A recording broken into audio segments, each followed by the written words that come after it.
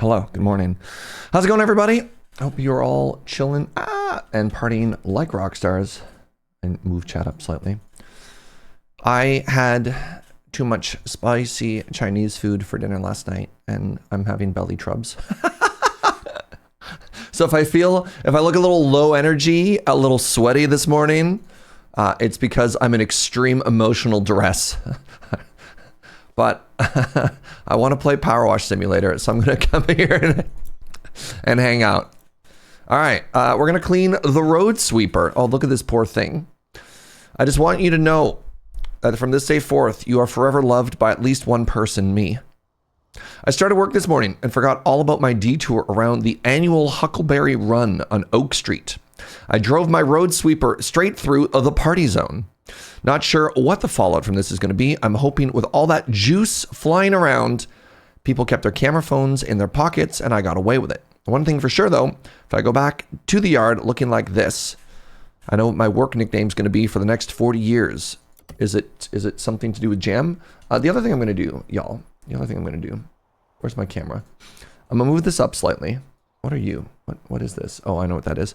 We're going to move this up slightly because sometimes directly beneath the camera, there's a little bit of the old dialogue. And I want y'all to be able to see that. I want y'all to be able to read that. All right, start from the top down. And oh, look. Hey, remember that? We cleaned that last time. Oh, good morning, a doodle-a-doo.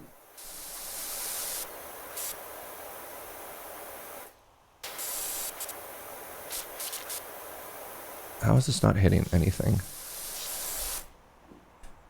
Let's clean it from the side too.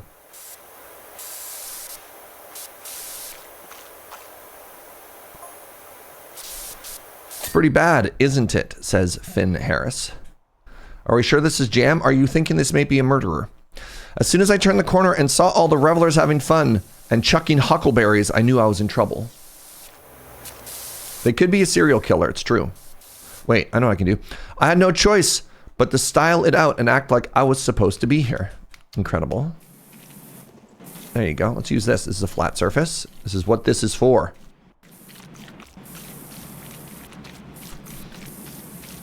They drove through the festival? Yes, but let's assume, look, there's two ways you can drive through a festival, chat. You can drive through a festival as a parade, right? As a parade float, or you could drive through a festival as a sociopath. And I know which world I want to live in, all right? All right? It would have been semi-alright if I hadn't panic pressed my brushes on. I don't know, I just thought, I'm driving through the parade, I gotta look official, like I was a fruit mixer or something. Uh-huh. I severely underestimated the power of the sweep. They turned the street into a river of jelly. See, a river of jelly, chat, not a river of murder.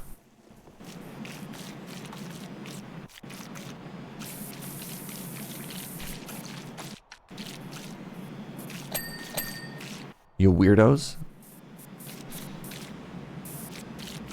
Oh no, Scary went to the vet this morning. You're glad for some chill Serge vibes. I'm glad you're here too. I hope everything is okay with your precious fur babies. Even then, I could have probably ridden it out if I hadn't started waving. I just thought, I gotta own this moment. I love this for them. I love this for them.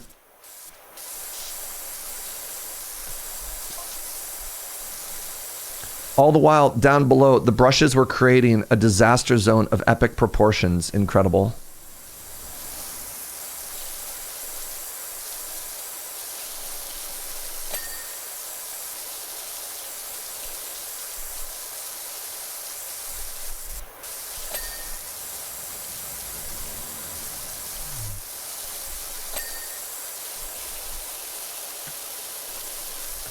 Well, that's really in there. Let's get some soap in there.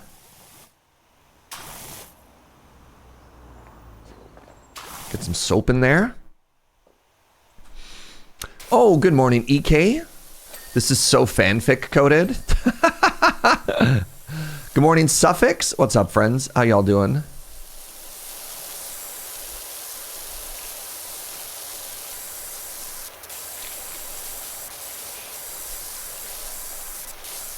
This undercarriage is going to be so clean. A little bit annoyed. Oh, interesting. You could have them set to spin. I like that, actually. All right. Let's get the old brush back out. I love this thing, by the way. I love this stupid brush. Look at it. Isn't it great? It does such a good job on flat surfaces. I just wanted to keep morale high, you know? And I hope no one reports this because I love my job. All right, any snitches in chat? Because look, this street cleaner person, they're one of us, all right? They're a fellow cleaner.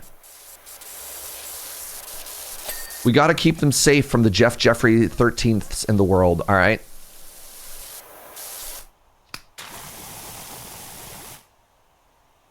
Is that a Washington plate? I think it might be. That does look a lot like Washington, doesn't it? Hold on.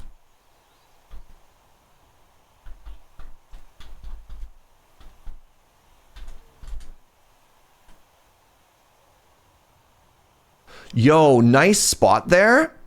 So Washington with the is that Mount St. Helen? Get it? Washington? No, but it's not Washington because they have a different name. It's DiGiortento, right? That's so good. Interesting.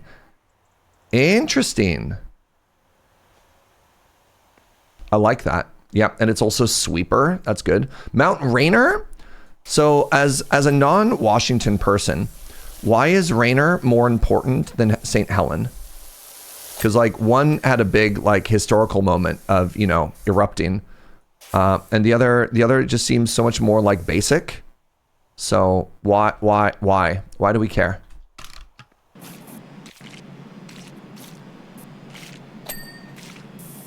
It's the tallest mountain in the lower 48. Interesting.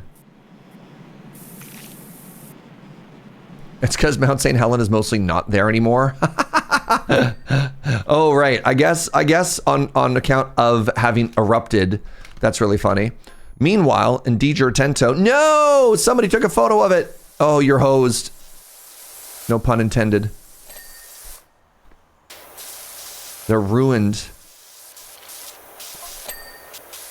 Oh no, poor guy.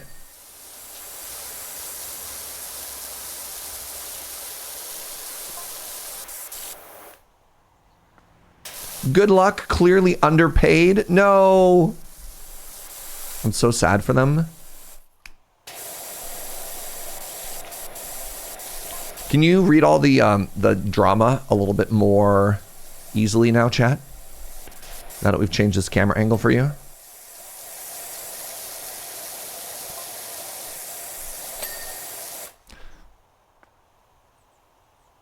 All right, is this all clean? This is all looking clean.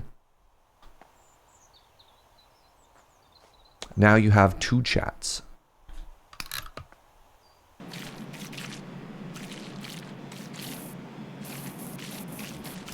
Nice and visible. What's reading? I don't know. I can't read, but sometimes people talk about the importance of words. And I just want to make sure that that is an option available to everybody in this community. It definitely does look like a crime scene, though. This does look like something a serial killer would do. Yo, what's up, Drio? Thank you so much for that. 75, the 3/4 year. Beautiful.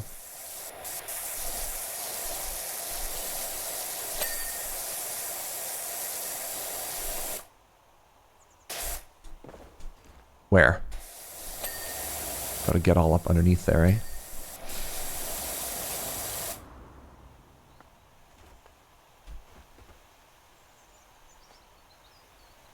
What? Where is this tire dirty? Oh, okay, cool.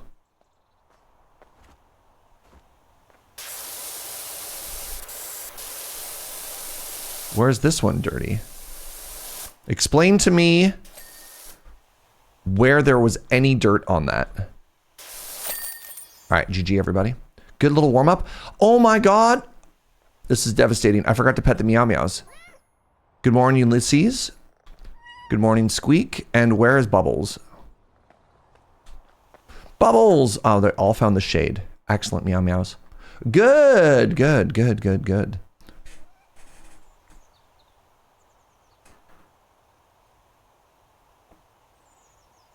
Good stuff. We continue to the gas station. Morning, sugar. The high muckamucks in the ivory towers of Lubra City have demanded that we clean our humble gas station. Can you believe the gall? First, they build a new interstate that reduces passing traffic to a trickle. Then they say we're an eyesore to the few people still traveling it. This town of the year things put a rocket up their behinds. If they ain't happy with the state of the place, then they could at least put their hands in their pocket rather than expect honest folk like us to foot the bill. Anyway, best get on. We'll be inside twiddling our thumbs and staring at the walls. So fresh and so clean, clean, right? That's right. All right. Let's start this correctly. Number 1. Hello, meow meow.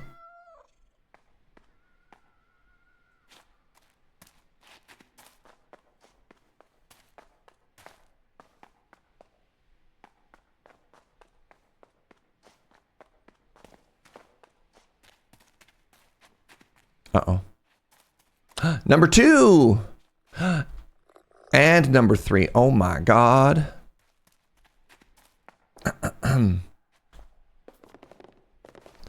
Go.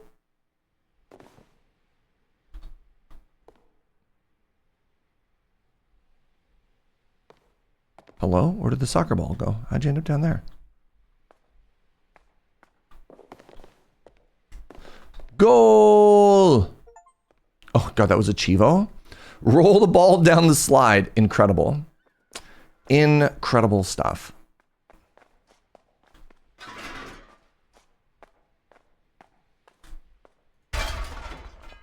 Hexagonal stop signs. Oh, yeah, that's profoundly cursed. All right, please give me a second. I need to use the washroom. I'll be right back, friends.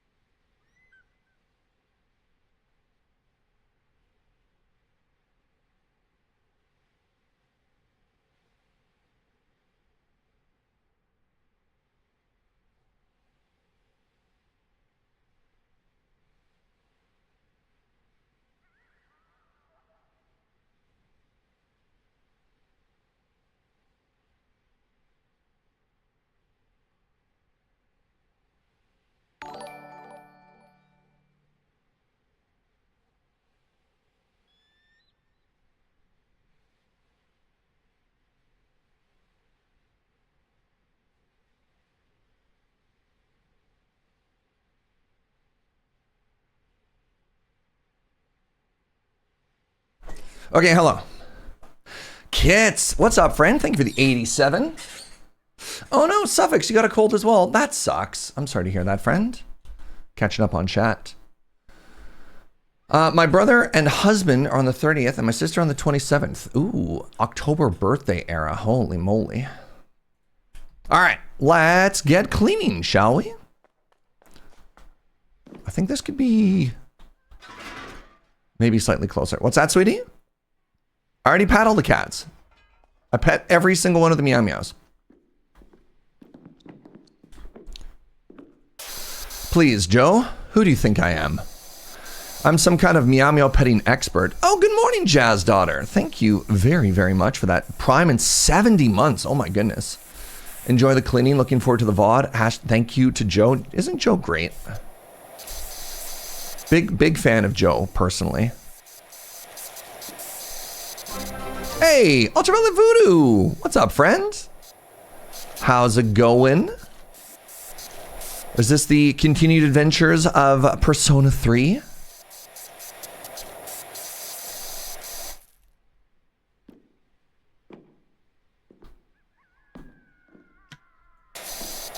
Oh, first flower done. Second flower done. How's the morning going? Morning's going okay. Just got started. We did a little warm-up clean of a street cleaner, and now it looks like we got a big old clean we need to do right now of this extremely dirty gas station.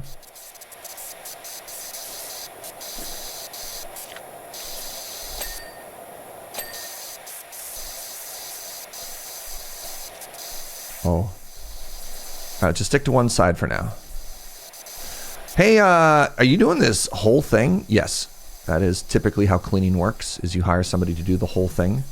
You know, like the doors, the walls, and all those fiddly bits out front, even the roof? Yes. Ooh, open 24/7. Dang. Only I haven't been up there for quite some time, and our boy Marvin practically lives up there, so who knows what you'll find. Who's Marvin? Are we going to find our first alien? This game gets so weird. It starts off as just like a really chill, like, all right, let's hang out and clean. And then it gets into weird, like, conspiracy stuff and aliens and, like, I mean, I guess why not, right?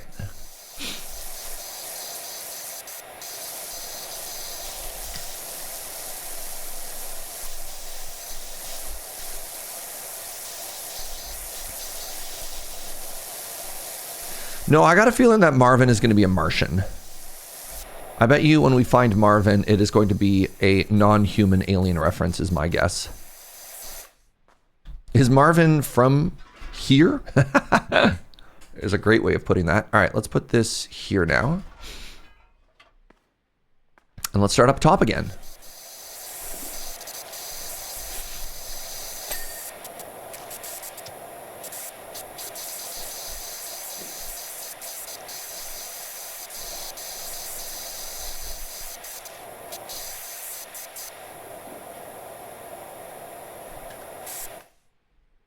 You love a simple game with deep lore.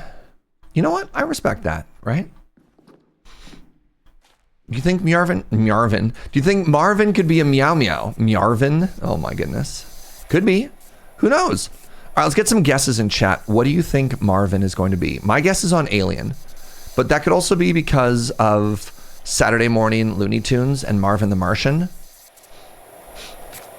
We're also in the desert, right? Nothing screams aliens more than the desert to me because of like Americana and Area 51 and all that stuff, right? You think an eagle? Interesting.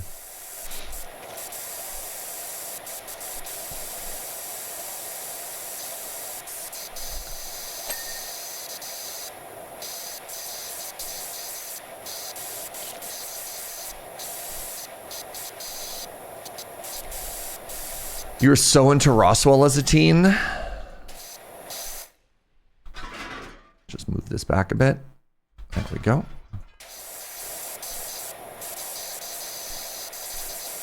Cats can also be aliens. Cats do kind of think, I think of them as weird little aliens, right? Just weird little guys.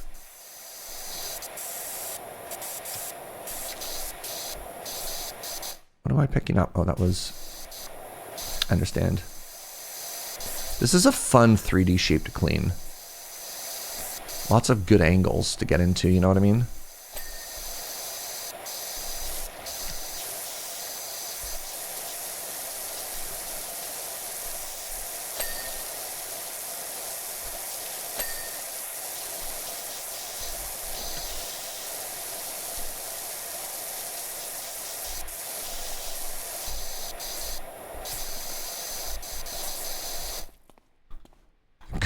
Bulbous. All right, bulbous is also just a really good word there, Pix. Also, good morning, Pix. Nope, this is facing the wrong direction.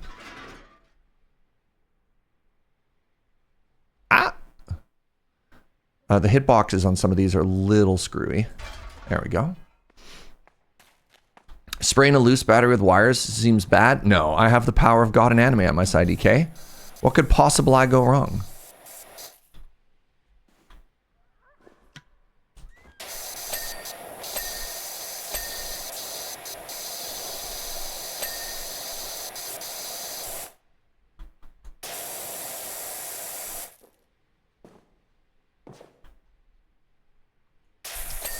Oh, that's so satisfying. All right. Clean, clean.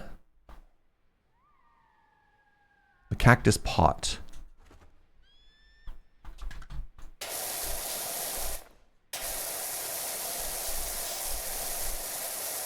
Ah, the inner rim.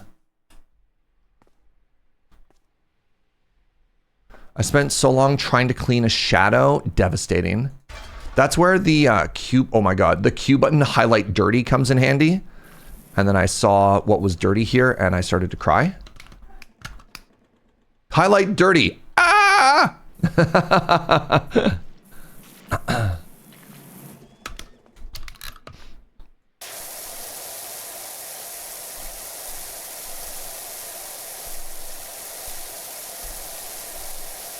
I just want to clean this, and then we'll do the rest after, right? Just this one section. We'll do the whole floor when we're done. But I kind of like the idea of getting this done first. I don't know why. It just makes me happy. The surface tool is very satisfying. I agree, Joe. I feel it also just does on the surfaces that it's good at, it's just so fast. And that makes me happy.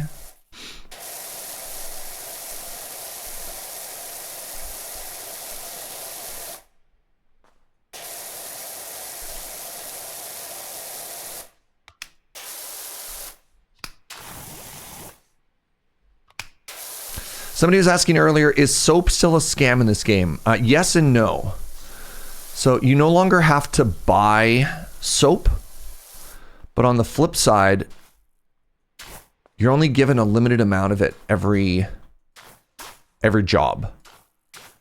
So it's both better and worse. You're not just constantly buying it, but also you can't use as much of it. You have to be much more deliberate with where you use it.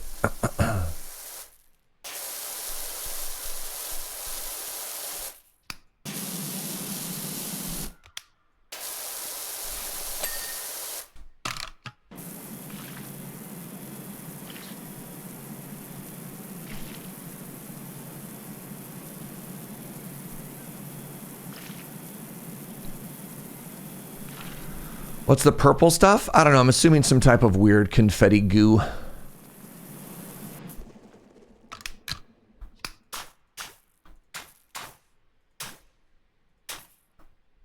Just hit it with a little bit of soap. Look, the soap dissolves it, so it's probably fine. All right.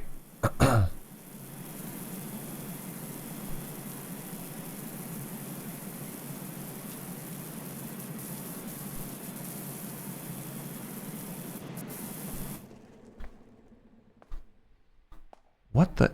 Why are you still dirty? There we go. All right, there's our first little job done. And doesn't that look great? Oh my goodness, there's so many little details on the outside here that are filthy. Okay, let's, oh my goodness. This is upsetting that this is so dirty. I'll do that later. I want to do the playground next before we start with the main structure, and then we'll do the whole ground after.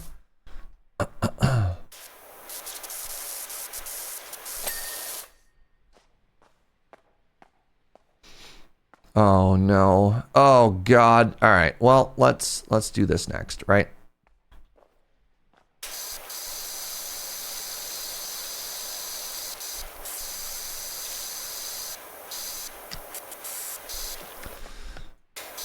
Man, children really are filthy sometimes, eh?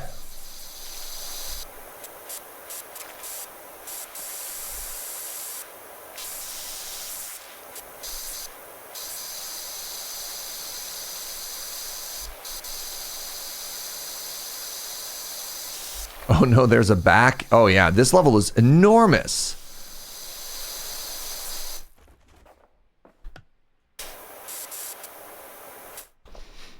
Yeah, these things are typically maliciously filthy is the way I like to describe them.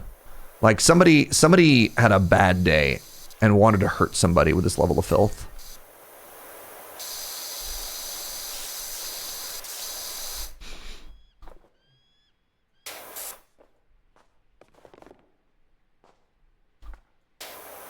How is that pole still dirty? I see.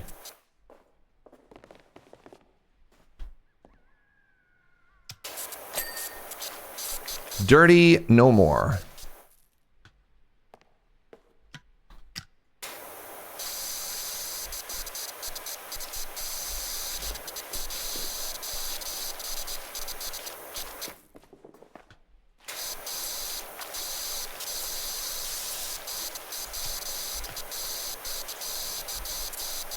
This is pretty satisfying.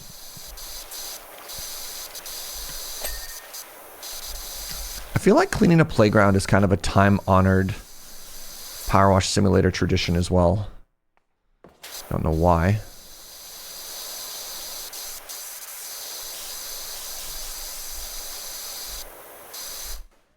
Oh, can't jump that high.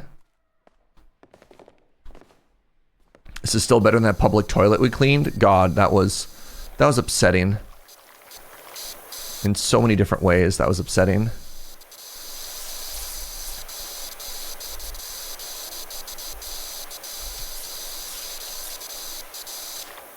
Okay, so the railing is clean.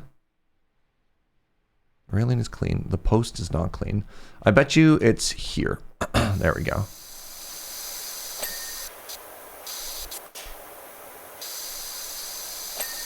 But I'll do the whole inside of that later. All right. So we did kind of top to bottom there, which is great.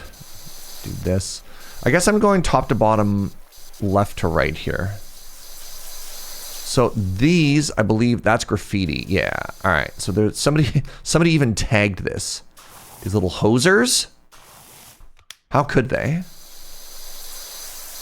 There we go. We encountered some graffiti earlier as well. You're shocked that the ladder is green, my love. Yo, how's everybody doing, by the way? How's your Friday? Happy best day of the week. Hope you're all big chillin', having a wonderful day. Let me know if you got any big plans for the weekend.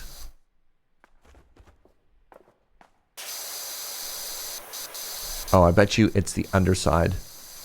Yeah, there you go. All right.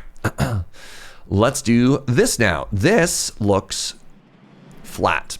You know what we say about flat surfaces? Give them the sponge.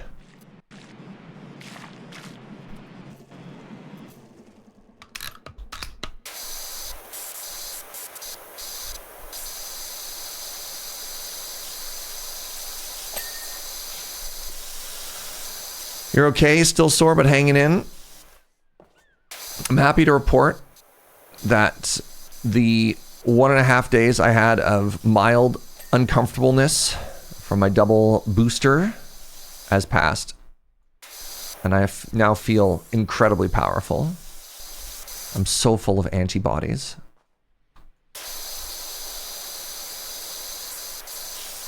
I look forward to not getting sick. Had the weirdest day yesterday. I had headaches and slept pretty much all day. Didn't eat, just slept. I hope you feel better. Hopefully that was the rest day that you needed. You know what I mean? I should use a smaller one. There we go. Yeah, y'all, I want to talk about something not very restful. Joe woke up in the middle of the night last night, having a nightmare that she's like, there's a spider in the bed. So that was alarming. I'm happy to report there was no spider in the bed. When your partner wakes up in the middle of the night screaming there's a spider in the bed, it's kind of hard to just, you know, get back to sleep.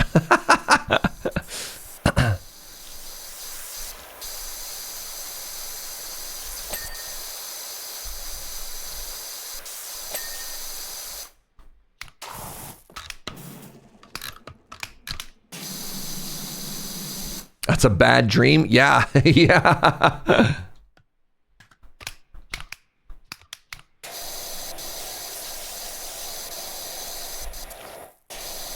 I mean, I can't give her too hard of a time. I mean, I wake up startled in the night sometimes too. But yeah, in order to make Joe feel better, we like turned on the lights and, you know, pulled out all the blankets. We're like, there is no spider.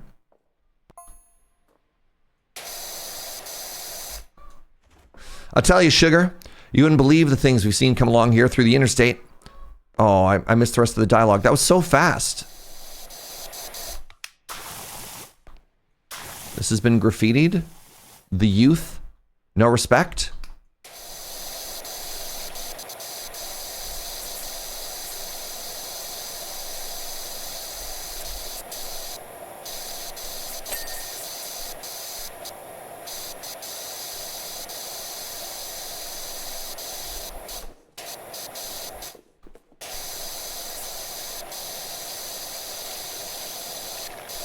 How is this not clean yet? Where are you hiding your filth?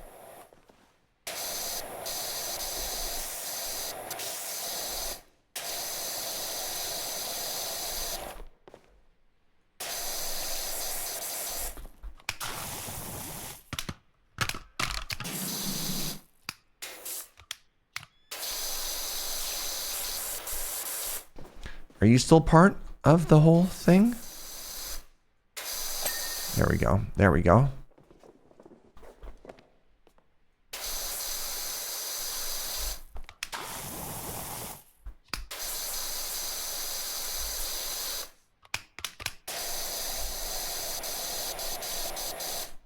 Show me your filth, cactus. Yeah.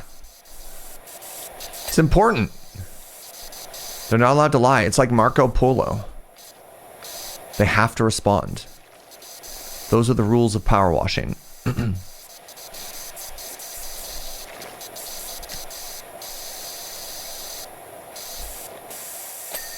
right, got it. Oh my goodness. These children! Filthy. Little deviants.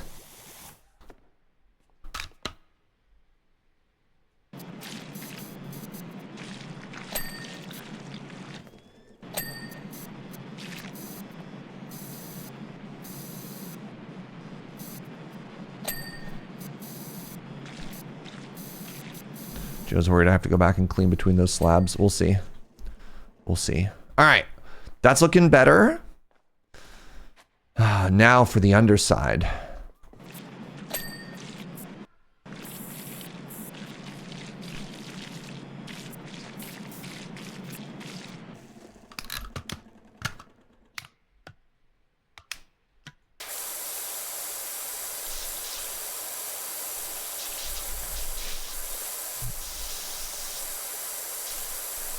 Filthy. Filthy.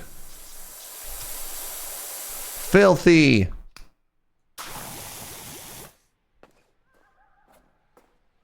Good Lord.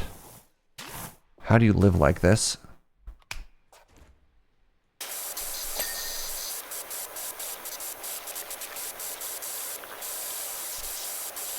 Unclean.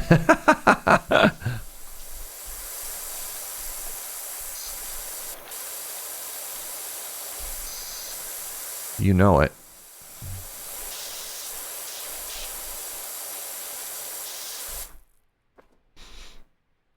A couple weeks ago, I dreamt that there was a noise in my kitchen. I needed to check it out. Turned on the lights in my dream, which woke me up IRL, and I was confused as how I teleported back to my bed. Oh, the false wake up. Ugh.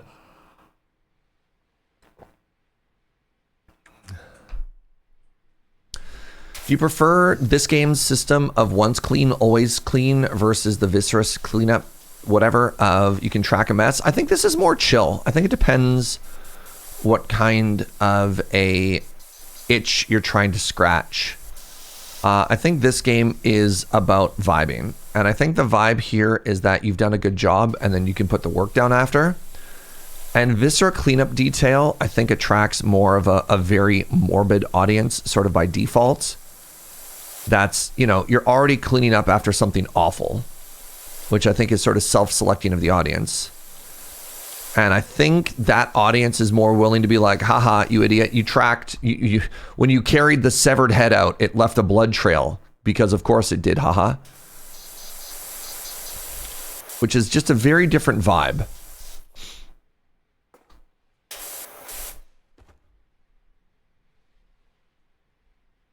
Ah, I see. There we go. All right. Now,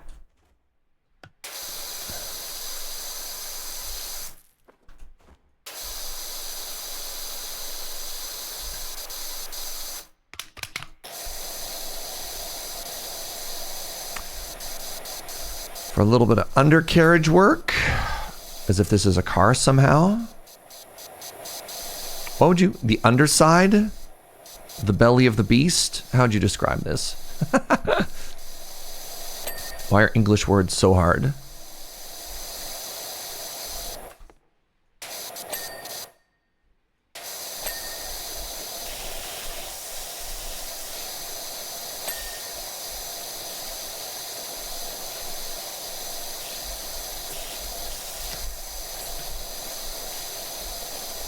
Undercarriage works? Okay, good.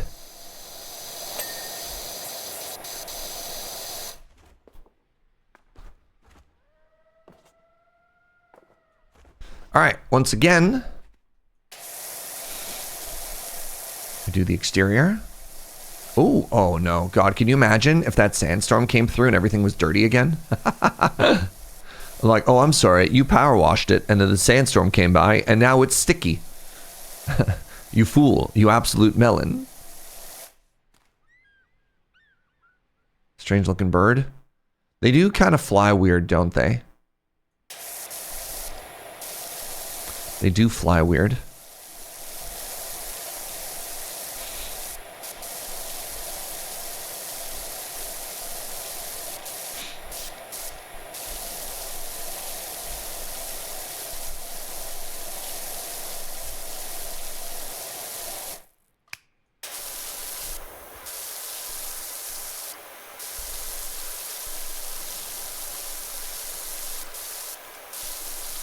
Oh, am I?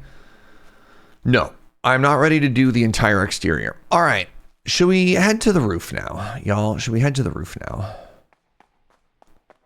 I think the answer is yes. Now, I'm really curious what we're going to find living up there. It said, don't mind Marvin. And Marvin is a gnome. I don't think any of us expected Marvin to be a gnome. All right, so this is important. You gotta make sure that Marvin stands upright. And the trick there is to drop him on his head like that. No one saw it coming. Yeah, I'm gnome man. All right.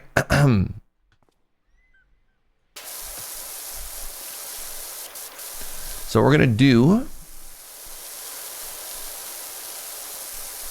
do is the edges, so that we can do the big old brush this whole area up top, right?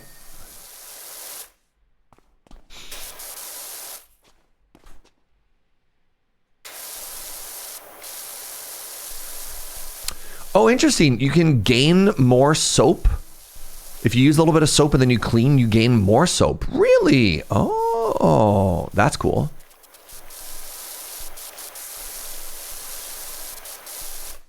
Fascinating.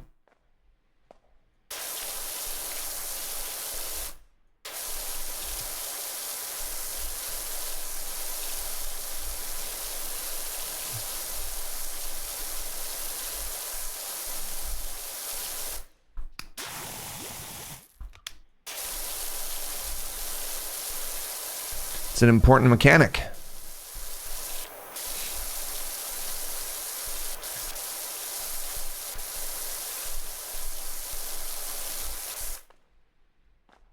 What am I stuck on? I'm stuck on the ladder. Great.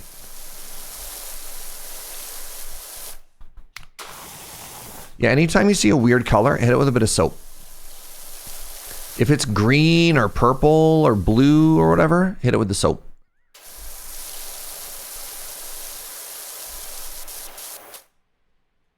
Are you reusing the soap? No, I like to think of it more like, you know, there's that one version of Spider-Man.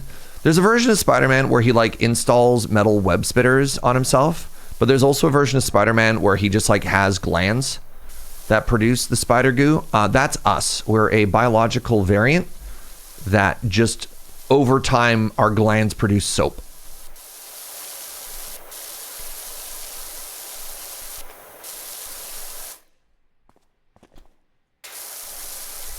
Let's just clean this whole thing, right?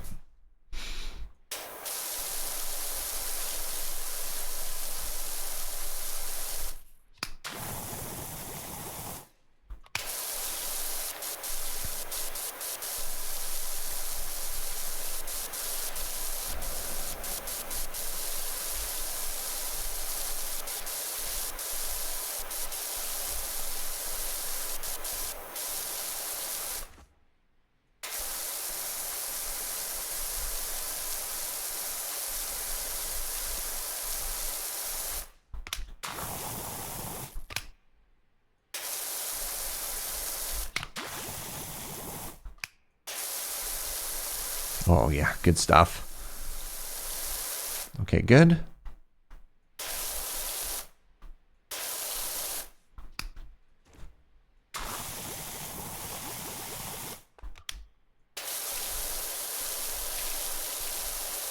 Apparently, you can de-soap with the R button if you have the soap head attached. If you've like over-soaped, why would you de-soap? You like pull the soap back in? Weird.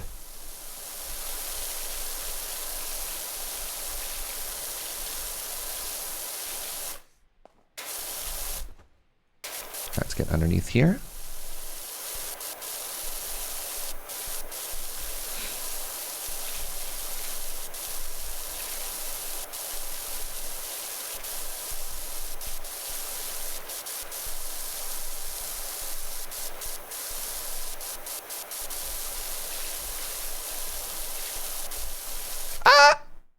Oh, I thought I fell way further than that. Man, big, big, like, oh no. Oh, yeah, we are A-okay.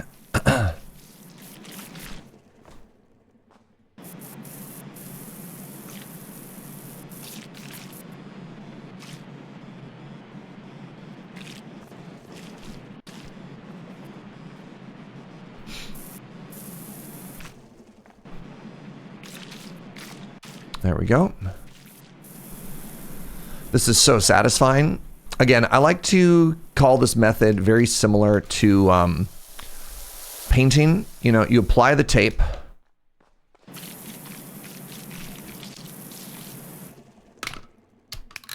You apply the tape to all of the edges. And then you just get to pull the roller out.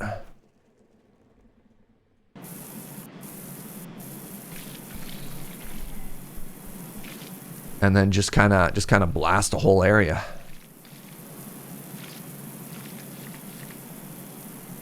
It's very satisfying.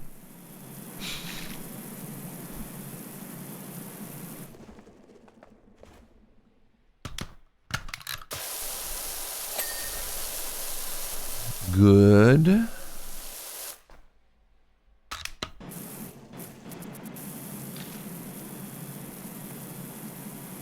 Good. Gotta clean that Captain America shield.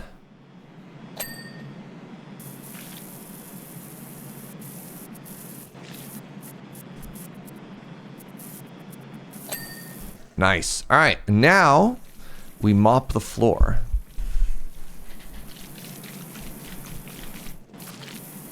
Good stuff. I'm a little disappointed that there was a lawn gnome on the roof here, not an alien. I was really hoping it was an alien. And that the plot would thicken. Who names a gnome Marvin? Marvin feels like a not very gnome name. Gnomes are aliens. Are they?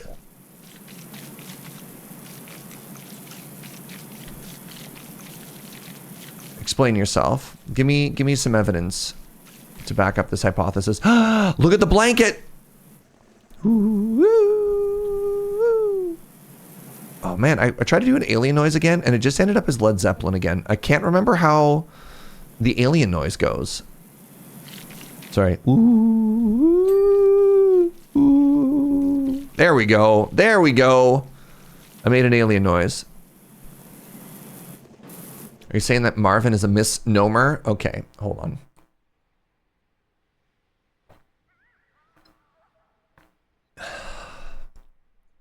Look at this blanket. The truth is out there.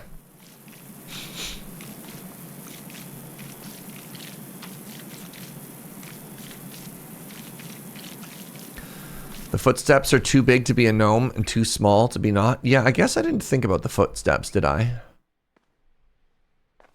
There's footsteps everywhere up here as well, which is very interesting.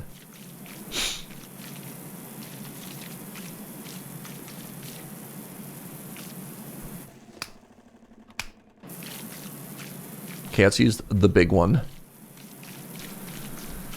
Gotta use the right tool for the right job.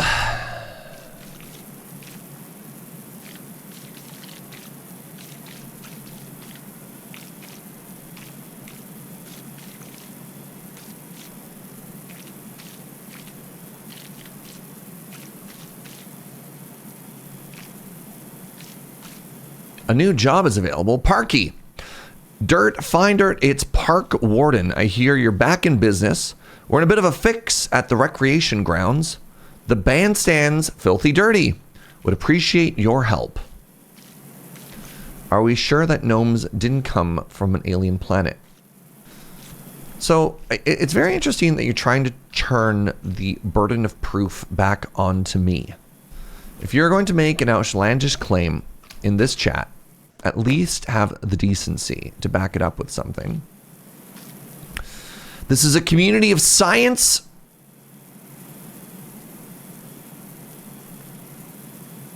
Where you can't just come out here and spout lies and half-truths. All right?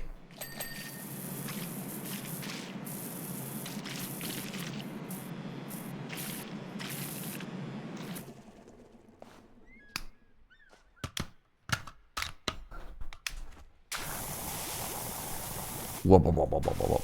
Filthy. Filthy!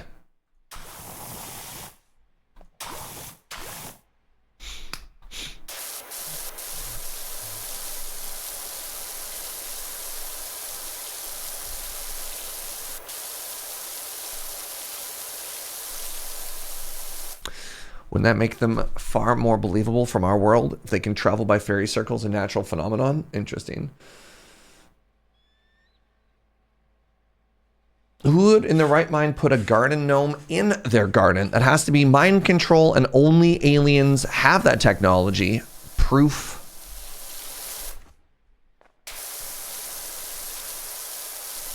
I feel bad for all of the mind readers who've now been told that they are only aliens.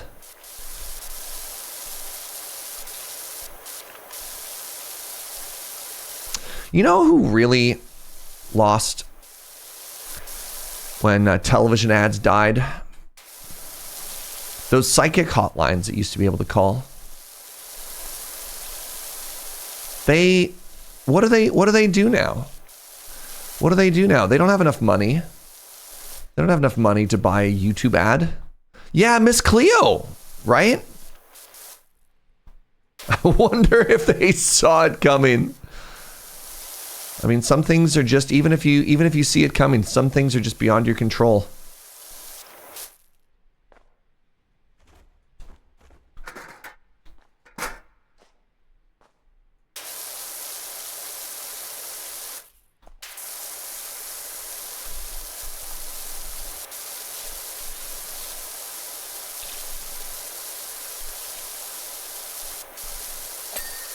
Oh, good stuff. All right, let's clean there.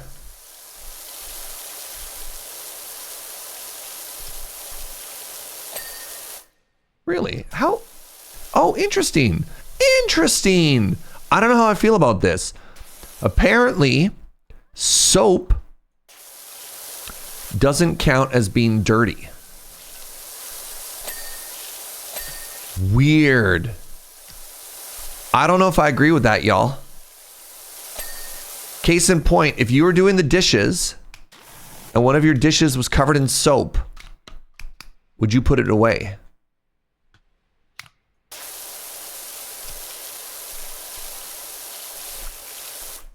The answer to that one, to me, is no. I hope it's no for you as well.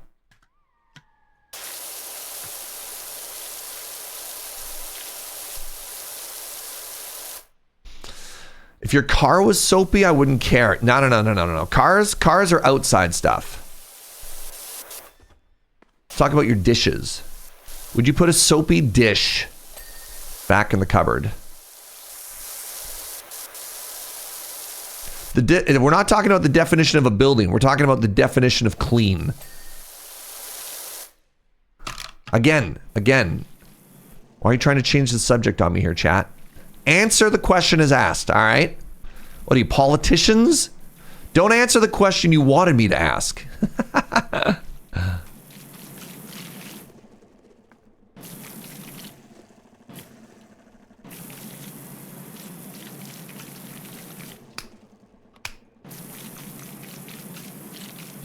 Cars are outside stuff as he cleans the roof. Again. Yes, thank you, Serge. I would like to have a cookie. No!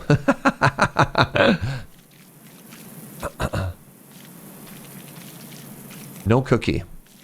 No cookie until you... All right, you can have a cookie, but you eat it off a soapy plate.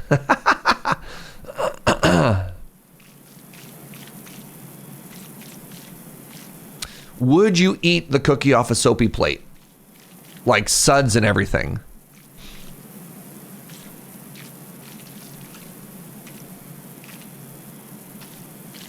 I couldn't hear you over the gentle humming of this, my love.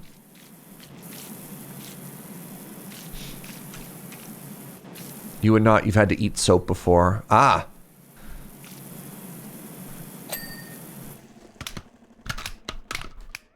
Oh, goo.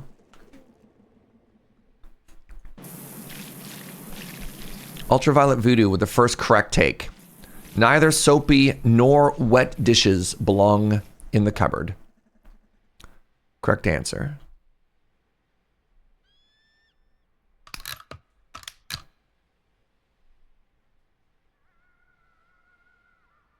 Oh, gas station wall. I mean, well, that does make sense.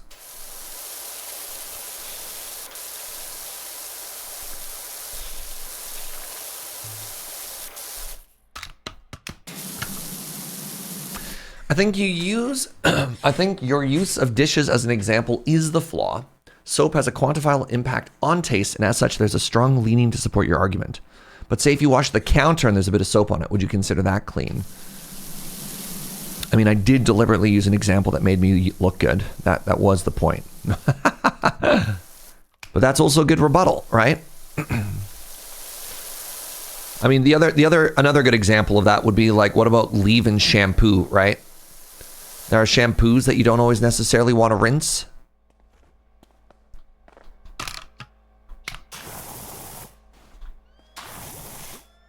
I mean, dry shampoo, rather, sorry. That you don't rinse.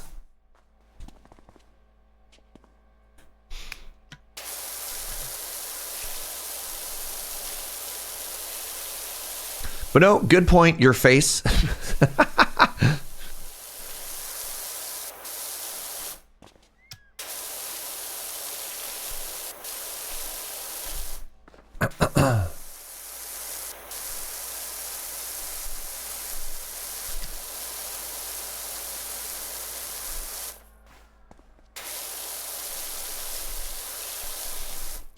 Oh my goodness. Filthy.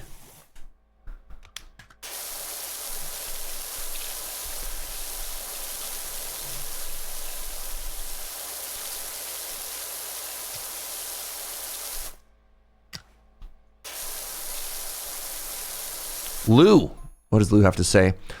Some of these rigs, what pass by, might as well call themselves drivable houses. They're as big as one. You feel them before you see them. I think I feel one now. Wait for it.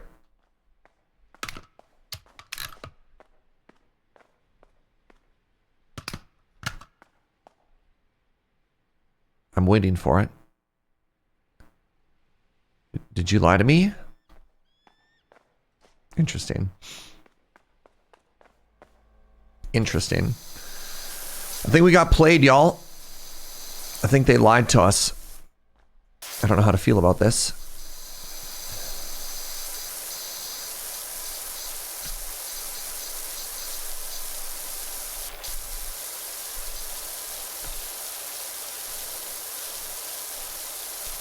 I want this gun upgraded. How much for the next one?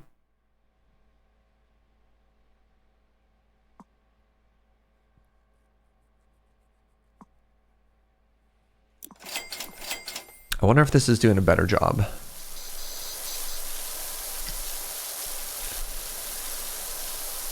I don't know if that did a better job or not. I hope so.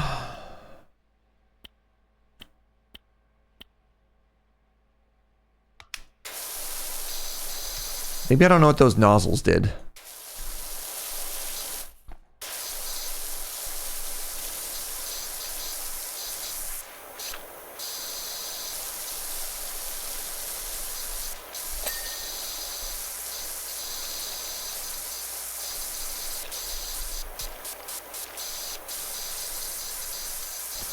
The nozzles are rotating precise nozzles. I don't know what those words mean. Explain it to me like I'm a child who's never used a pressure washer before.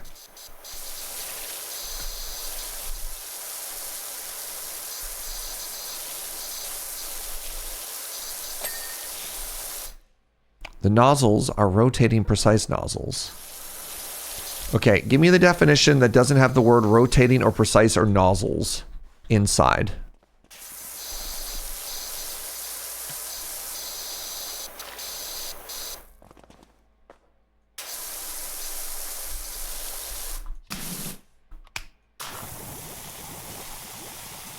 Filthy. What the? What are you? Is this the new nozzle that I have? I think this, I think this is the new one. I think this is the, oh yeah. This is cutting through everything. There we go.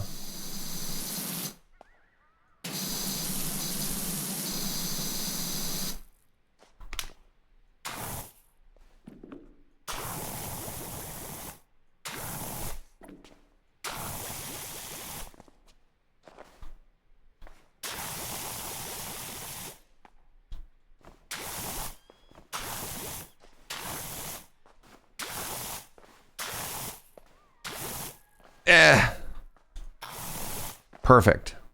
Hey, good morning, Inkslayer. How you doing, friend?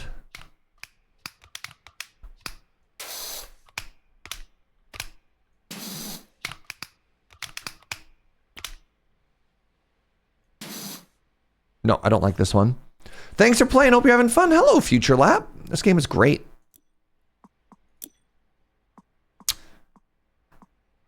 I am having a good time. Thank you for asking. Except I don't like this one.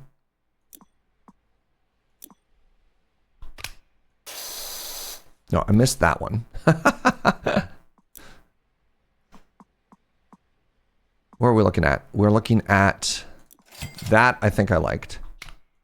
Yes, there we go. This is the good one. I don't like the nozzle with the swirly swirly.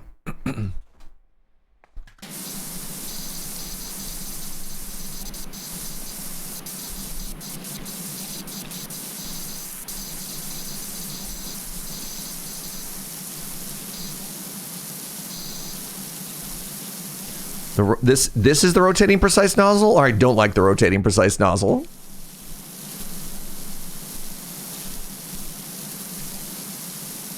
It's a mystery. The one I don't like, yeah, I don't like the swirly swirly. It's adaptable.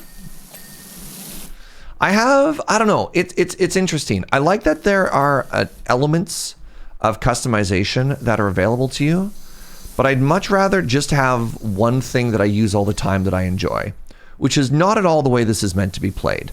But I recognize that, and I still want to do it my own way. I don't know, right? Just one pass, have it be clean, with the exception of course, the wide brush. I do like the wide brush.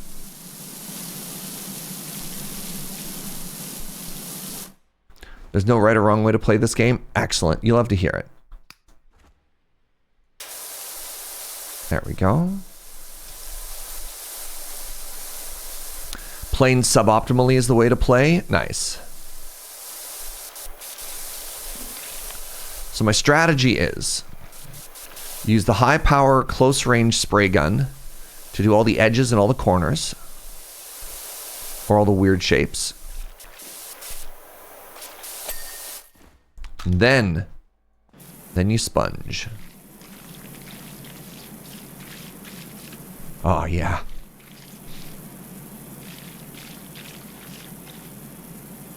There's no way to fail unless you point the sprayer away from the dirt. Beautiful. Look at that.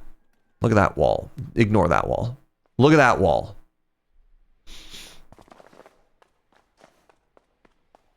All right. I mean, I guess we're going to do this garage, eh?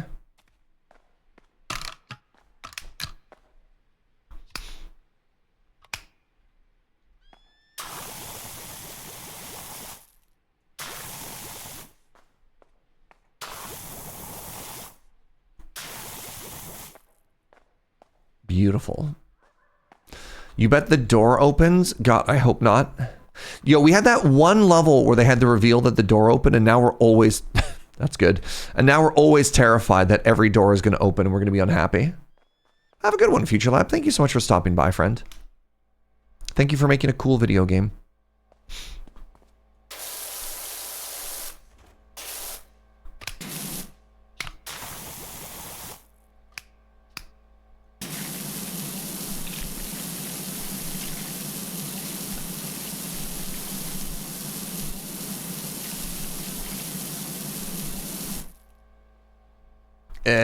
Good.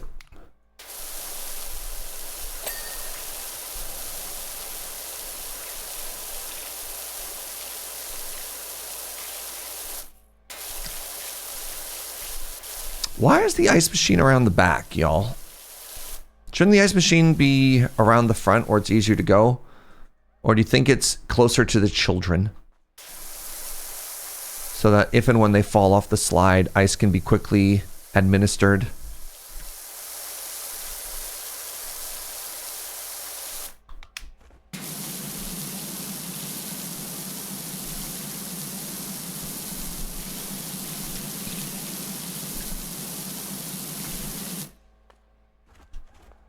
The sun is in the front, the back is in the shadow.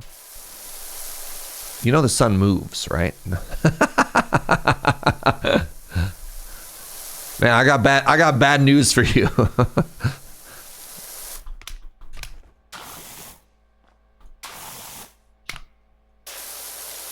Have I seen it move? I try not to stare directly at the sun, but I have some evidence that it moves, yes.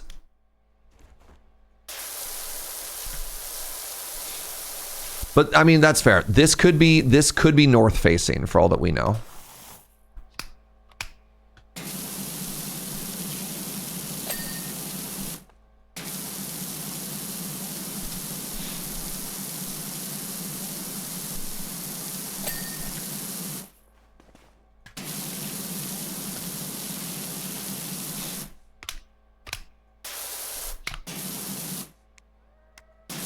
Oh, that gets real precise. Interesting. I like it.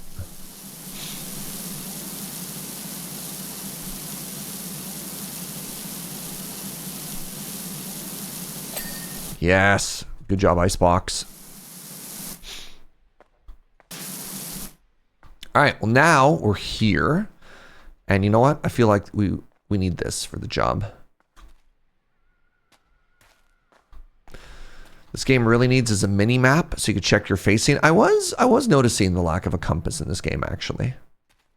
I don't know how relevant it is to anything that you do, but it is curious. I don't know if that helped me, actually.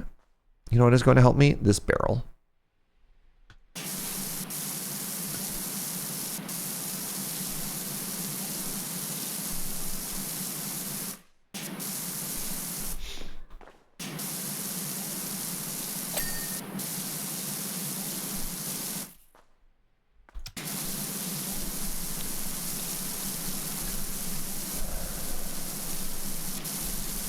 Gangplank voice barrel. Is there actually even a voice line for the barrel in League of Legends?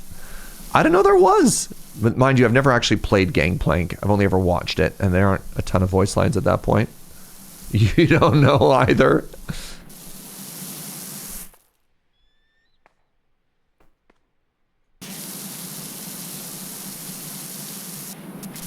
The game only has 3 cardinal directions, and those are the directions that the cats are in. That's fair.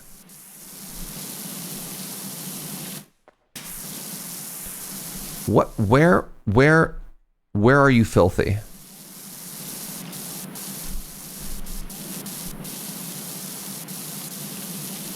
Ah, there it is. There it is.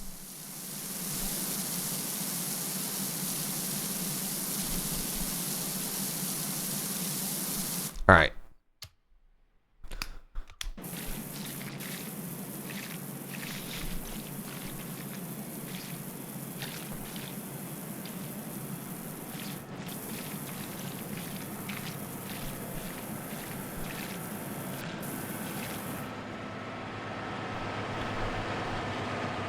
No kidding. No kidding. There are trucks that drive by. Yo, this sequel though. Look at that. A big old mixer truck. That's what that's called. I was going to say a big old swirly, and that's not what they're called. Cement truck. What's up, Kruktagar? No, that ain't it. That might as well come out of a piñata. Oh no. These things are much bigger than that. Wait for it.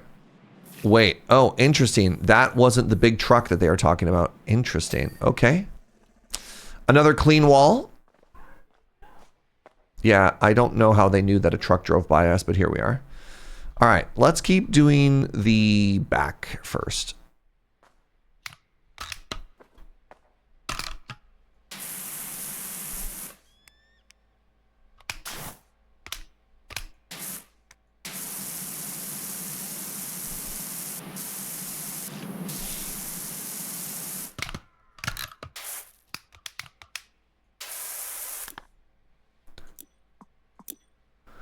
Can I buy the next best in this gun line? 1,000?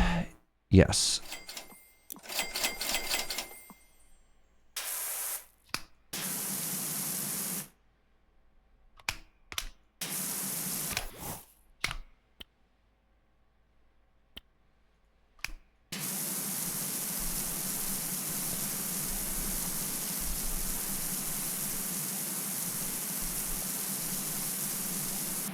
There we go. Good stuff.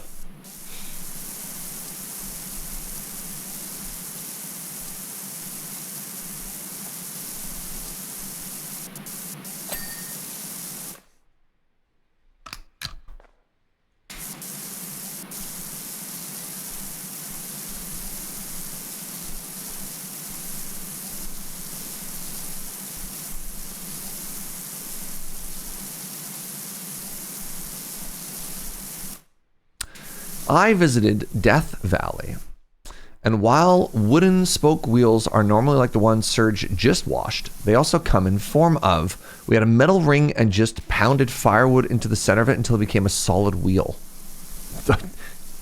Cool.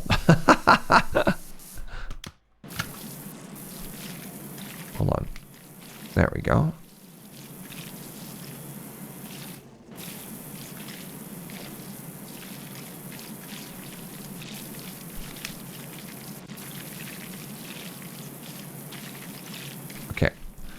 We'll go as high as we can and then clean everything else afterwards.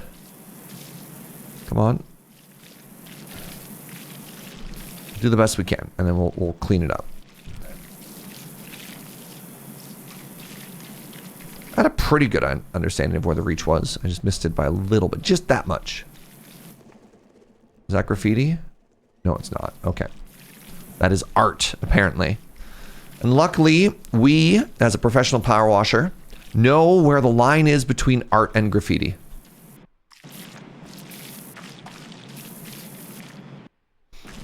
With our built-in art filth meter. We are the line that stands between art and filth. A sentient power washer might be an alien or a person who works as a janitor. Either or. Either. Look. I'm not saying it's aliens. Little cute cacti? Yeah. Le wash closet. It's French.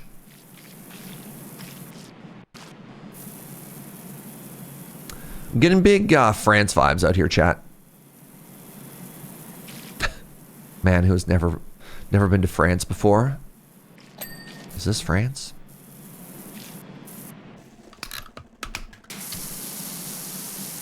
No, I'm kidding.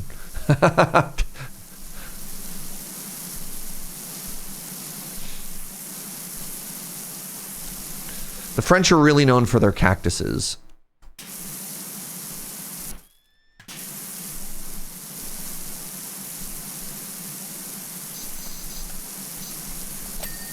There we go.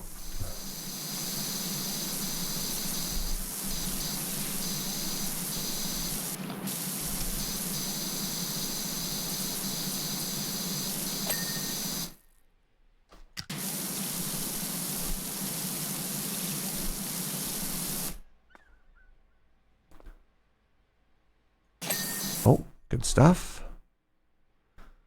Checking all that. It's looking good.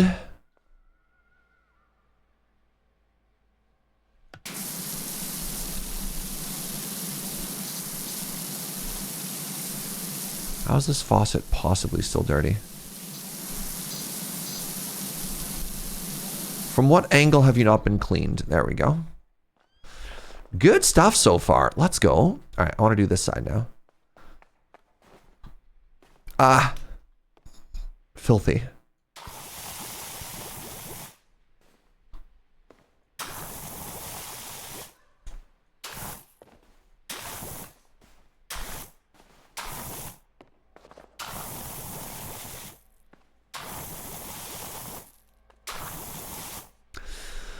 So for those of you joining later, we've learned an interesting new mechanic today, which is apparently soap refill as time go by.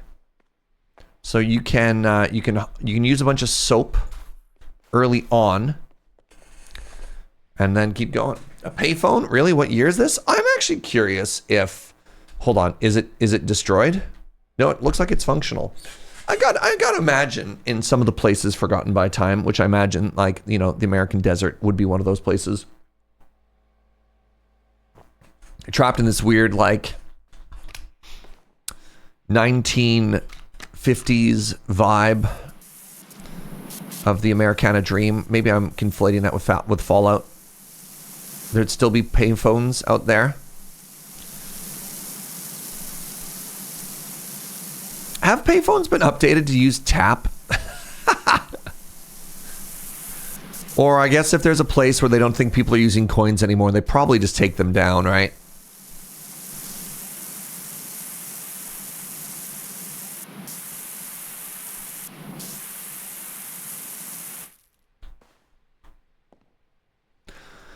It seems like the sort of place would be important to have it. Yeah, but I can't imagine. Like, there's still emergency phones, right? Like, that is a thing that exists at the side of roads so that you can call for a tow truck if something dies and everything else is gone. But I can't imagine they ask you to put a quarter in these days. We used to have prepaid cards for payphones here until the 90s. Incredible.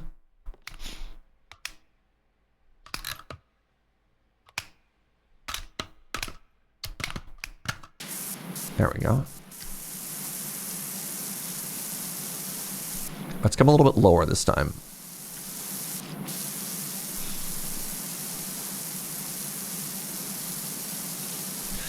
Can I use my mobile phone to pay for the payphone? Well, I mean, I was saying even like a credit card tap, right? Like, tap isn't necessarily just for cell phones. So, I mean, Joe and I had a pretty spooky situation one time driving through the mountains where, like, literally our car died and Joe's cell phone had no service and my cell phone was dead.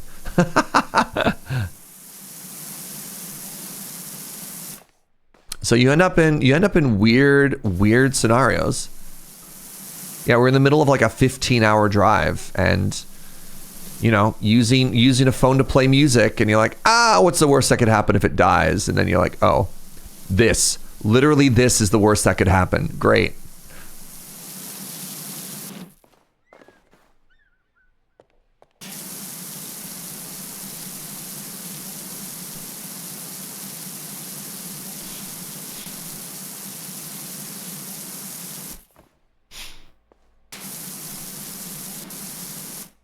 Did you get rescued, or are you still trapped there? Oh, we're still there. Some say they're still there now.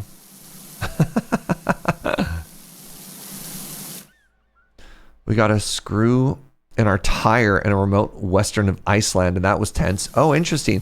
Well, Iceland is really cool because they have cell phone service and internet service covering the entire island. Like, I believe there isn't a single dead spot anywhere on the island.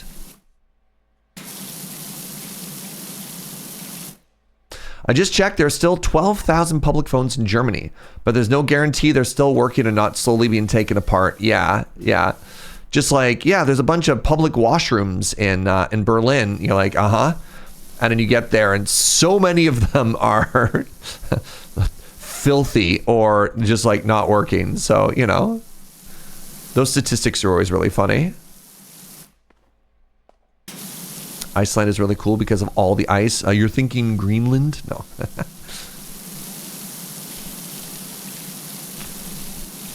Greenland is the one with the ice. Iceland is the one with the green. They're just clever names.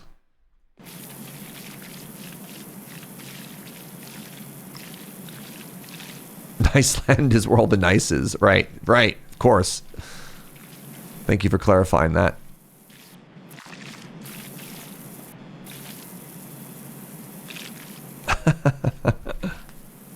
Svalbard is the one with the Doomsday Vaults. What? What's the Doomsday Vault? Hold on. Has everybody been preparing a Doomsday Vault, not telling me? Man. This is just high school all over again. Can't believe y'all are planning a Doomsday party and you didn't even invite me. Oh, is that the one that has all the seeds? That's cool. The Seed Vault is a fascinating one. No. I've heard of the Seed Vault. I didn't connect that with the Svalbard. Part of my pronunciation. Svalbard. There you go. Another beautiful, beautiful clean wall.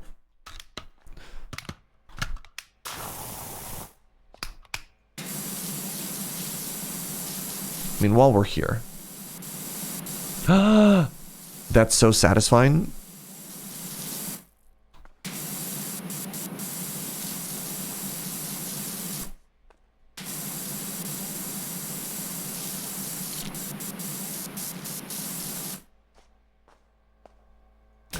They picked Svalbard because it's so geologically stable.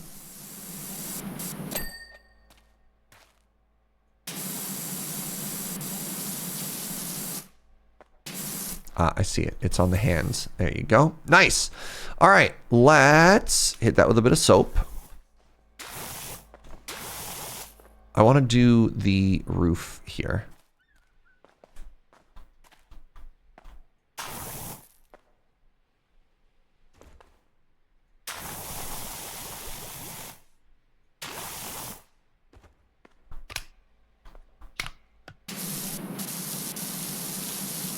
Hey, good morning, Song. Good. How's it going, friend? Pardon me. I forgot how to English for a second there as you started talking. As I started talking, you didn't talk.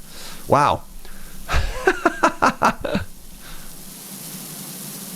I'm doing great this morning, apparently. I ate too much spicy food yesterday, and I'm feeling much better now, but I was feeling pretty rough this morning. Very rough this morning. But now I'm all better.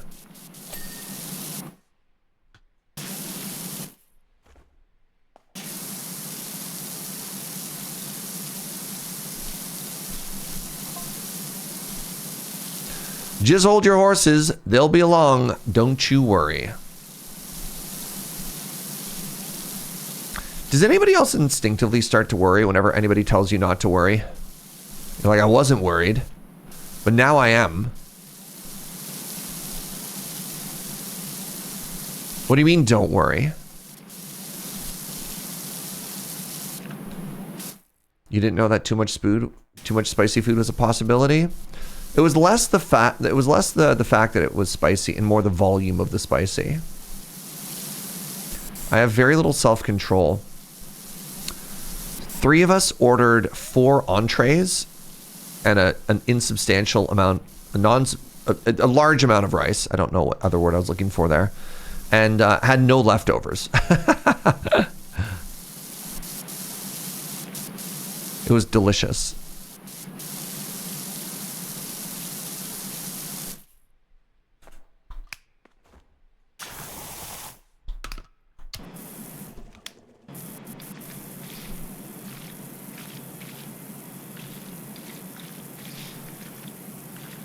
Been there, done that. Yeah. It's a great idea up until it's not, you know? At our last convention, my team lead accidentally sent us a DM that said nothing but do not panic, and you can imagine how we reacted. Like, don't panic about what? Yeah.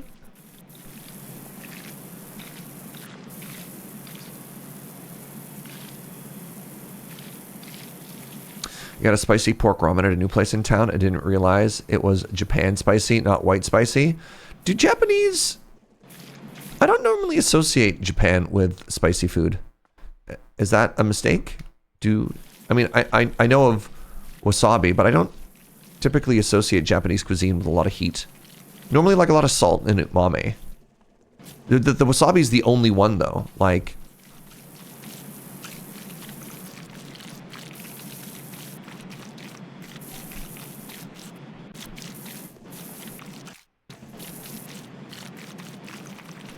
I don't know. I just don't associate Japanese food with spice.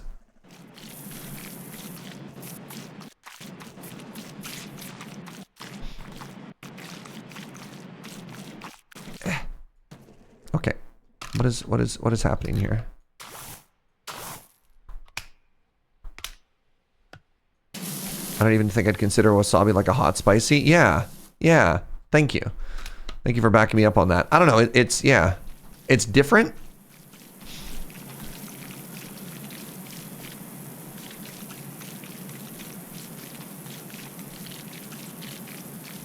They have some pretty spicy curries. Interesting. We'd call wasabi peak spicy, but then again, I'm British. Yeah. Yeah. Britain, the country afraid of spice.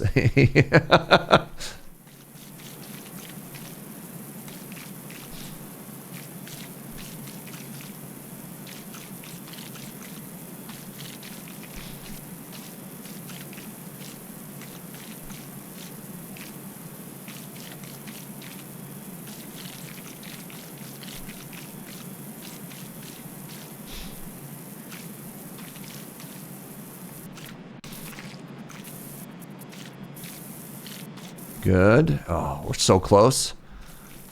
This giant brush is so satisfying. I'm excited to do the whole floor after, which is a weird...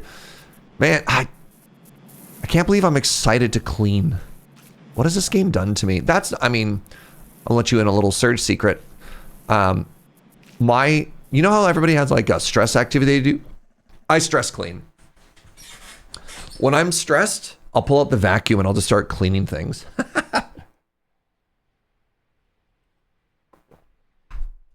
So maybe this isn't too much of a stretch for me after all.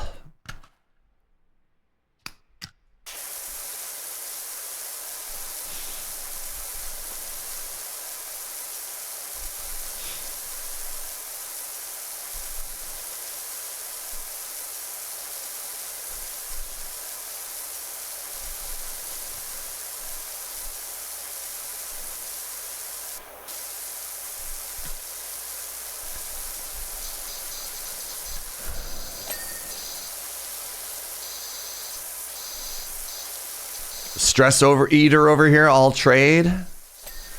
The one. I mean, all right. I will add that. Sometimes there's stress Nutella. Nutella's the other thing though. Just like a big old spoonful of Nutella. Oh yeah, that'll fix me.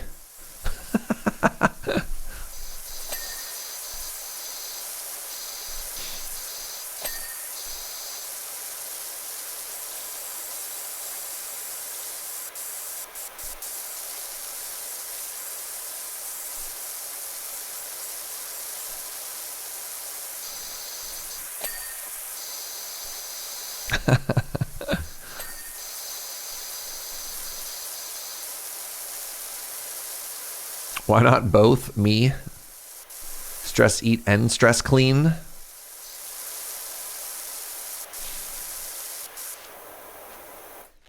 What if we just simply weren't stressed? Thoughts? I don't know. Have we just like tried being happy? Thanks. Yeah. Now I'll put that at the top of my to-do list.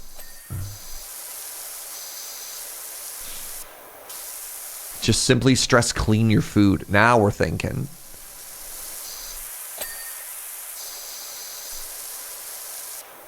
I worried that if you stress cleaned your food, it probably wouldn't end up being in a super, like, eatable state.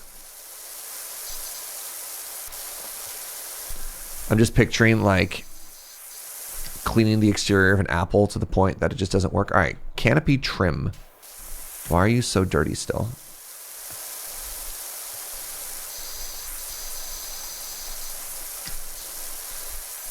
Ah, I see. I see. Yes, good. What am I stuck on?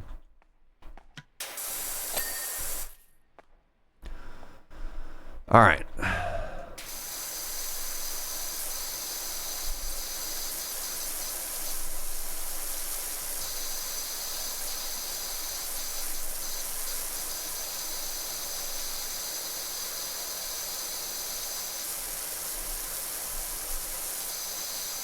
Thank you, my love. What is that? Is that another helicopter? Oh.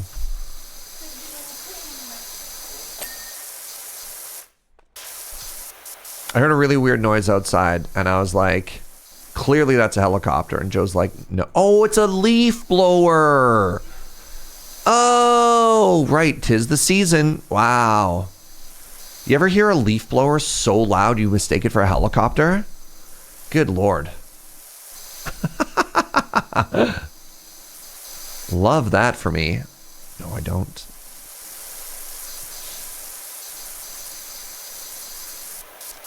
I tried being happy and my mind started freaking out that I had nothing to worry about. Ah, that's a good one.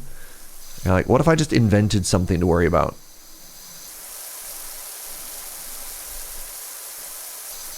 If you stress eat and stress clean, that's how you end up with soapy food? Right, of course. What is a helicopter except but a giant leaf blower? I made the mistake of standing too close to a helicopter in a big snowy area, and boy did I ever get covered in snow.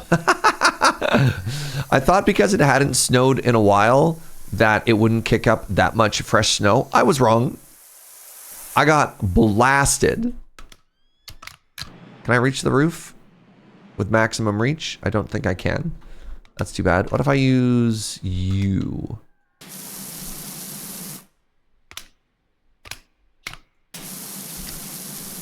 This is fine.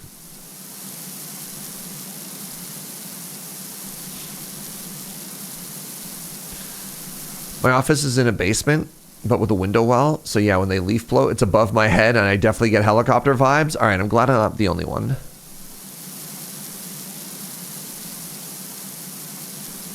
This is a good rich red.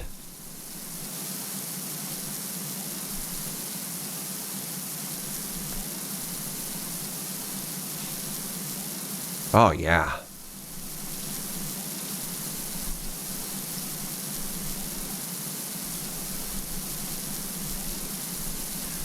Oh yeah, that's the good stuff right there.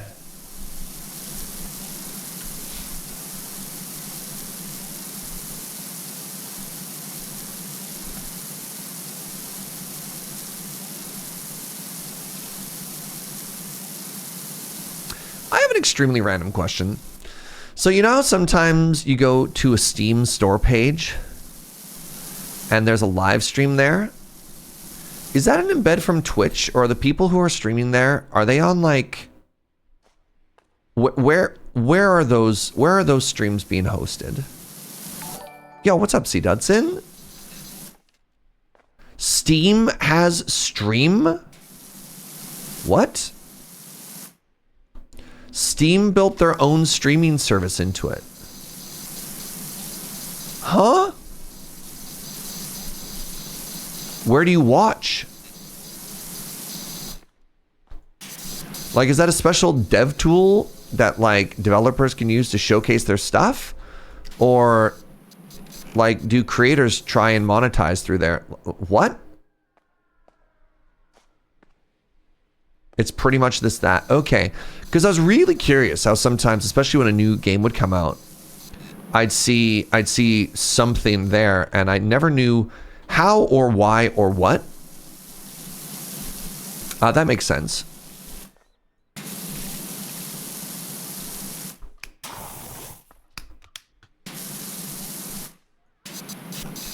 Okay, this rocking chair is not clean yet. I refuse to accept this.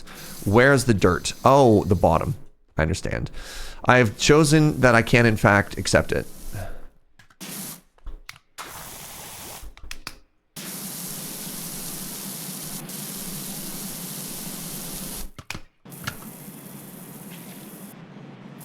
Steam community broadcasts. Huh. Well, that's the thing, Lady Mix. I don't know if I necessarily ever see like creators doing that, or like professional streamers or anything like that. Normally I think it is sort of like we mentioned. I think it's a tool for developers to showcase. It'll be like, hey, here's the devs talking about development or showcasing a new feature or something like that. Like, I don't know if it's, you know, I mean, maybe a dev will hire a streamer to come in and be like, bring your audience over to here on our platform. Oh yeah, speaking of which, I think I have lined up another, I haven't signed the contract yet, and I'll do a better job of promoting that, but I do think I got some more hashtag sponsored stuff coming up in early November, which I'm pretty excited about.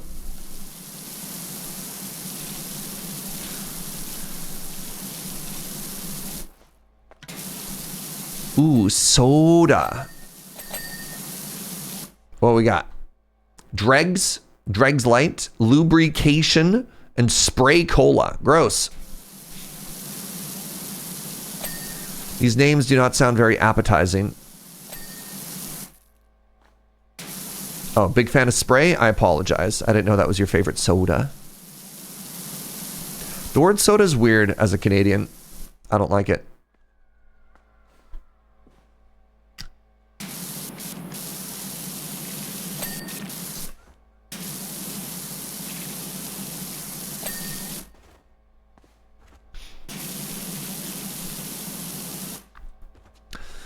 Imagine now that I can probably do the rest of this with my friend my friend the Sponge.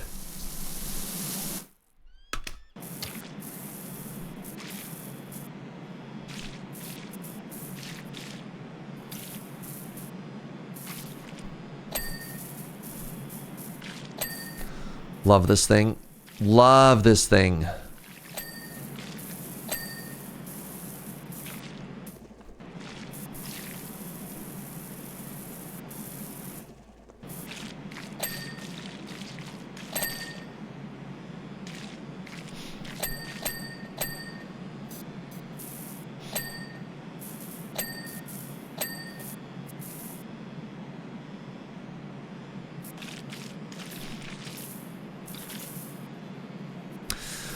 Big fan of the pleasing ding sound.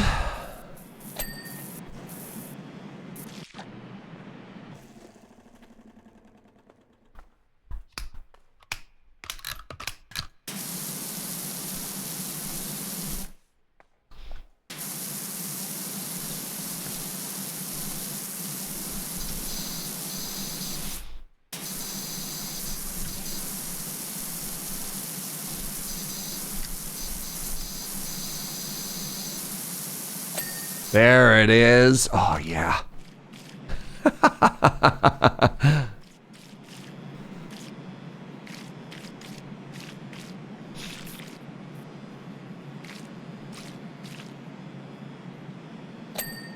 Good.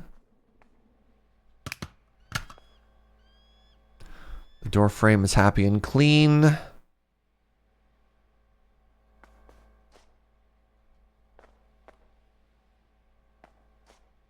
Right, this lamp.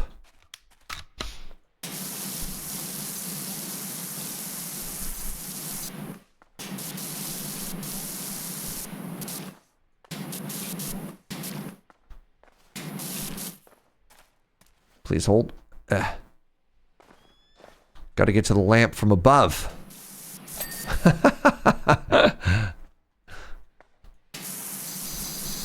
No lamp can escape me.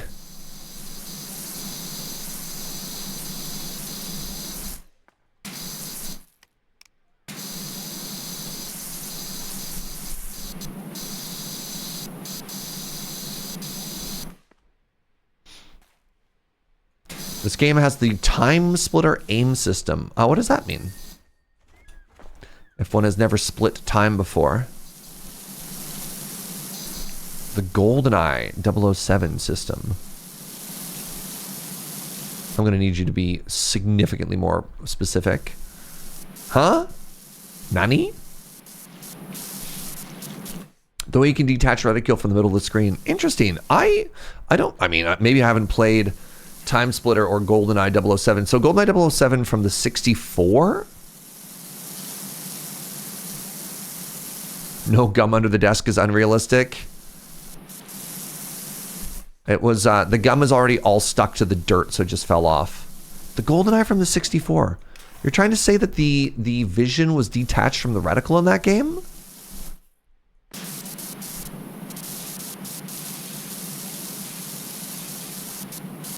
It was? I played so much of that game, and I have no recollection of that.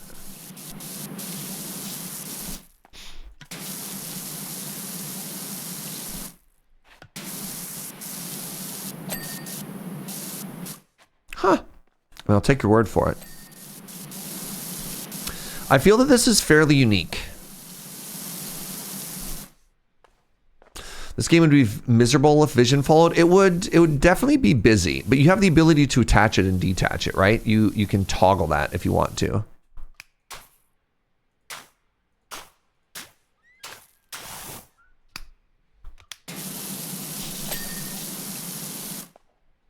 And the ability to use it and not use it, I think, is important depending on what you're cleaning. Is it the top? It's always the top. Right? So like sometimes I find this is more helpful, right? To follow while I check stuff. And then if I'm doing like a big clean, I find this is much more helpful, right? Because I don't want to make y'all nauseous.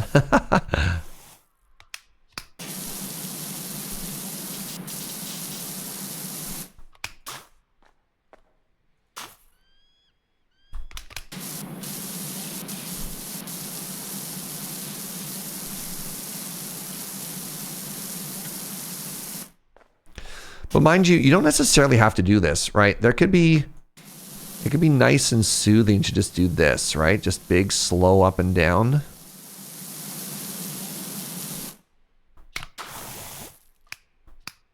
I don't know.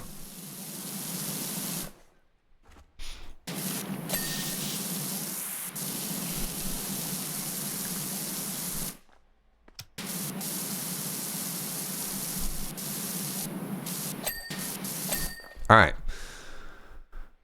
Big old clean right here. Good stuff. All right, let's get these pillars done.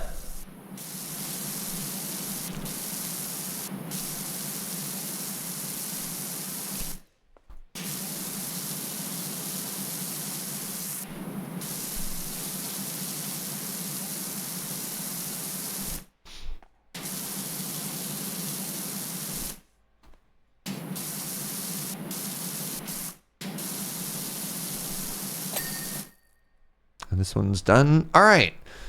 So I feel now, with the exception of some weird... Nope, never mind. I was like, I've done all of the hard stuff on the exterior. Announcer's voice. He, in fact, had not done all of the hard stuff on the exterior. All right, great.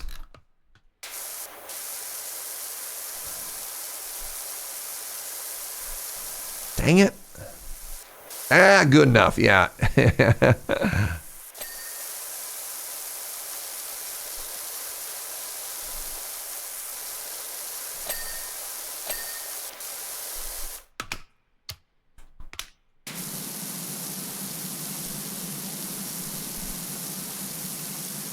Announcer's voice. It was, in fact, not good enough. Man.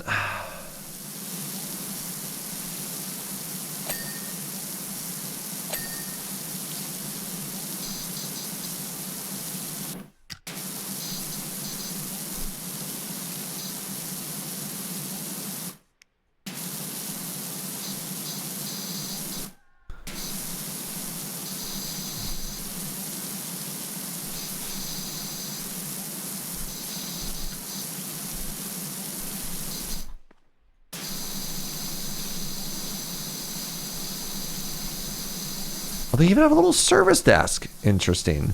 I mean, that makes sense. That is certainly the vibe of this place. Offer a little bit of everything, you know?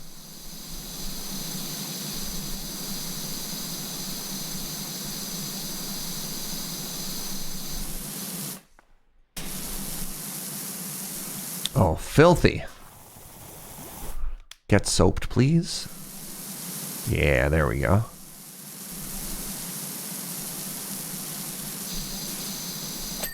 Oh.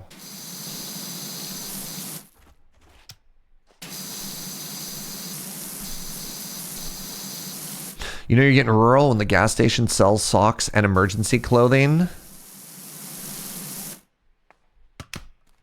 Yeah, I can see that. I mean, don't most truck stops sell socks? I only just recently learned about, there's like these 3 massive American franchise gas station, restaurant, lifestyle apparel, experience extravaganza things. I can't even remember the name of one of them. Buc-ee's would be one. Yeah, and there's like 2 other depending on where you're from. And like big chunks of American people base their personality off them. Like you're only allowed to like one.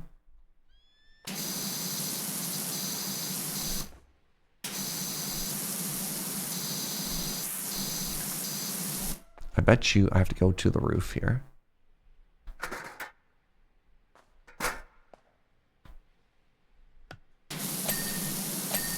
There we go. There we go. All right.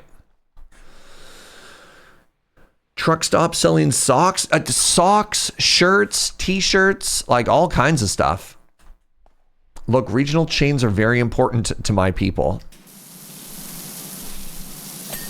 I'm glad Americans are happy. Gunnar, which of the 3 big gas station chains do you identify as?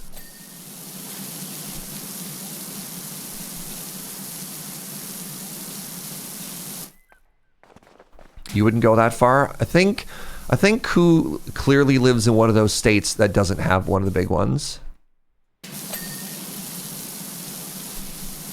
Trucks are us. A relatively small state that I'm from is critically and fiercely divided on pork roll versus Taylor ham.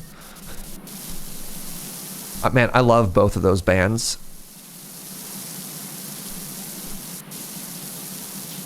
Big fan.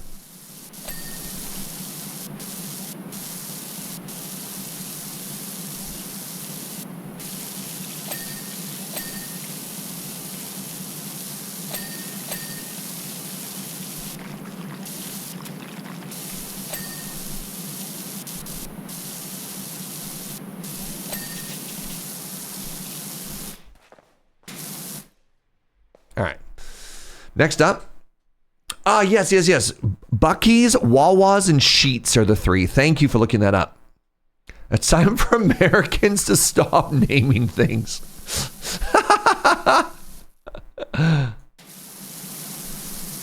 Yeah, they also have like special hot food serving as well, like sandwiches and pizza. Oh my God, they're playing dice, cups and dice on top of here. The Gamba. We found their secret Gamba. A new job is available. PowerWash service. 2 quick questions. Are you open for business? And do you have a gravel pit to slow down out of control vehicles? Because I'm fast approaching your yard.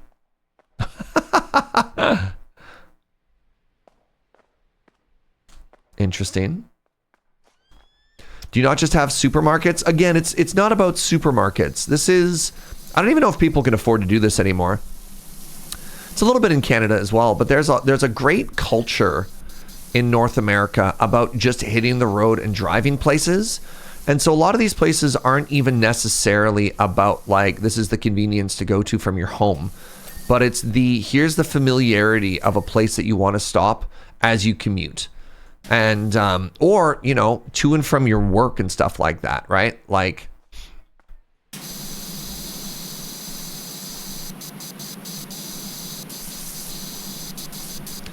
RV culture, motorcycle culture, right? There's this allure and mystique of the open road. Canada has Timmy's. Timmy's is different. Timmy's is more like working class food and a quick stop than it is about like road trip culture. Because Timmy's is the sort of thing you grab on your way to the office. Right? Timmy's is you stop and you grab a box of donuts before a meeting. is more the use case of Timmy's.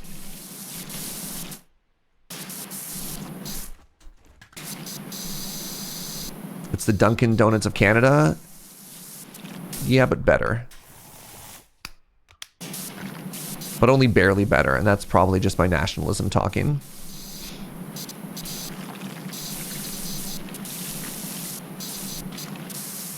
Oh god, you're filthy.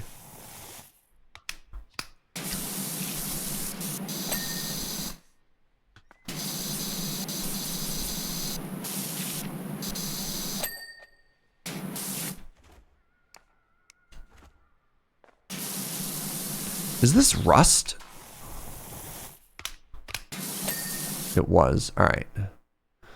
So the floor is filthy. The bench seat is filthy. Okay, good. Not any longer. Good.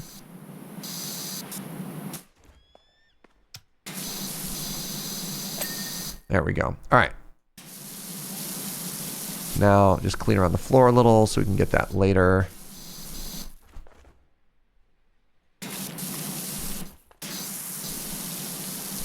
The ground is white. Wow. Didn't see that coming.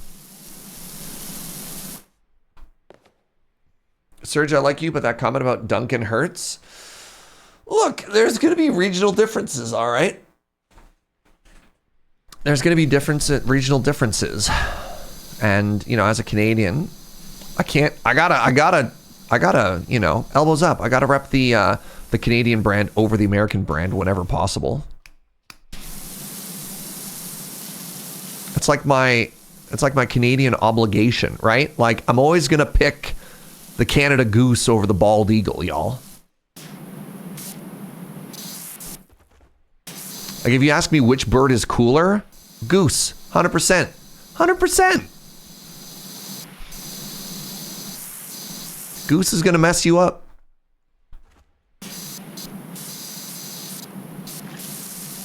Which will win in a fight? Have you met a Canada goose?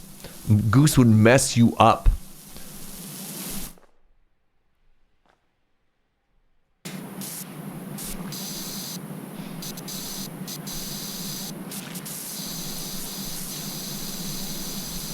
I can't hear you over power washing, sweetie.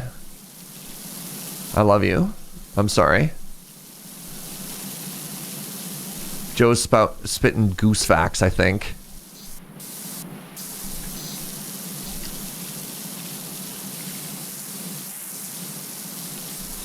All right, let's get on the underside here. The undercarriage of the table.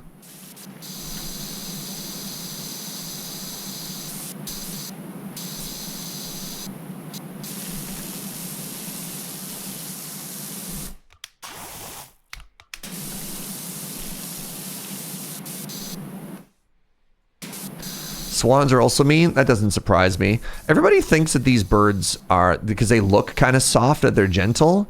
And they've never seen... The geese have teeth. Their beaks have teeth in them. They're horrifying.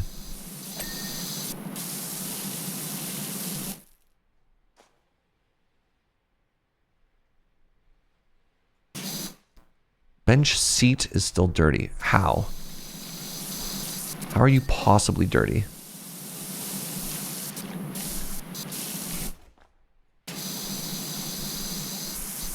Is it the inner edge? It is the inner edge. Got it.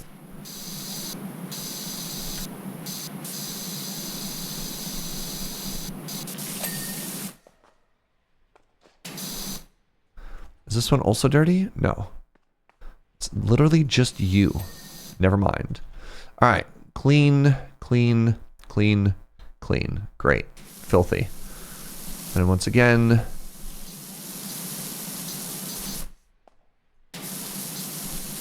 All right, one more table. Oh, God. Looks like a family had a picnic here and they all just simultaneously threw up on the table when they were done. Blit. Blit.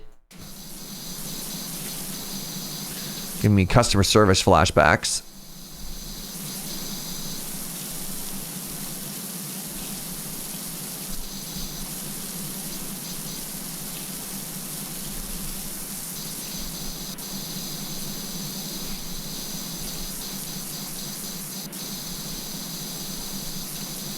Customers who only tip and vomit. Oh, my least favorite. Like at that point, just don't even tip, right?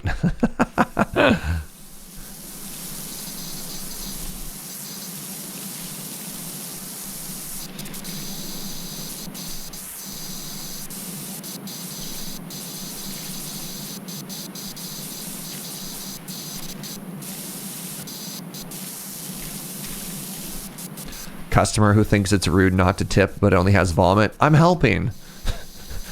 No.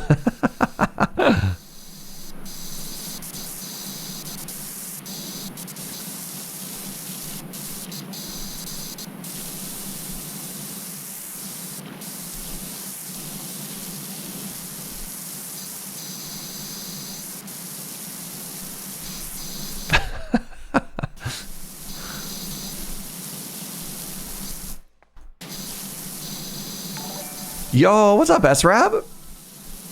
Let the cleaning commence. How's your day going, friend? Ken Toxic, thank you for the 100 biddies. And here I was tipping with money. Oh, please. That's much preferable to vomit.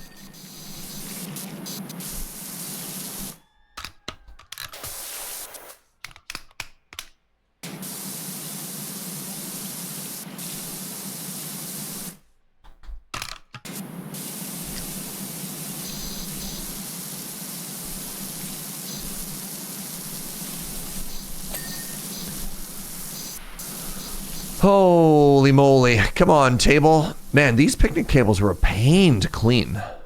The table is done. The table is done. The frame is not done.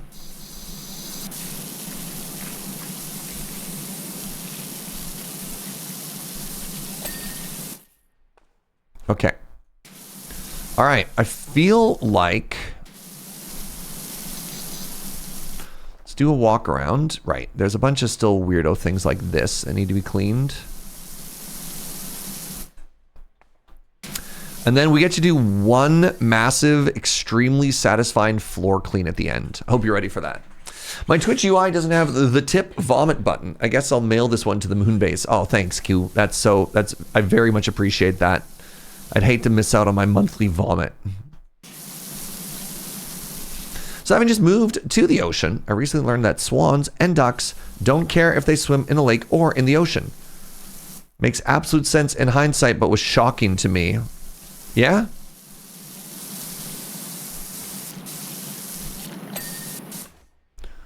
Yeah, it turns out the float bird can kind of float regardless. Just wait till they just wait till you find out they also like rivers.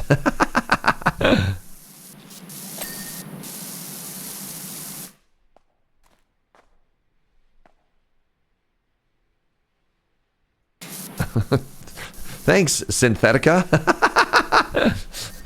Very, very sweet. I'm not going to read that out loud.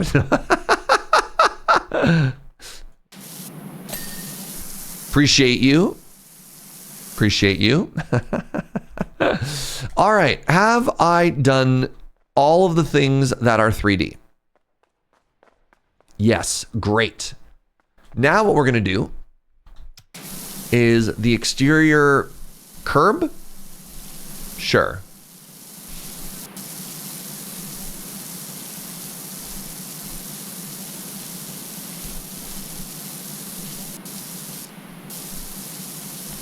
All right. I'm going to say that everything is done and 35% is remaining. I'm guessing that's just the floor, which is wild to me.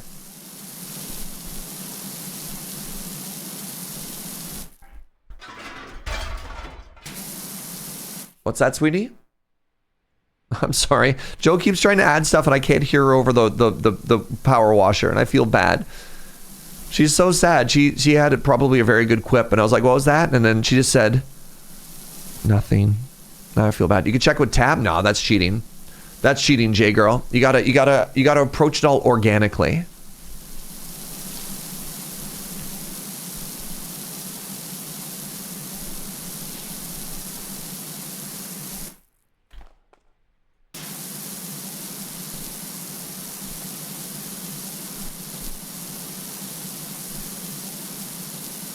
Was there ever a second truck? No, we only ever just saw the dump truck. I don't remember a second truck driving by. And at least I didn't hear any.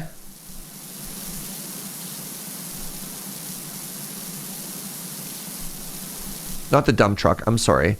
The cement mixer.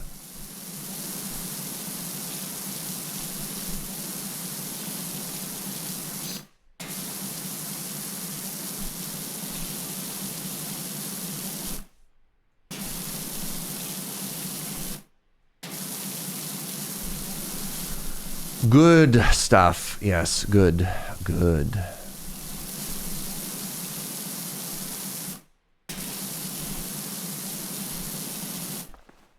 What if the second truck is behind the grassy knoll? You mean... I don't know. You mean where the same grassy knoll as the man who shot Kennedy? I don't know why my brain went there. Like... But also, what grassy knoll? We're in the middle of the desert. Like... What?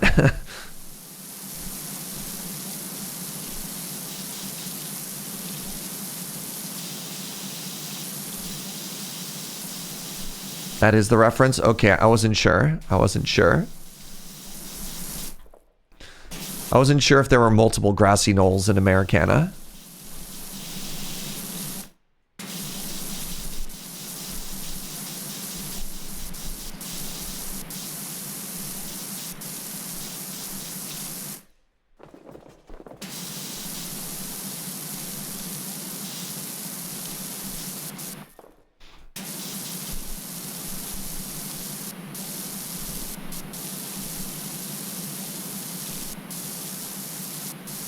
We're so close to done. This is so satisfying. Oh. I think these are my favorite things to clean in this game. These like really long edges. There's a map in the original PowerWash Simulator that was a house, but it had like a really beautiful manicured backyard. And they had a lot of like stone tile sidewalks. It was a good time.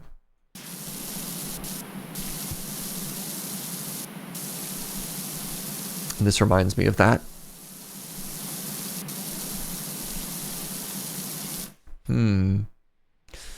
Let's just keep going. We'll figure out these inner curbs later.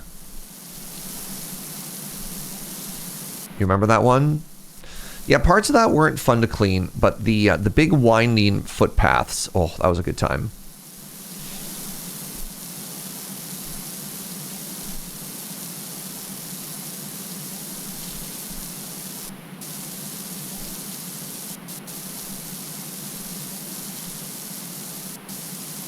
All right, so just doing the curb, just cleaning the curb has already given us 3% completion.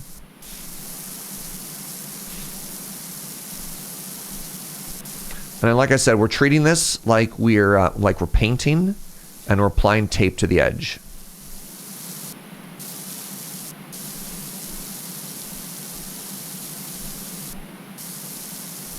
Oh yeah. This is the gas station floor border. You say that this has curb appeal? What is curb appeal? Like, what does that word mean?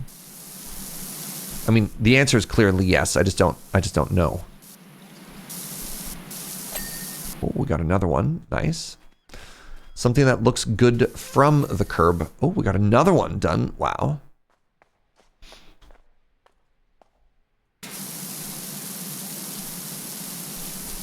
Why does one want to appeal to or from the curb?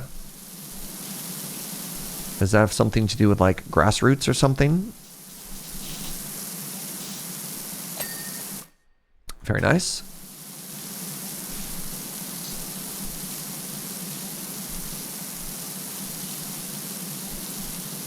Oh, it's usually in regard to selling a house. Oh, interesting. Thank you.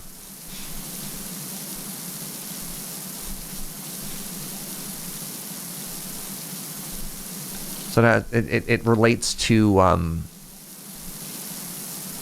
imagining, like my empathy here, I'm imagining that it has to do with like first impression of when you walk by and you look at the house, what the vibe is.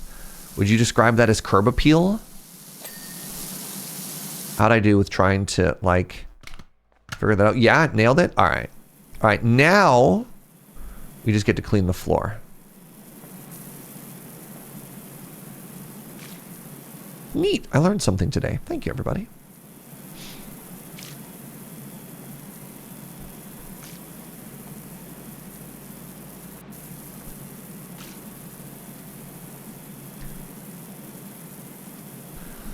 Alrighty. Let's do this back section first, and then we'll do the front section.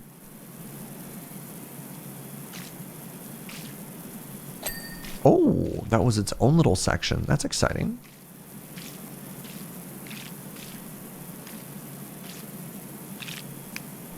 Let's get the big one out.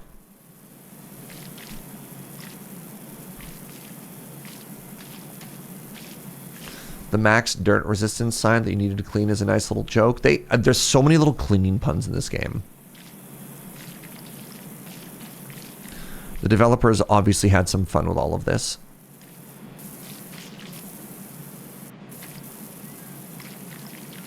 So this is the gas station side floor that we are now cleaning, apparently. At least that's what the giant crosshair is trying to tell us. Not to be confused with the the children play area floor. Nope.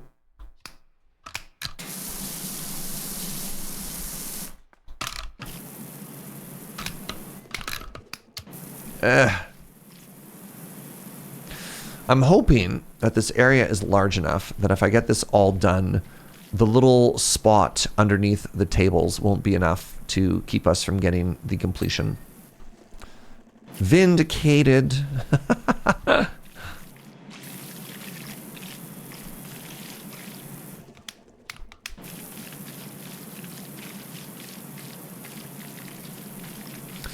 My dearest Jojo, is today a 2 coffee morning? Pardon me?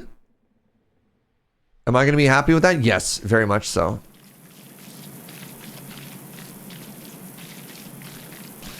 Yeah, my belly has settled. But thank you, my love.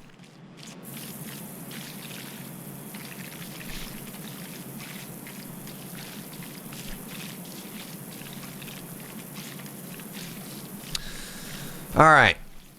So that I don't lock in entirely too much in this game, what are weirdo topics that we could talk about today? We got very weird in Eat the Rich yesterday, which, you know, I'm always here for. We can chat more about that. Too late. Are you also locked in? That's fair. Happy to yap about whatever. Is salsa a salad? I'm going to go with salad is a very, very, very funny and nebulous existing food item that does not have a good definition.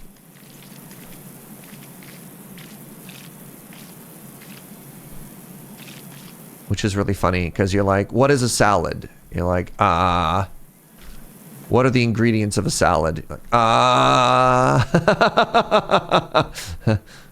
right? Nice. All right, let's do the playground next.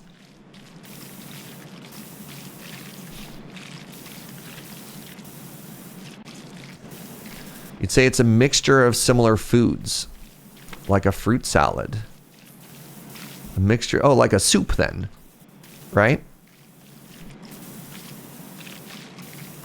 Or like a candy bowl, right?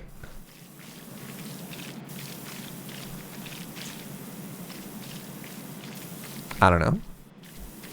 I just think it's funny. Like if you tried to explain salad to a person, it kind of falls apart. In Germany, you can even have a meat salad. Yeah. Salad is just a miserable pile of produce. I like that. I like that.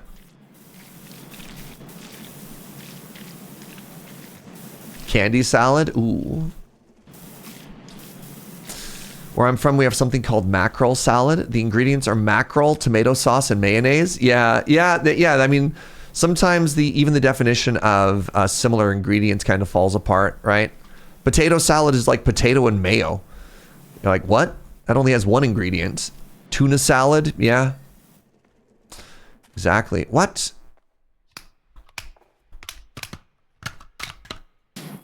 Where were you aiming?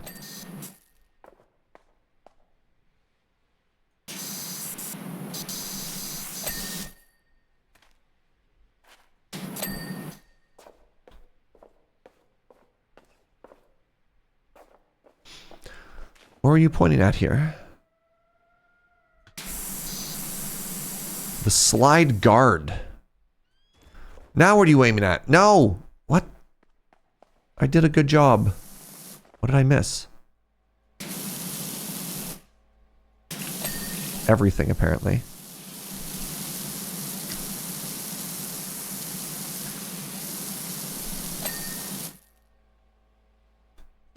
I'm going back to the floor.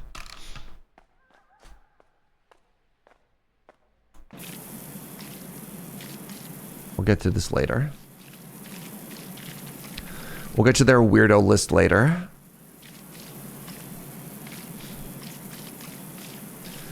Your birth miss is almost here. I'm planning on picking up this game and Ball Pit and even a third game on the PlayStation Store. Well, that's exciting. Oh, happy pre-birth miss, I suppose. Hold on, I need to scroll up for a second. There were some other interesting questions that weren't salad in there too. What's your favorite material for building houses? Considering the past couple places we have lived in have been very noisy, I would say steel and concrete so that you can live in complete silence and never have to hear your neighbors, which is not where we've lived lately, and that's unfortunate. But that might be coming from a deeply personal place. But you know, so it goes. What's my favorite D&D class to play as? I haven't played D&D in a very long time. I think that's not entirely true. I played 1 or 2 sessions of D&D when I was living in Alberta because I got invited to play there. And I'm gonna be real with you. I don't even remember what class I played as when I had that character. I don't even remember. Yo, good morning, Zed. Good to see you, friend. Yeah, I have no recollection of what that character was. That's weird.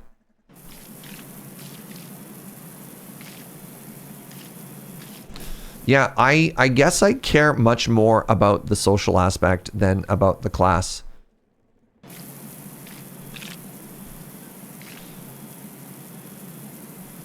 Swedes have invented some kind of screw that absorbs vibration, such as sound. Yeah, so here's the thing. I would love to talk to, I don't know if there's like audio insulation professionals about what you can do. Like, are there things I could hang on my walls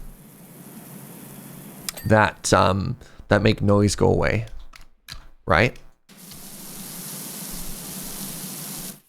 Like, is there a special, like, I don't know how much of it is structural. So for example, if you can hear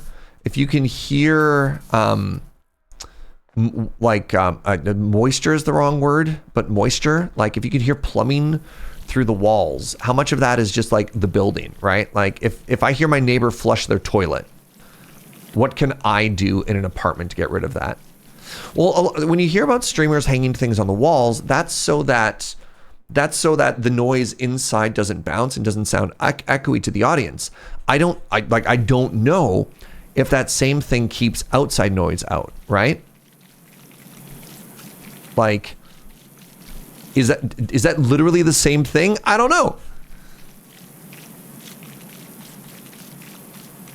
The effect of insulation are cumulative. Interesting. Yeah, that deals with noise reflection, not noise propagation. That's sort of where I was coming from. If it's designed to help inside noise, it'll still help with outside noise. Interesting.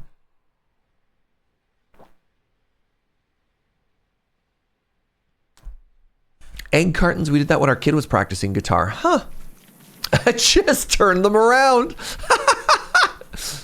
Yeah, put the egg cartons on the wall like you normally would, except, yeah, have them face the outside. I love that. I love that so much. Incredible.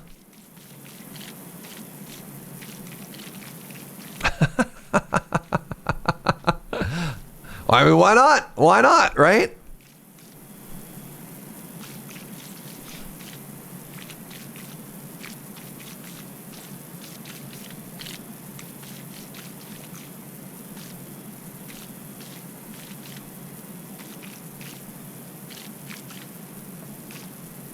Simply gift your neighbors a full bathroom carpet. Help dampen stuff. Yeah, I don't know. This floor cleaner attachment looks sick. Yo, what if I told you it worked on walls too, SRAB? It works on ceilings of a very specific height too. Oh yeah. Game's a nice relaxing way to get into the weekend for sure. 100%. Pardon me. Pardon me.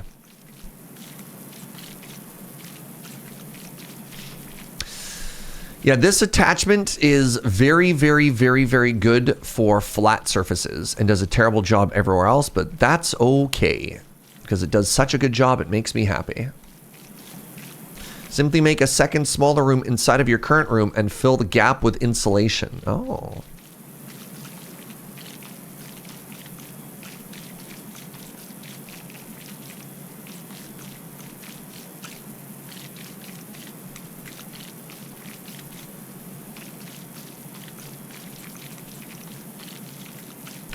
Yeah, I like there as a suggestion for a carpeted bathroom, but all I can think of in my head is how cursed a carpeted bathroom is. One of the apartments I lived in as a student had a carpeted bathroom. It was just it was a half bath, right? So like no bathtub, no shower, just toilet and sink, and it was so weird. I don't know. I'm on team a carpeted bathroom is just so cursed.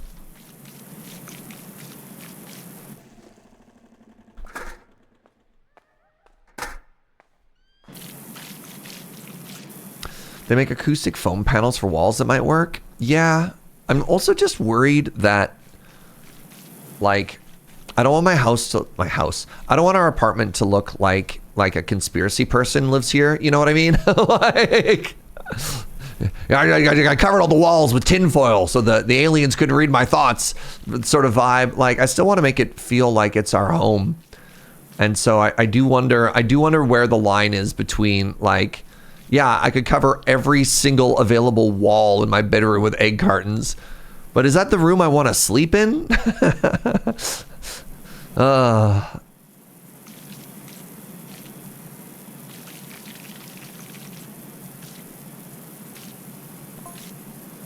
guess the big one's a no-show. You must think I'm a right one. Oh, there you go. Okay, the truck didn't show up. Thank you, Lou.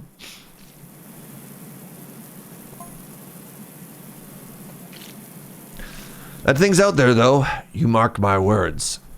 The truth is out there. All right, another big clean. Let's go. Oh, I didn't clean this one. Hold on.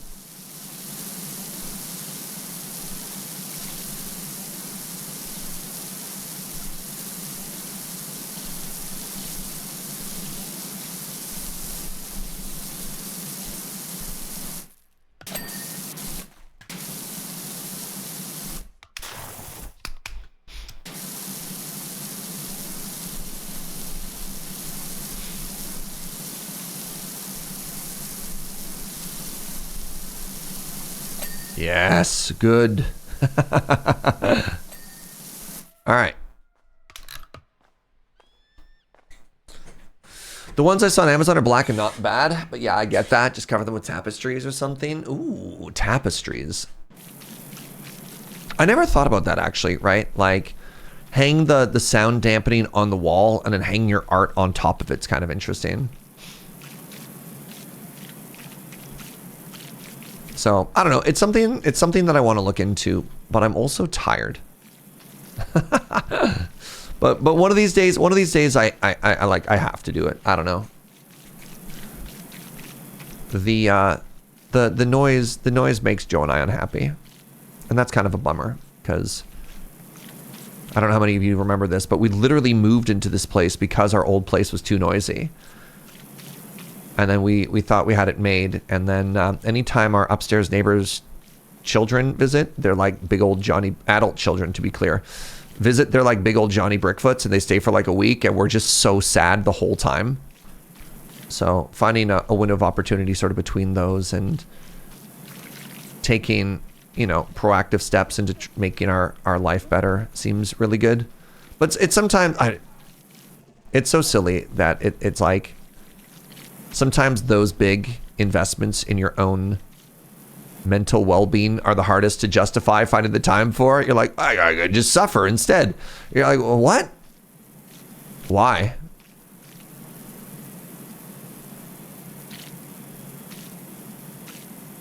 Send them Ozempic. What is Ozempic? Are you suggesting I poison my neighbors? Simply move back to Alberta. Jeez. Makes my other job a lot harder.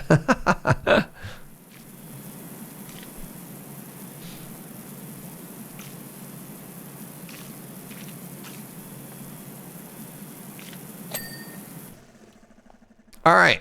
One last big floor section and we enter cleanup. What's a weight loss drug? Oh, that's rude.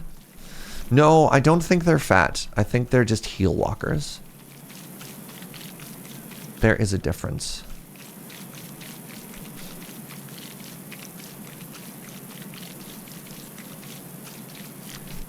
Turns out fit people can also be noisy.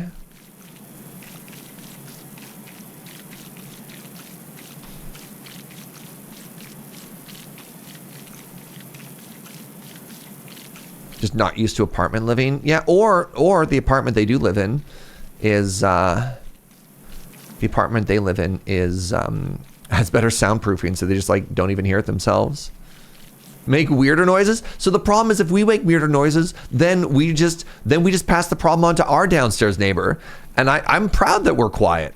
I don't wanna have to like get in some weird Cold War and then suddenly our downstairs neighbor suffers on behalf of it, right? Joe also suggested buying them slippers for what it's worth. I don't know. That felt very passive aggressive. Like, well, Joe also said that we don't tell them we bought them slippers. She's like, all right, here's what we do. We mysteriously find out their shoe size and anonymously leave a box outside their door full of slippers. What do you think? What do you think? No. Here's the new thing. We hire a bunch of actors to act as ghosts and make them think the apartment is haunted and drive them out. And we just do that for every person who tries to move in above us for the rest of time. Now we're talking. Now we're getting into the good stuff.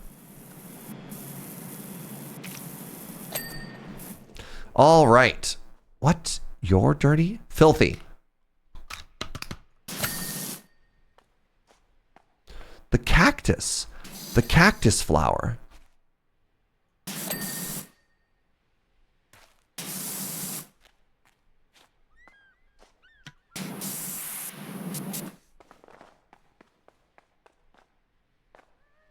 Ooh.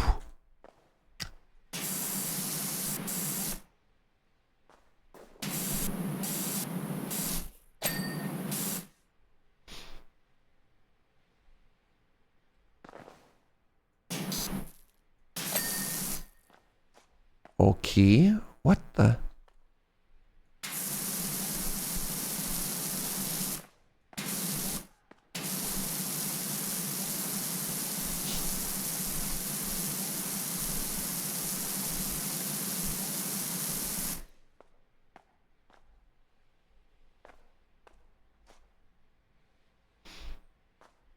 Did I get it?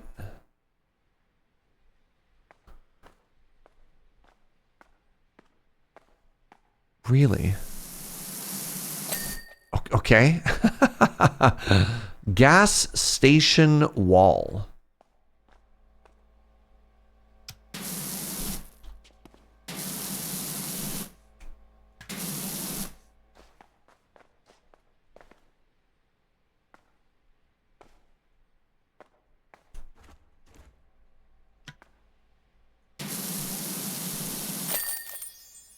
GG. GG, everybody. Let's put you back upstairs, but now it'll be clean. Yeah. You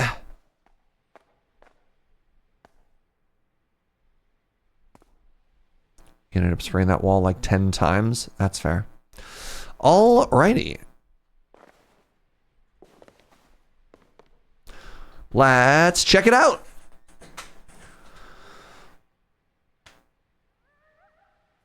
That was the most we're doing this morning? Yeah, I got actual like hand pain yesterday from all the hours of cleaning. Pretty good, honestly, pretty good. Thank you for checking in. Oh. I love how carefully confined the dirt is for the building grounds. Yeah, that nothing else is dirty is very funny to me. All right, we got this little mobility scooter, little quick, easy job here for $100. I know some folks complained about the merman's beam, but I weren't one of them. You see, I love giving folks a treat, and that beam fired a line straight over our retirement home, all the way to the Bullseye Superstore at the edge of town. So every night I'd follow the beam, and just as the markdowns go out, pardon me. Wait, do you find at the end of the rainbow, you find a pot of gold? Just as the markdowns go out, then I'd load up with as much discounted deliciousness as my scoot could handle. But the beam went off just as I was shortcutting it through the national park. I made it out eventually, but those woods are denser than pound cake, and my scoot's not cut out for off-roading. Is it hold, fire, or toggle? You could do both. The issue is less about holding the mouse and more about like the wiggle, wiggle, wiggle, wiggle, wiggle. All right, where are my meow meows? 1,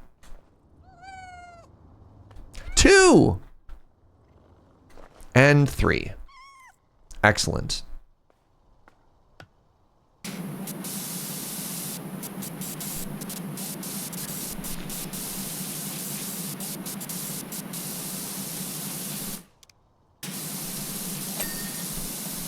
This is a good blue. This is a very good blue color. I may have found my way out of those woods, but the discounted snacks didn't. Tragic.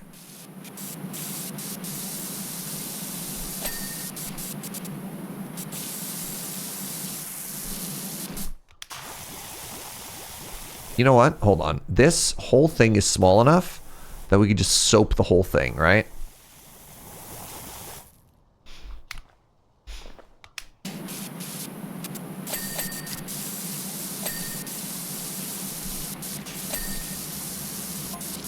To clarify, I wasn't panic eating. Oh, we were just talking about that earlier. All right. What were you panic doing? It's just best before dates were fast approaching. I can't stand waste. Oh, okay.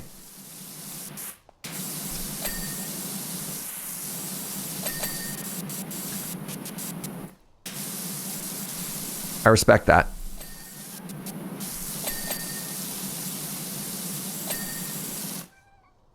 Oh, look, there's all the croissants. Nice.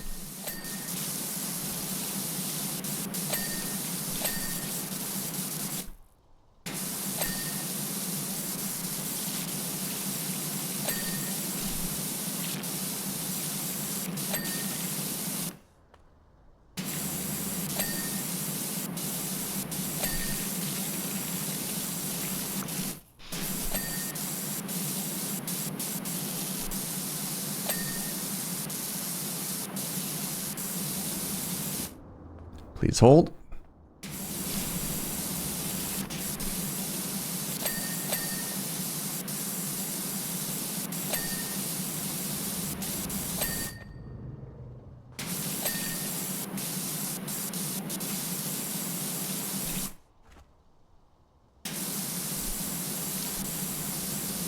Ooh, the undercarriage there is pretty dirty. Got it.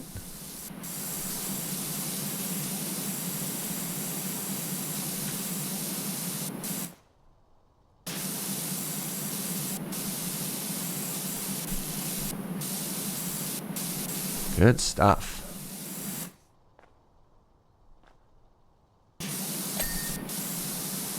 Nice. All right, what are we doing here? Very nice.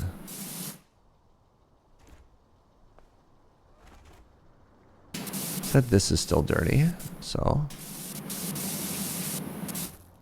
From what angle? From what angle are you filthy? Explain yourself.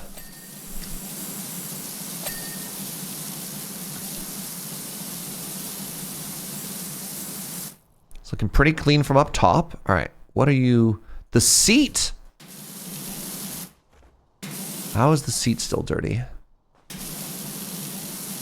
Oh, right there.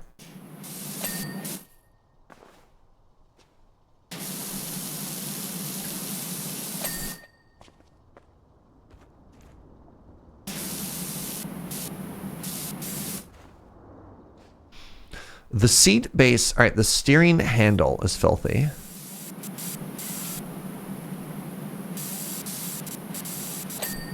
Okay, and the armrest cushion is now filthy. GG. All right, good job, everybody. Clean. My cat Raz doesn't care about TV usually, but is transfixed by Serge power washing. I hear I'm very popular with the cat demographic, Nathan Longhair. My greatest tragedy as a streamer is that cats don't count as viewers and don't have thumbs and credit cards.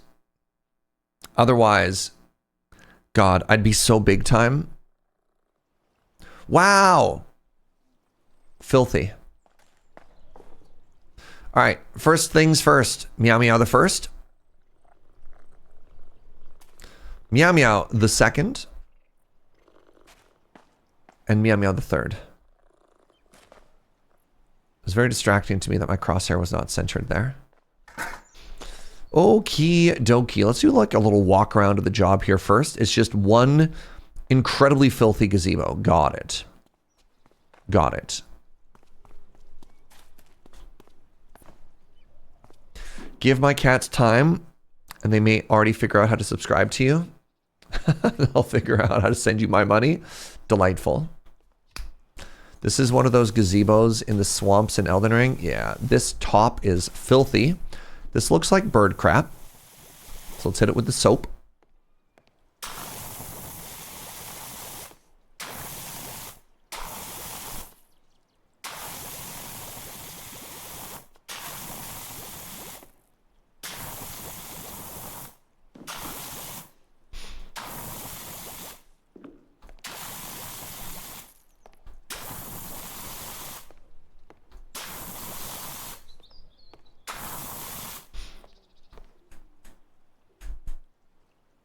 You can pet the fur babies. Game of the year. 2025. Pretty stacked.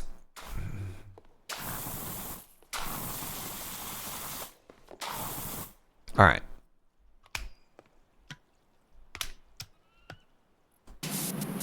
Oh, it's gold and pink? Gonna be honest, I did not expect either of these colors.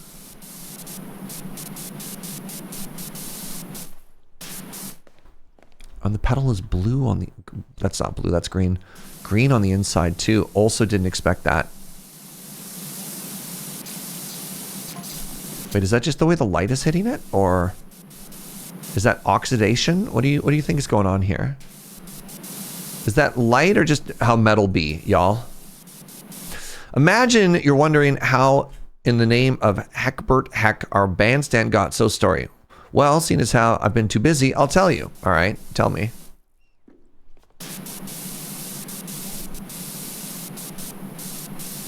You think that's just golden shadow? Okay.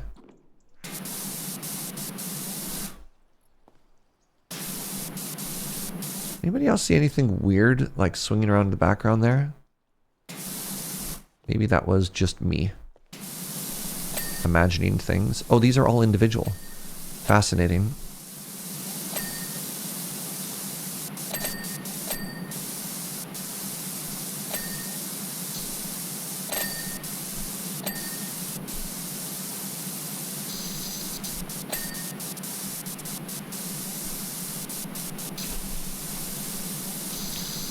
The roof cupola I'm learning so many words as I play this game. What was the word we learned the other day? What was the opposite of a boot in a car? Was it the berth? Oh, that's a French word for a roof holder. Interesting. So fancy. The bonnet. The boot and the bonnet. Yeah.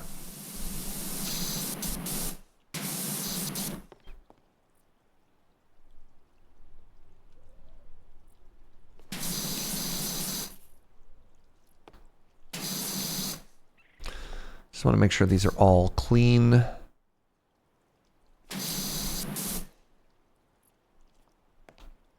Great.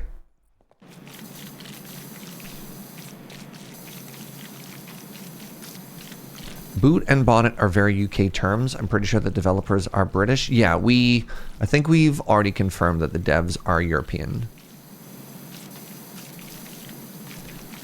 And some of the levels are kind of Eurocentric, but some of the levels are also very American. So I don't know how to feel about that. Like, where are the clearly Canadian levels? Once again, disappointed and saddened by the lack of CanCon in my video games.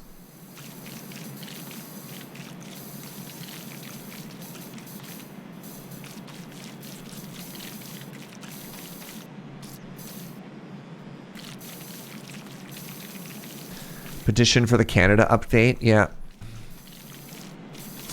No kidding. You really want to try and power wash a moose? Yeah, actually.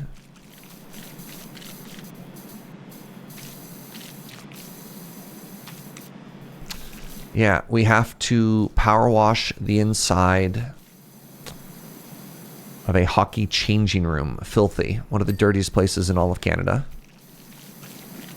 You have to power wash the Zamboni.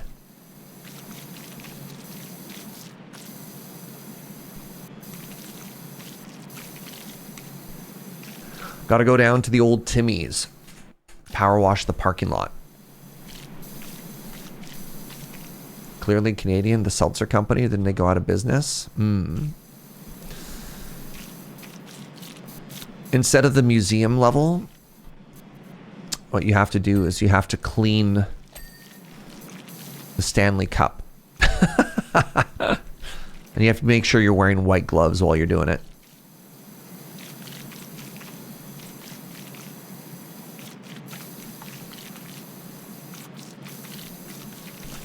Would you wash a cul-de-sac? Are cul-de-sacs uniquely Canadian? I mean, that's just a driveway, so it's not that fancy or challenging.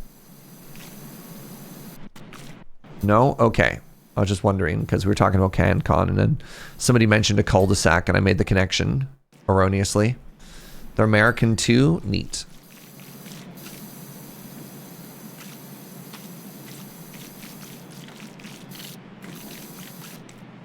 A Mountie stable? I like the implication that Mounties are all on horseback. I'll have you know that very few Mounties actually ride horses these days.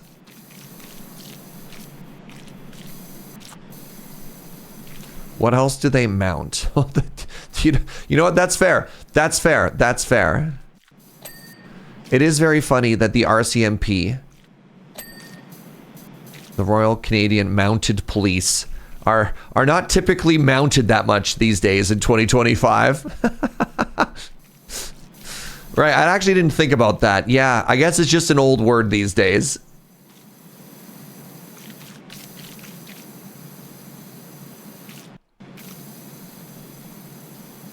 That's really funny. I mean, yeah, some Mounties are mounted. That is still correct, but most of them drive cars, which is kind of shocking and disappointing. They do still wear the red serge, though. For those of you who might be confused, the uniform that the RCMP wear, the iconic red jacket, is called a serge, spelt the same way.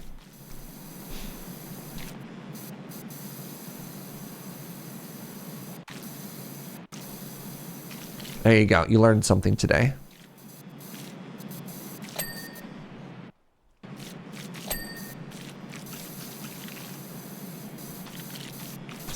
What is a car but a metal horse? It is measured in horsepower.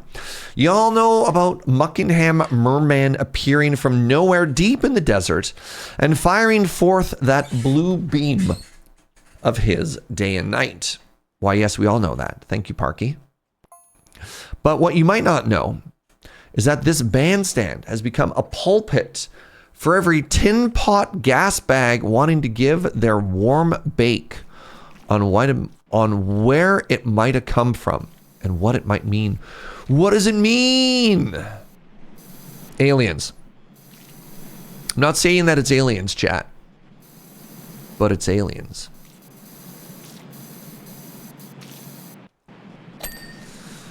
What are evening magnets? A series of beams. Actually, I don't know if that's true anymore. What are magnets? At this point, I'm afraid to ask. But you just asked, Serge.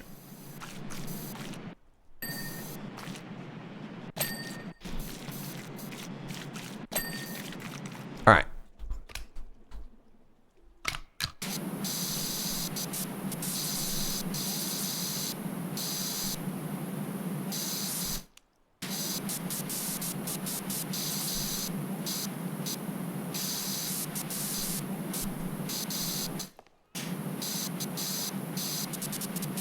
I feel like we've done a very, very, very good job from the top here. Feeling proud of us.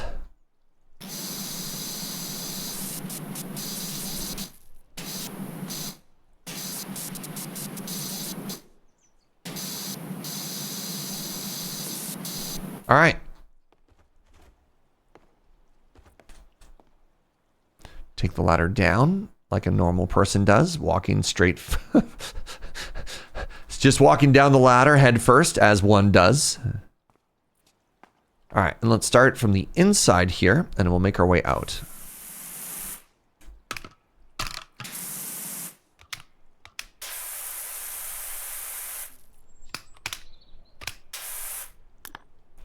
Try and upgrade this washer. So that is the Prime Vista. Let's get the Prime Vista 2. You already own some accessories for the washer you just sold. Wait, I already own that one? Hold on.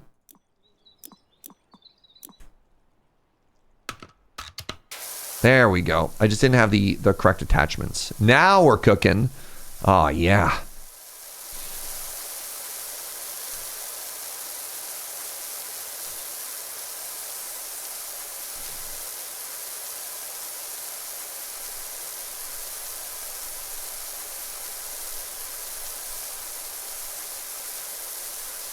You didn't know this was a horror game?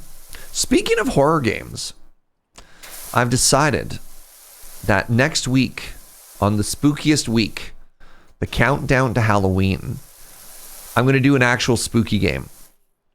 And that spooky game is going to be Inscription. So get your safety hoodies ready. We're going to start that on Wednesday. Wednesday of next week, because I have to take Monday off for filming. And we should be able to beat it. We should be able to beat it that week. I hear it's only maybe like a 10 to 15 hour experience. I was streaming, it's probably going to be like 14 to 20 hours. Inscription, let's go. Yeah. It looks very spooky. So obviously a little bit of a content warning for folks. I'm going to have the lights low and my safety hoodie on. You would have thought Subnautica. I mean, I already beat Subnautica, and I've heard that the Below Zero, whatever it's called, is not as good. It just doesn't have the same vibe and energy. But maybe we could check that out another time too, you know?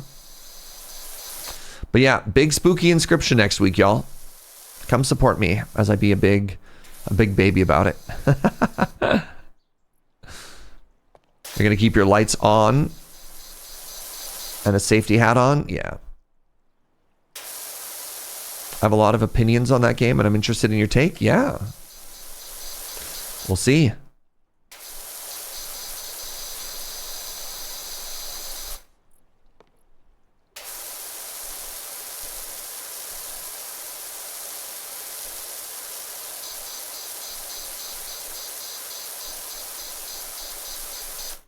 Below Zero had a different approach to the narrative, so it feels different in that regard, but it's still good. I mean, I'll probably check that game out at some point. Especially with, you know, Subnautica 2 development being what it is.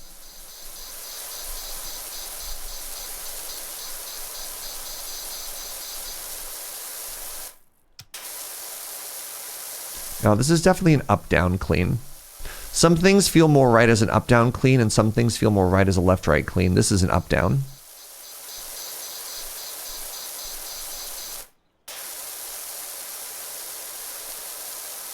There are just some things in nature that have to be followed a certain way. And that's what this is.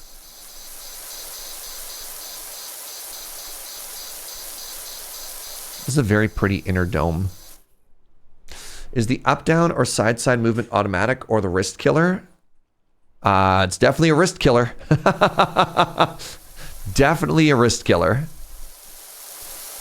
I mean, you could probably do it slower like this, but that doesn't make my brain as happy as doing it this way.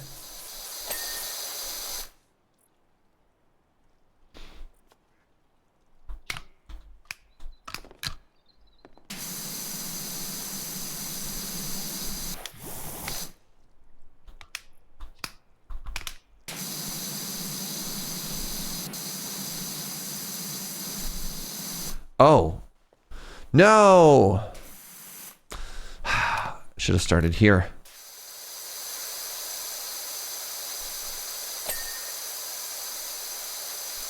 Definitely supposed to do the outside of this before we did that inside there. I feel like the order is all scuffed now.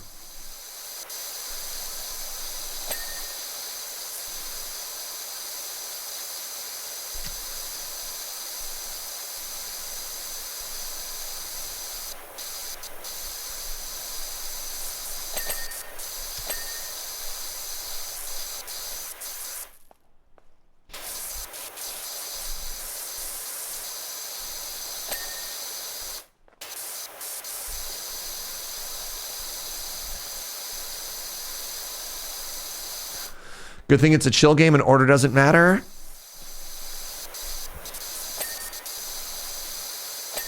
This is going to be a weird question. Do you think the order matters, like, how you eat a donut? Because, like, at the end of the day, right, like, you're eating a donut, and that's all good. But I kind of feel like there's the same thing about this. There's a natural order to things, right? Like with an apple fritter. The most important part of an apple fritter is that the bits that could be pulled off are pulled apart first, right? Sure, you could just bite into it, but I feel like you're depriving yourself a lot of the joy of an apple fritter if you do that way. All right. I guess they have a point, mind you. I missed why they had a point. I guess I missed some lore, but here we are. What does a merman's beam even do anyways? That's a great question, Parky. What does a merman's beam do? A couple years ago, may have helped neutralize Mount Rushless, thereby preventing an apocalyptic event. But what has it done for us since? Yeah, what have you done for me lately, giant merman beam?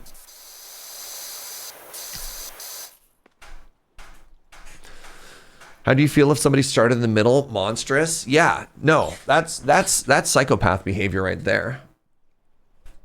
Jelly donuts, you have to go first hole. Oh, you start with where, like, the jelly. Yeah. If you have a jelly donut, you have to start with the hole that they put the jelly in, or else if you bite from the other side, it squirts out. Tragedy. Agreed.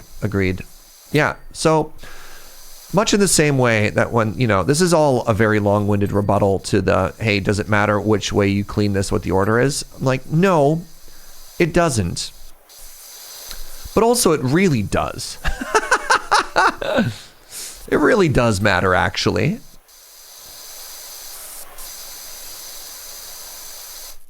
Oh, I mean, yeah, Joe would like everyone to know that. So we got this really nice, really fancy box of chocolates. And Joe thought she had this read on what my favorite chocolates and least favorite chocolates were. And so we have this issue in our household where I leave Joe unsupervised with dessert. And then next time I go to have a snack, all of the dessert is gone. It's the weirdest thing. And so she thought she was doing me a favor by going through the box of chocolates and just eating all of the ones that she knows that I don't like. Only to realize that I actually really like one of those, and the one that she left is one that I don't like. And she's like, I betrayed you, I'm sorry. And a lot of the other ones that she left for me thinking that was being very sweet, I actually don't even like. She's like, so I ate one of your favorites and I left a bunch that you don't like? And I was like, I mean, if you put it that way, yes. So, I mean, at the end of the day, it's not that big of a deal, but it is very funny. She did her best, chat. She did her best.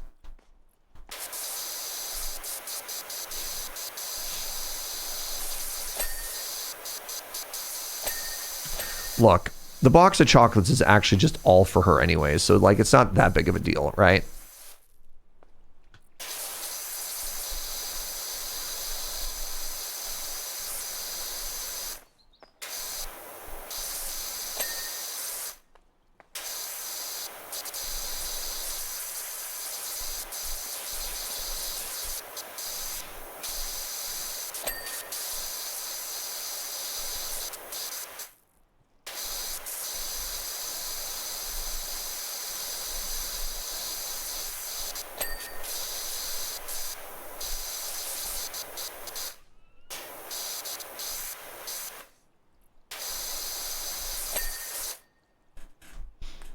Serge, you monster, how can you do that to Joe? I know. I always eat all the chocolate and then there's no problem. Simply don't share. Yeah, if she hadn't shared, there would be no disappointment. There would just be...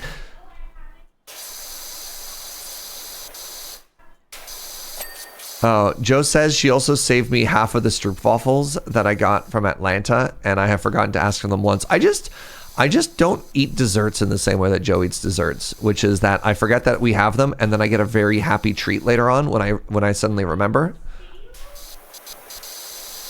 Can a stroopwafel even go stale?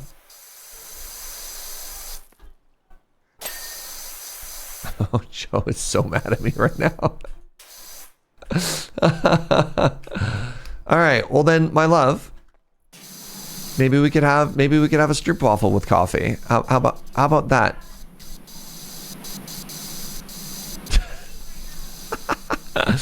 Can you hear her yelling at me from the other room? Oh man.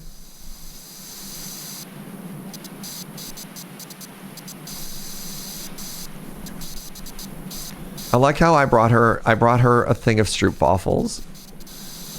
And yet I'm being yelled at because I haven't eaten mine. What is it? Stroopwafel is a Dutch? Is it fair to attribute it to the Dutch? It's a Dutch pastry, and it's very tasty. Belgian? It's a Belgian dessert. It's like a thin waffle with a layer of like caramel in the middle and another thin waffle on top of it. It's very good.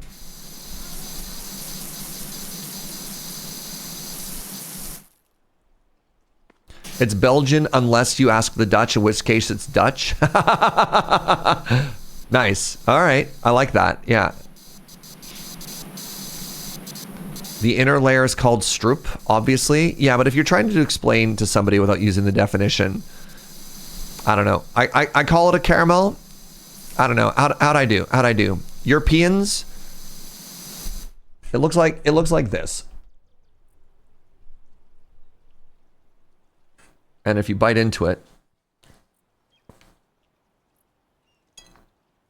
oh, you can't really see it.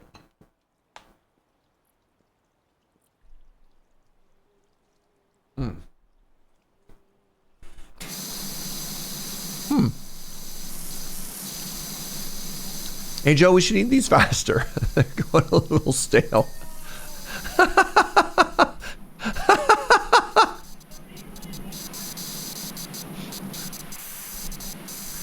She said they would have been gone weeks ago if you had your way. Just eat them, my love. Just eat them. She's like, you're going to eat all of your stroopwafels and you're going to like it. Wow. Okay. I'm being threatened with a good time here.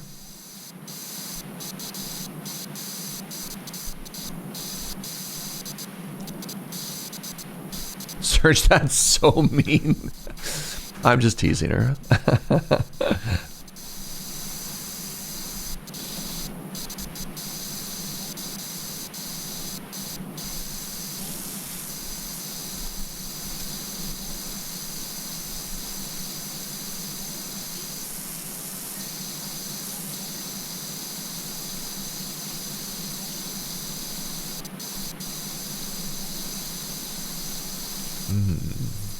Oh. Very satisfying ding there all of a sudden. Don't mind if I do.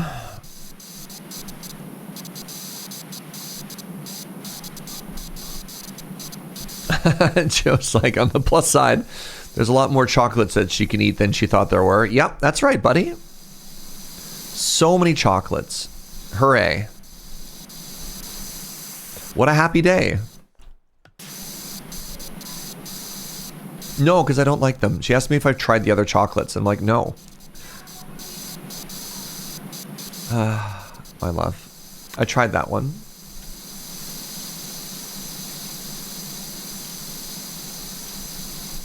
Has the idea of dividing and labeling it never occurred to you?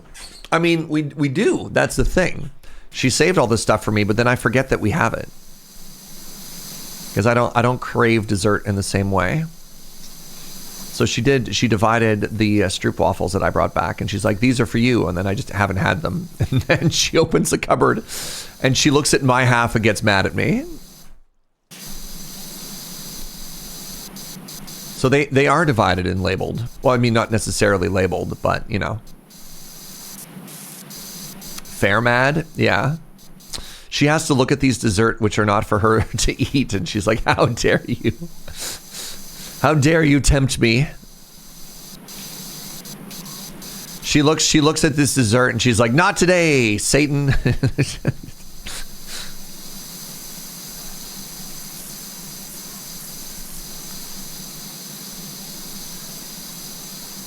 You have a difficult concept with the idea of chocolate that you don't like? I just like some flavors more than others, and there's some flavors I don't like. So for example, I don't like mint in chocolate. I don't like spiced chocolate, like, you know, Mayan or Mexican chocolate. I don't like a spicy chocolate. It's just not what I'm looking for with chocolate. I'm not a huge fan of a lot of fruit in chocolate either. Normally, I don't like chocolate-covered flavors, but these particular chocolates use Fernwood coffee, and it's not dark or roasty. It's actually just delicious. And she said, yeah, it was, as she ate all of them. Unapologetically, I might add.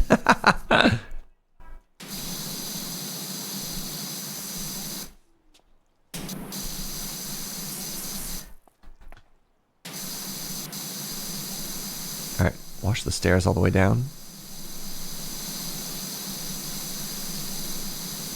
All right, we're gonna do the bottom of the steps here. I have a plan, and I bet it's gonna make a lot of you really happy. So I'm gonna wash the white part of the stair here, but not the green, and you'll understand why. You'll understand why later. And you'll think, ooh, boy, that's Serge Jaeger. He sure is a smart guy.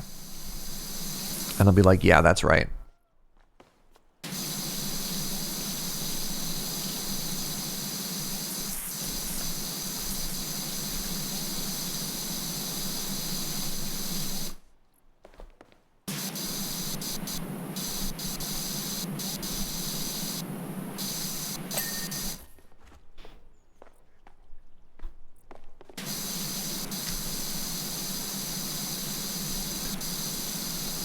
You'll think to yourself, boy, he sure is cool and handsome.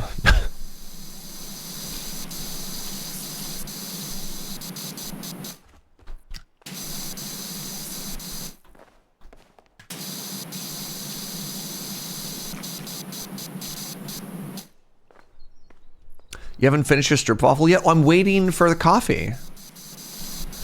Right? It's better with coffee. You put the stroopwafel on top, and then you let it heat up and get a little bit softer.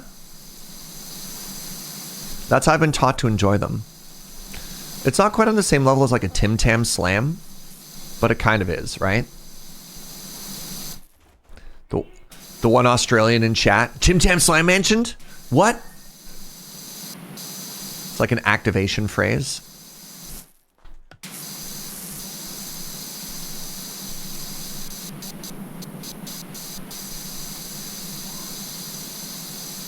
Oh, that's exciting. Joe said she just cracked another bag of coffee and it's delightful.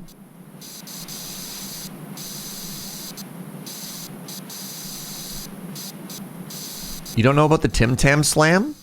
Well, you see, it's like the strip waffle of Australia.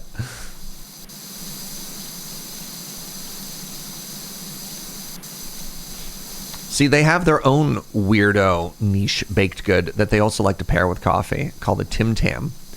And when you have a Tim Tam with coffee, it's called the Tim Tam Slam. Except theirs is less a waffle and more a wafer. Aren't the desserts of the world exciting?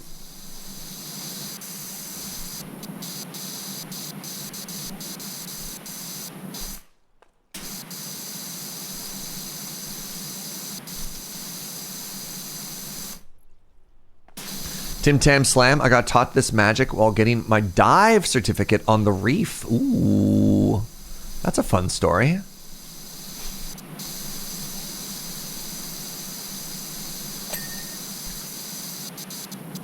Also, very cool place to get your open water dive certificate, the Great Barrier Reef. I got my open water diver in Belize. You know what? Yeah, hold on. People are going to be like, wait, Serge, don't you have thalassophobia? What do you mean you have your scuba license? Sure do! For whatever reason, I can be in the water. I can be under the water, and I love to surf. The issue is when I can't see the bottom of the water. I can't go in real deep stuff, but reefs, fascinating, beautiful. I love fish.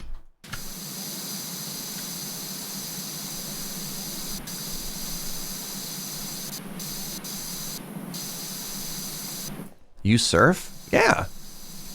Love surfing. Hate the quiet parts where there's no waves and you're just waiting with your feet dangling in the water, and then that's when the things from the depths are going to grab and kill you. That's the worst part. Well, used to. It's kind of hard to surf in Canada. When I lost a bunch of weight years and years ago, I sold all my wetsuits at that point, and I haven't really gone surfing since, but used to be a big surfer. All right, let's just do the hole upstairs first, and then we can go down after. You love water, but you have a phobia of fish. Interesting. In Alberta, there's no surfing in Alberta. Alberta is landlocked. I did most of my surfing visiting my grandmother, who lived in California. So my mom was a teacher, so we'd have lots of holiday time off together because her time off, her days off, and my time off as a student and her teacher lined up. So we'd go and spend like months visiting her mom down in California. And I'd show up a pale, dark-haired, chubby kid, and I'd leave a ripped, brown, blonde-haired surf kid. And I would slowly transform, digivolve back into my Alberta form. Oh, how am I going to fix that? Maybe I need you.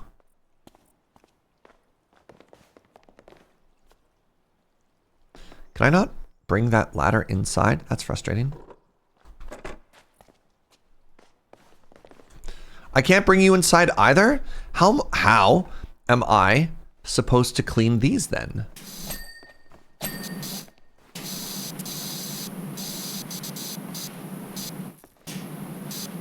Do they really expect me to jump?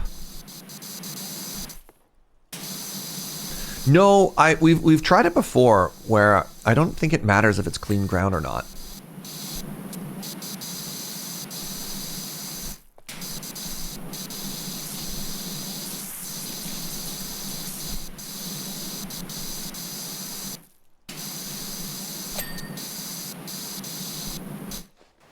Oh, no. It's weird how you can't put the little ladder on top of anything. Yeah, that's more what it feels like, right?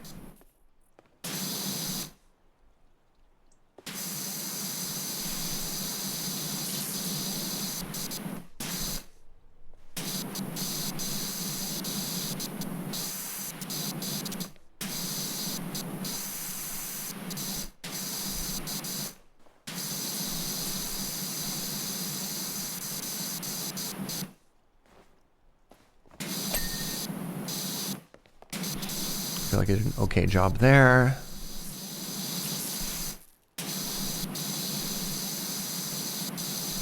Yeah, I'm not quite sure why the ladder can't go in here, but I mean, obviously they have some reason for it. Aha! All right, so now you have your fresh coffee. Thank you, by the way, my love.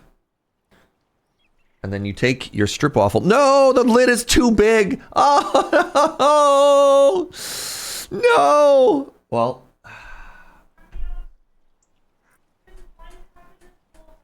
apparently only one cup in this household has a small enough rim to actually set the strip waffle on top.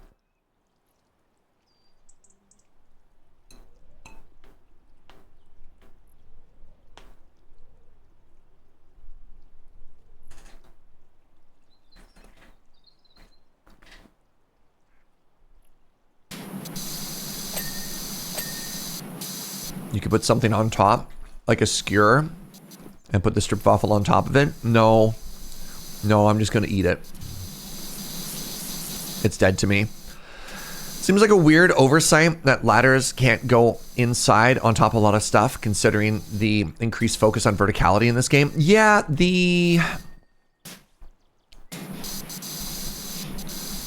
so the ladders tend to have a snap function, and you can tell, like, it might not be obvious as a viewer looking, but you can tell when you're playing the game whether something wants to go down or not, and there's no snap for those ladders to work here. So yeah, the step ladders can't be placed inside in a lot of positions. They can be placed in some, which is even stranger.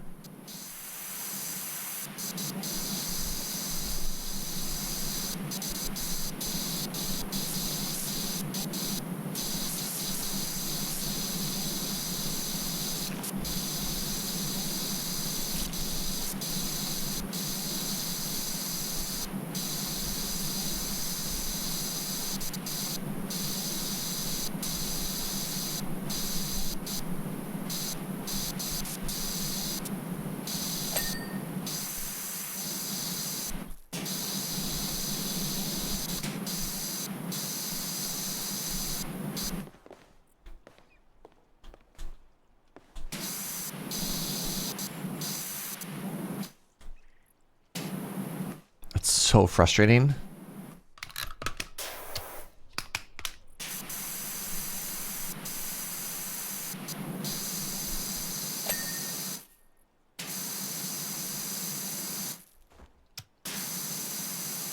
I'll get that all later, but nope, apparently I won't. I'm going to get it right now.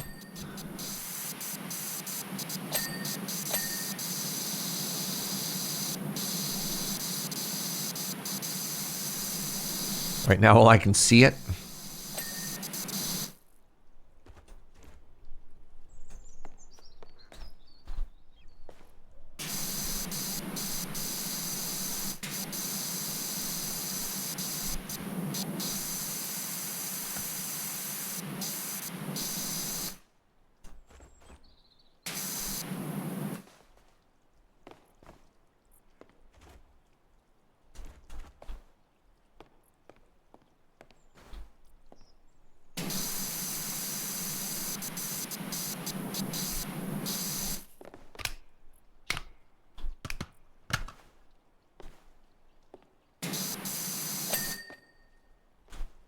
All right, hold on. This one is done. Done. This one is not done.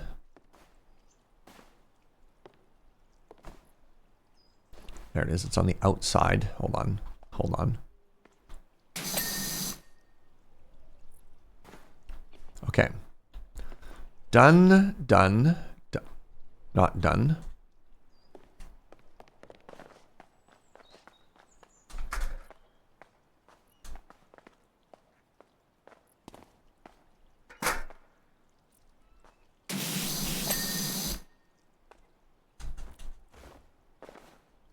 Done.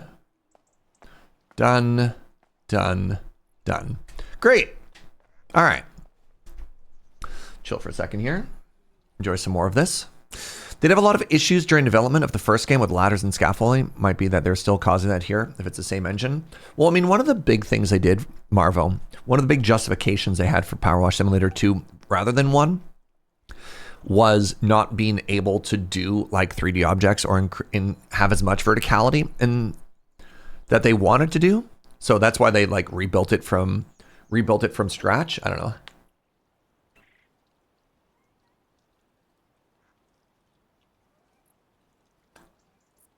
So ideally, if you know that's a pain point, I don't know. Yeah, otherwise this could have all just been DLC, exactly.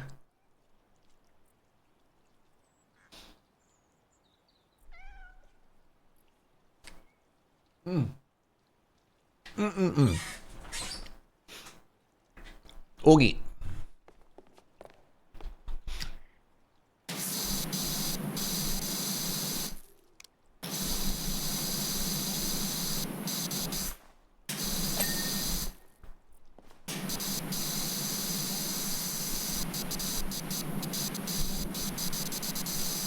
Okay, now we want to do this whole exterior.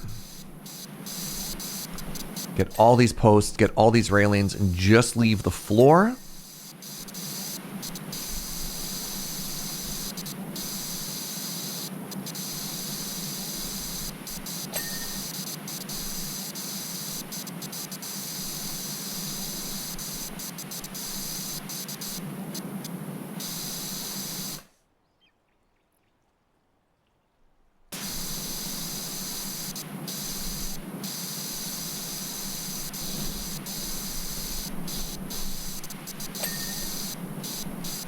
Stuff. Looks like the vast majority of these are already quite clean. Okay. Now it's time for our boy. Time for our boy to get that cleanup in, eh? Oh, yeah.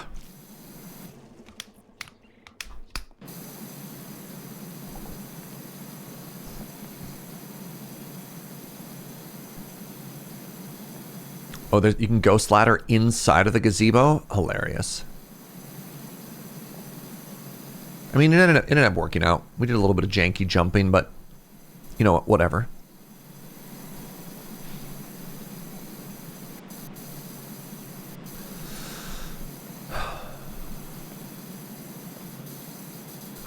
What? Some type of secret passage here, y'all.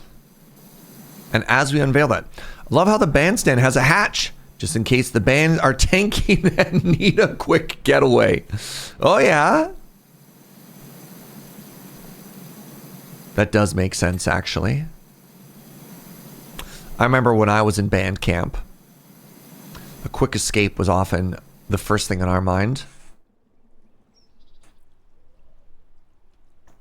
I was saying there's a place you can place the long ladder inside. Yeah, but we don't need it anymore, Lyreland. We already finished all of that. That would have been neat in hindsight, but we already done. Does that mean there's an entire basement that needs to be cleaned? I hope not. Yeah. I think this is just lore. I don't think this is something we need to worry about. Just looking at the completion percentage, right? That might come up in future levels. Sure, maybe. We'll see when we get there.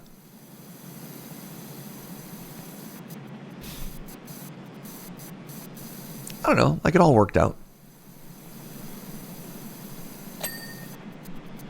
All right, now, why did I leave the stairs? So that I could do this on the way out. Huh? And it's almost like we were pushing the water out. Okay, that's not quite working as well as I was hoping it would. But then we get to do this too.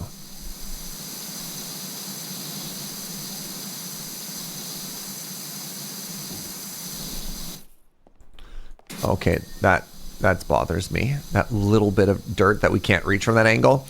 The idea that I had was picture like real water and pushing it all out so that it didn't get held in there, right? And like how satisfying that would have been if there was actual water physics in this game. You know what I'm saying?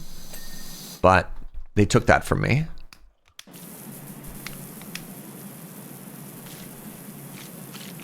But just picture that that did work that way, and then we all got to clap, all right? What do you mean bandstand base?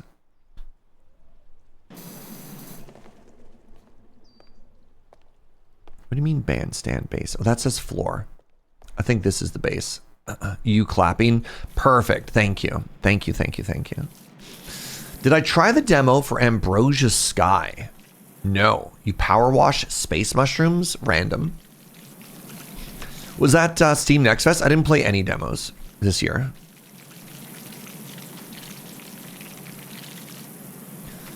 Yeah, I got so many emails about like demos and stuff like that. I don't know. A little bit of decision paralysis. Had other things that I wanted to check out. 2025 has not been a game that I have found has been short on games. I don't know. Yeah, Steam Next Fest has never been like mega high on my radar. Maybe on years if I'm like looking for something to stream.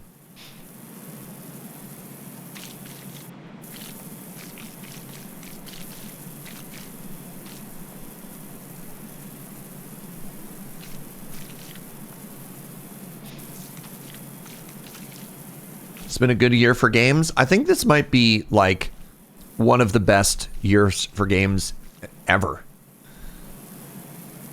Just so spoiled for choices, you know?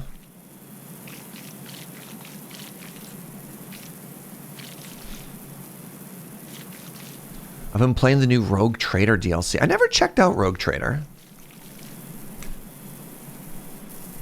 That's the 40k CRPG, right?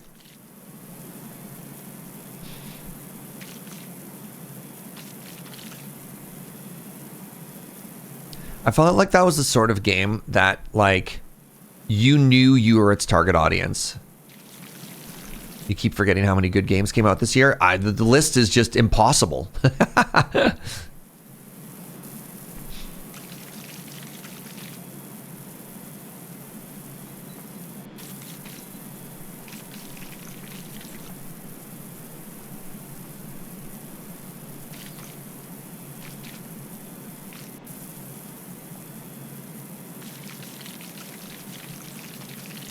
I don't love the sponge noise. I don't love the squishiness, but I love the impact of this, so. I've been reading Warhammer books this year, and the lore is just wild, so I was in the mindset of wanting to play in that universe. Oh, that's fun. I'd read a couple of the novels.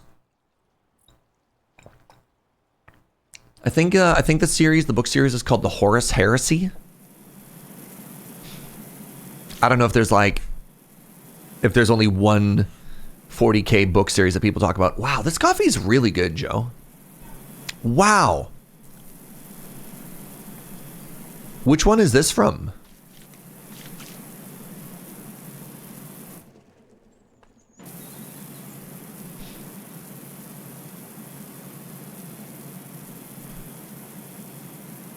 Oh, the Horus Heresy is the big one? Okay, so when I say I read like the first 2 or 3 books from the Horus Heresy, you're just like, you're but a little baby? Okay, good to know. Good to know.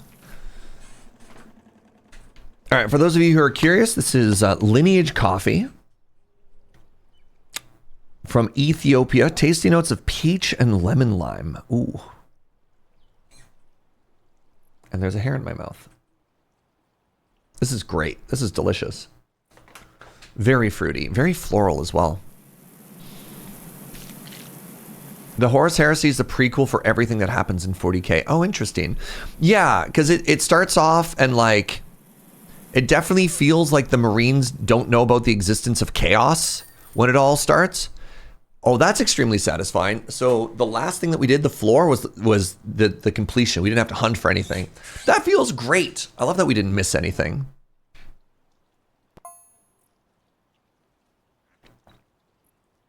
Please come clean our house. It big dirty. Okay. All I've ever seen about the Horus Heresy was I read them all and I don't recommend it. Wow, that's hilarious. It took me years to get through the Horus Heresy. It was so weird when I finished the last book knowing I was done. Huh. All right, here we go. Oh, a little bit of visual glitching there. Yeah, a little bit of tearing in the background here. Weird.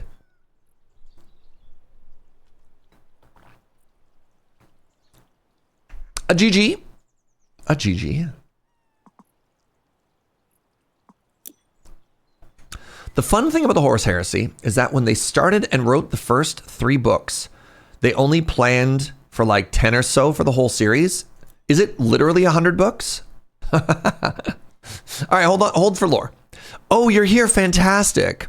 This house has been a blight on the street for ages. Honestly, if he wasn't such a good lawyer, we'd sue him for lost valuation to our collective property.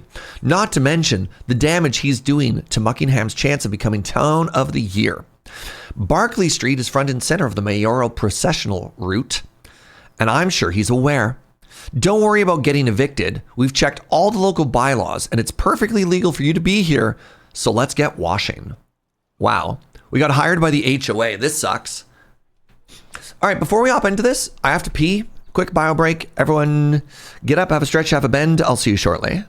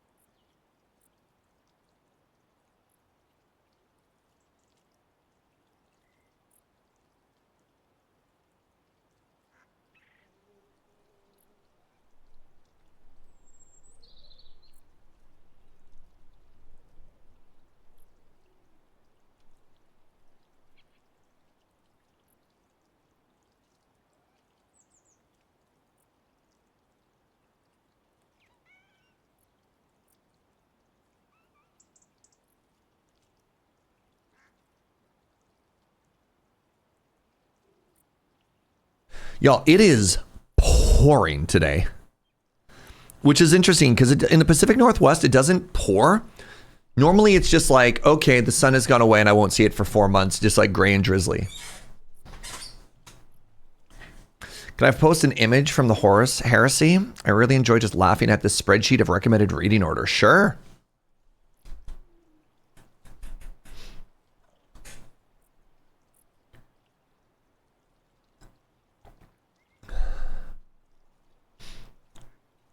Oh my, what?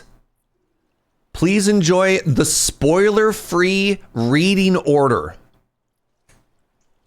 What?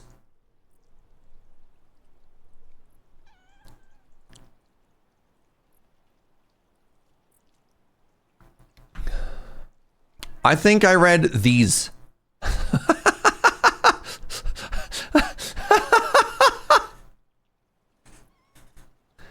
That looks miserable. That's actually a map of the London Underground. Oh, incredible. All right. Hello, everybody. This house is filthy. You definitely need to have a curated list of books. That's what I did. I cut out a lot. Okay, interesting.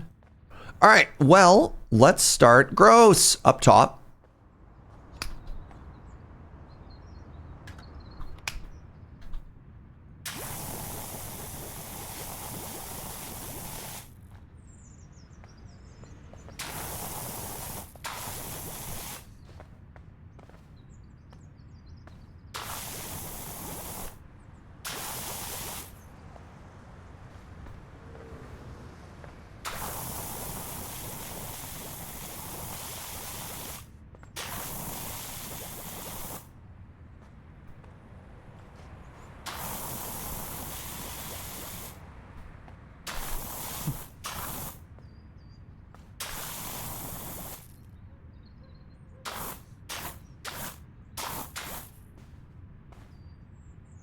Neat.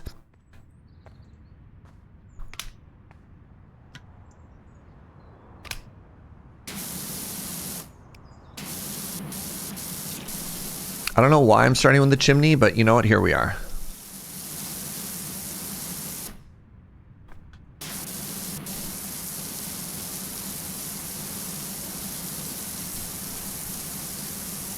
Oh, I forgot to say hi to the meow meows.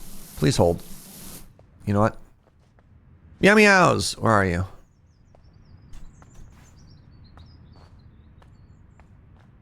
I found a gnome.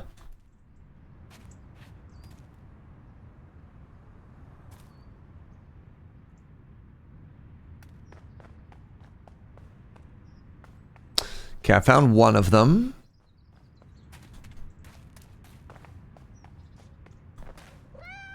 Hello, Ulysses. There's number 2. Hi, Squeaks. Where's number 3? Oh, there they are. They're there right from the beginning, but they're being very sneaky. Hi, Bubbles. Did we ever find out if we can reload soap? Yes. So the way soap works, apparently, is you start with a volume of soap. And then what happens is as you clean, the soap refills itself. So what you can do is you can soap a little bit, get value out of it, and then like apply more later on. But you don't buy it, which is kind of interesting. You know whose house you're cleaning, right? Let me guess. Is this the mayor's house? Is this Jeff Jefferson the 13th's house? Whose house are we cleaning?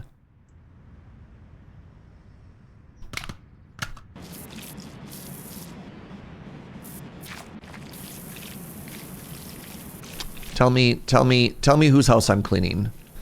Don't leave me hanging. They asked me whose house I'm cleaning, and then they didn't answer, which I think is extremely rude.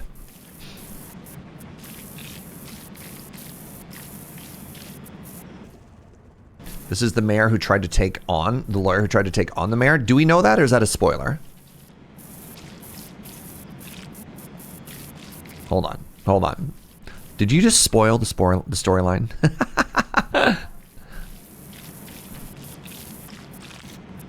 Look, if you're further ahead in the game, you gotta let us enjoy this.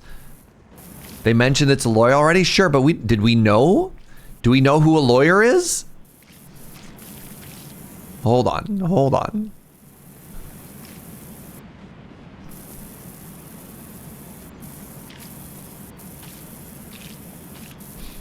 This is the perfect tool for this roof. It's very satisfying.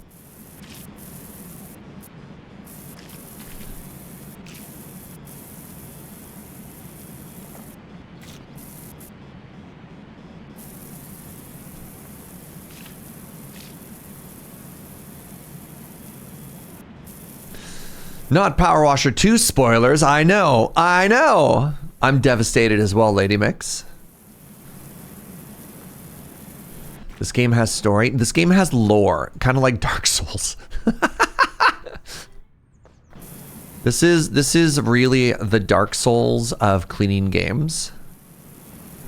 right? They don't tell you a lot. You just walk, you just show up and you clean, and then they drip feed you little bits of the world building. It's so deep. So deep. All right, hold on. Xavier Lesage, the legendary lawyer. Apparently, they were all set to take down the mayor years ago. The mayor trying to take down... Wait, the lawyer who's trying to take down the mayor? This is huge. But after being foiled by dirty jury, he got so disillusioned that he went into seclusion and has never been seen since. They don't let you reread the messages. Okay, I was wondering about that because it felt like sometimes they just went away and I didn't know where they went. Spoiled by minutes, yes. Devastating. Devastating, J-Girl. How could you betray us like this? Whoa. Are you sure they didn't die, maybe? Look at that. You haven't seen this yet? Then how did you know it was that lawyer? It could have been any lawyer. I'm teasing you a little, to be clear. Okay, this feels like it's supposed to be this weapon. Weapon, Serge. This cleaning device.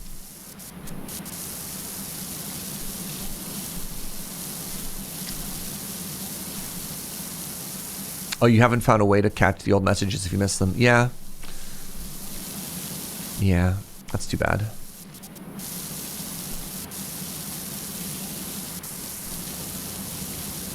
This one is too textured to use the sponge on it. That's okay.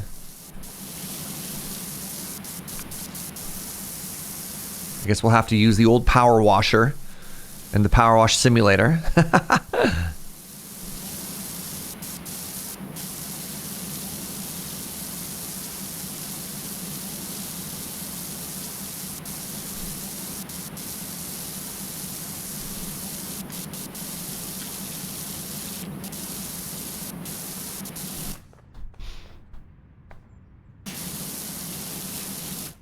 Oh,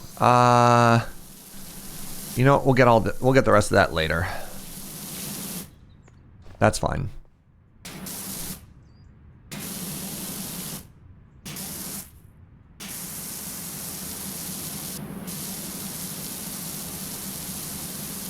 Wait, this looks big enough. Yes, good.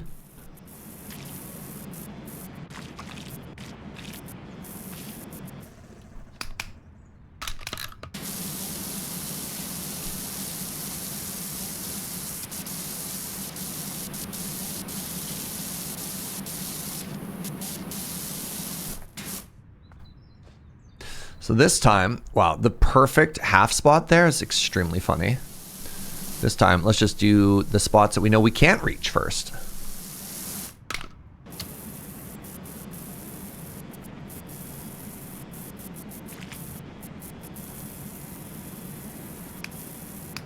Look at that grime. Yep.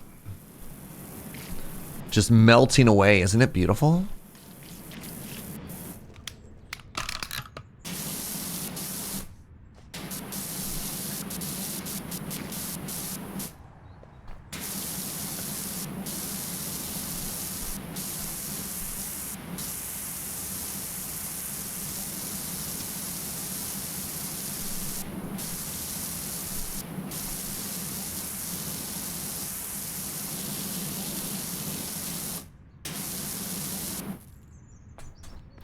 This roof looks really good.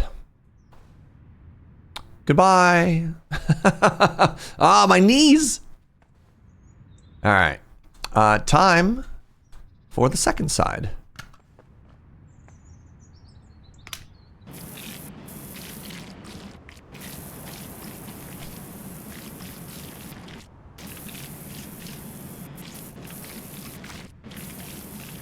This is the good stuff right here, my friends.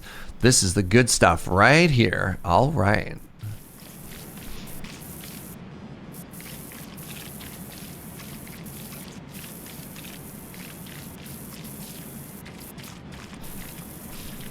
I'm glad the leaves don't need soap. I was a little bit worried about that. That they would be another, like, pretty dark caked on thing. All right.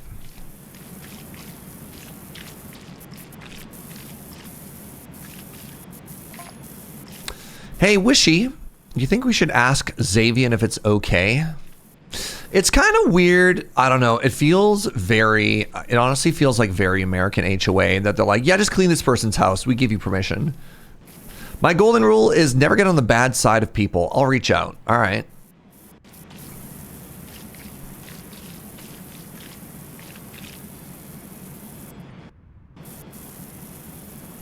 I don't know. It's so weird. HOA in general just kind of makes me uncomfortable.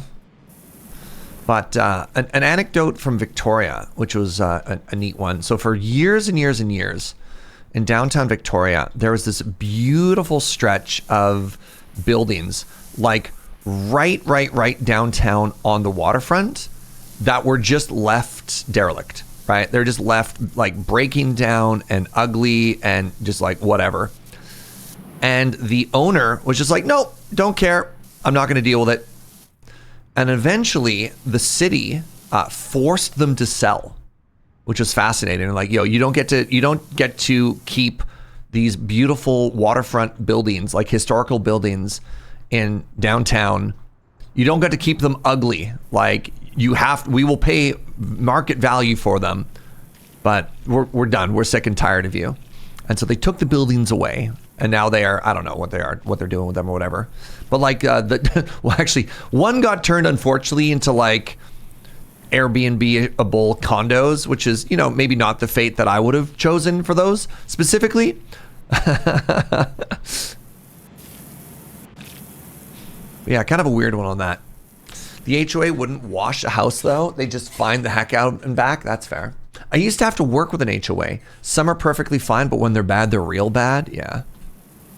Was it sold for $1 to the mayor's friend? No. I believe, you know, corruption and cynicism aside, they did pay market value for it. But it's very interesting when the city is just like, you screwed up. You have to sell.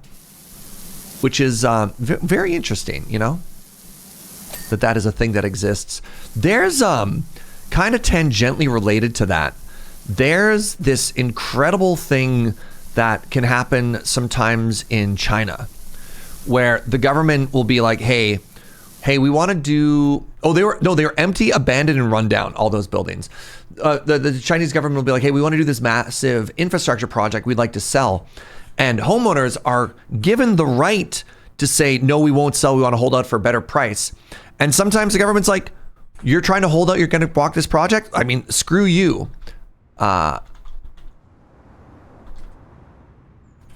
And you get these incredible scenes like this, where they're like, cool, if you don't want to sell, we'll just build the freeway around your home. Right? They're called nail homes. Yeah. And they're like, cool, we will respect your property boundary.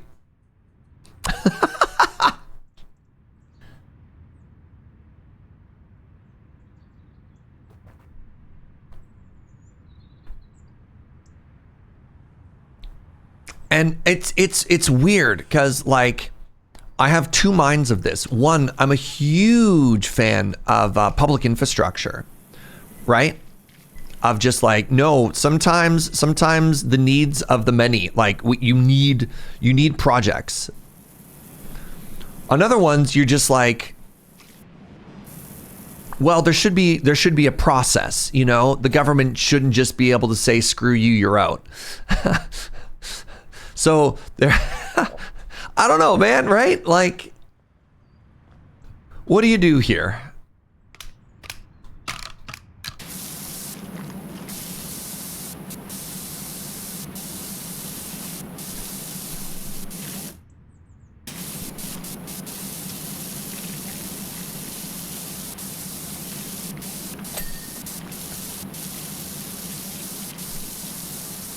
Wait a second. I think this could all sponged.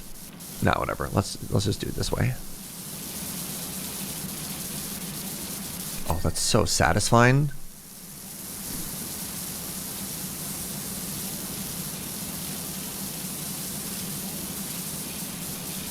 There's an entire book about this, The Hitchhiker's Guide from the Galaxy. Well, I mean, in that particular case, that had more to do like as a parody of bureaucracy and stuff like that. I don't know. I appreciate where you're going. I actually don't know how applicable those would be. Imho. Eminent domain can be useful many times. It is often used against poor and minority communities. Yeah, there was an interesting use of eminent domain in Calgary, actually. Hold on. Zemian Lesage, it's an honor. We just want to make sure we're fine being here today. Well, I'll admit that when you first started working, I was tempted to open a window, holler Pearson versus Kinsey 1975 at you and get you escorted off the premises. But actually, I'm enjoying the ambiance. Oh, good. He enjoys that we're cleaning stuff. Sorry, I had to hold for lore. So in Calgary, the Trans-Canada Highway, which is a very, very, very important piece of infrastructure in Canada. It's literally the one highway that connects all of Canada from east to west. Went right through the city, right through a residential zone. Apparently this man is alive and inside. Yeah, and just kind of sad and, you know, being sad or whatever. Trans-Canada Highway goes right through a big residential area in Calgary. And so this massive, like picture this massive, vitally important arterial road that connects the entire country from east to west goes from being a 100-kilometer-an-hour city, or like highway, to a 50-kilometer-an-hour residential road with a traffic light every block. That's what it was, because, you know, the city grew around it. And then so what they did is they used eminent domain and bought houses and businesses and everything there and just pushed them back. And they're like, yeah, we'll put up soundproofing, we'll make the whole thing work, but we have to move, we have to fix this. Like this highway cannot stop inside of our city, which I thought was fascinating. City planning is weird sometimes, y'all. And for what it's worth, this was a relatively well-off community. This was not like, all right, poor people, time to move for the highway. That's Canada's one road, y'all. Exactly.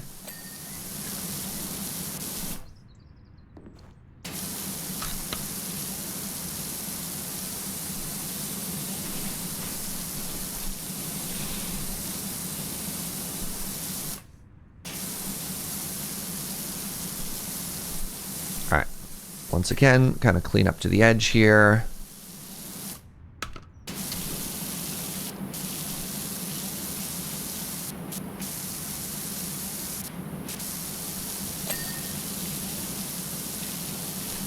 So if this was inside of the house, the part that I'm cleaning right now would be called a molding. What do they call it? A cornice. Interesting. My only experience with the word cornice has to do with skiing, and they're very different than that.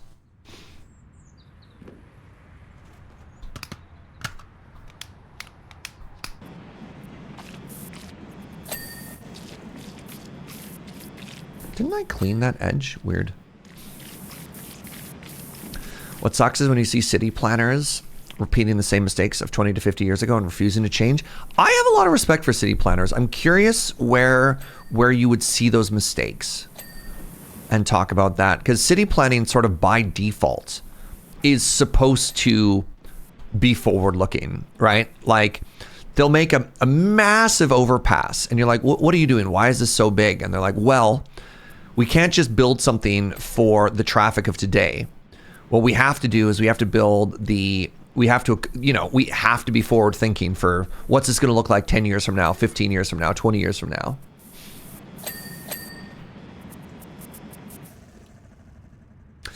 All roads are still winding in my city in spite of how well known induced traffic is. So like induced traffic, wasn't that only relatively known?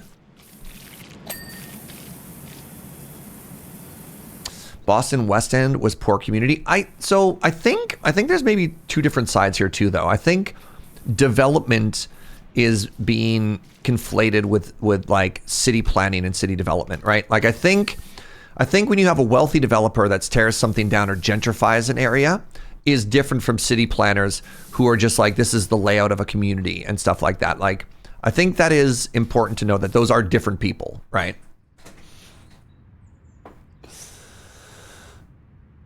Back in the day, the Park Planet in New York was openly evil and it spread from there. Can you elaborate? What do you mean by openly evil? Also, by the way, I have pizza right now, so let's hang out for a second. What are the points that the game talks about you being capped on? Oh, that would be currency probably. It wants me to, I don't know, buy stuff. I can't buy anything.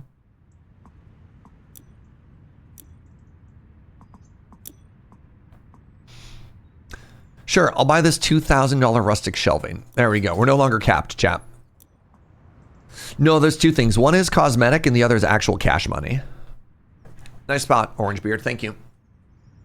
There's a highway into, I don't know what DFW stands for. There's a highway into, let's call it downtown French West, where they're working on removing stoplights on one section of the highway, but installing new ones on a newly growing section. That's funny. Oh, Dallas Fort Worth. Interesting. Thank you. Dallas Fort Worth. Also, pizza. Cheers, everybody. Let's yap and have lunch.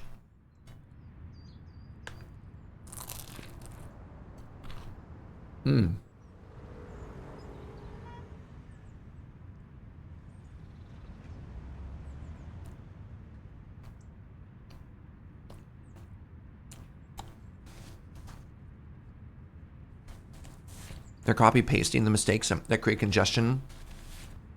They're spending millions to fix another section. You can already see congestion piling up. That's interesting. I don't know why I'm trying to like defend these city planners. I think the other thing that's interesting, one, I think it is human nature that everybody thinks that their boss is an idiot, right? And two, I think on the flip side, the view from above is incredibly different from the view down below. And I wonder how much of stuff like that is budget constraints, right? You're like, yeah, it'd be great if we could just turn this entire highway infrastructure from like point A to point Z and just make it 8 lanes the whole way and not have to worry about it. And you're like, we can't. But also, the flip side is this is an uncontrolled intersection right now and people are dying on it, so we have to put a traffic light in. And even though we know that's not the right answer for now, money is unlimited, or money is not unlimited, and as such, you have to do these weird compromises. So I don't know. That's just like the first thing that comes to my mind. Again, it's very easy to assume that everybody above you is an idiot and they can't see these obvious problems. But who knows?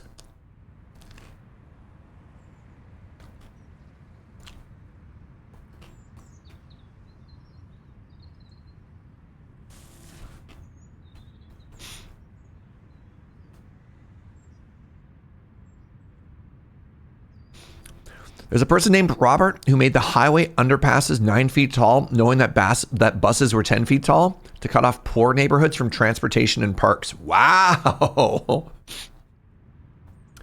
Yeah, I guess sometimes people are just knowingly malicious, and that's baffling, right? That's like gerrymandering levels of just like weird architecture of control stuff. Holy moly.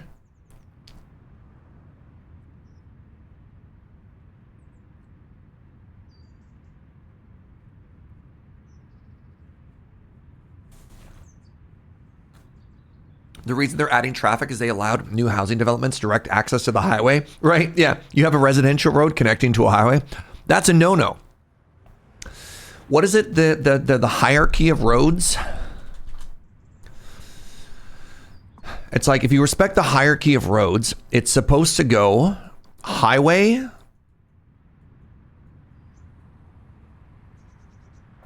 into arterial, I believe is the next one. And then the last one is like local road. I feel like I'm missing one. Highway, arterial, local. Is it access? And what's supposed to happen is you're never supposed to skip a step, right? What's the fourth one here, chat? Help me out. The 4 road types. Collector. It's either collector or access road or something like that. Yeah. And then so if you look at city maps,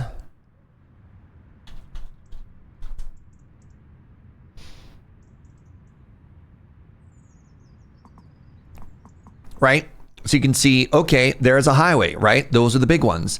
And then highways connect into collector roads, or maybe that's arterial, right? So you could see the hierarchy of roads there.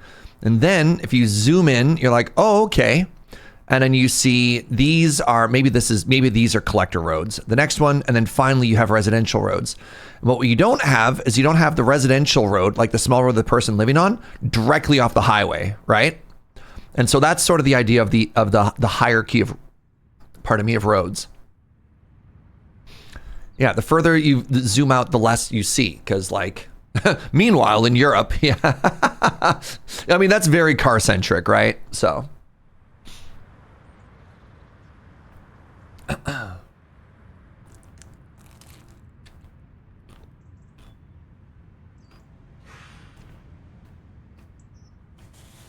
Oh my God. Europe is a mess. But I blame their history for that. Like, when we were in Germany in April, we'd be driving down the Autobahn at like, I don't know, 130 kilometers an hour. And then you turn off onto this weird little farm road with no lane and no shoulder. And there'd be like a tractor driving down the middle of it. And then they'd be like, yeah, this is a 100-kilometer-an-hour highway. I'm thinking to myself, I'm going to die. And then out of nowhere, it would be like, great, 20 kilometers an hour. You're now in the middle of a town of like 100 people. And you have to do a 90-degree blind turn through the middle of a square. Like there's a church and like 3 farmhouses, and the road just ends, and you can't see anything. And there's like, enjoy that. And you pull out the corner, and then it's 100 again. And I'm just like, what is happening right now? This is so messed up. Oh yeah, I go through that every day on my way to work. Like, man, that was wild to me, driving around Germany.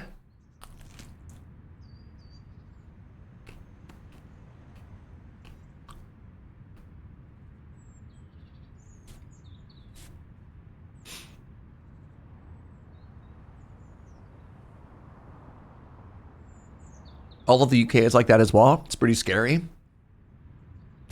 Anybody from Ireland in the chat?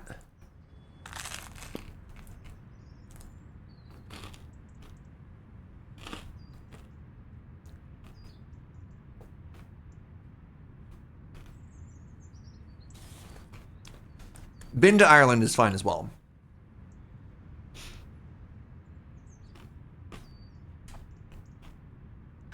If I wanted to take a vacation to Ireland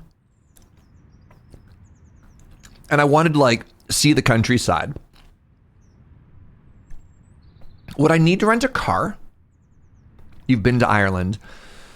Yeah, I'm wondering if I wanted to go to Ireland, because like when we went to Iceland is absolutely a place that they're like, rent a car. That's so much of their tourism is rent a car, go out into the wilderness, go touch a geyser, don't touch the geysers. And I'm curious about what the vibe is in Ireland.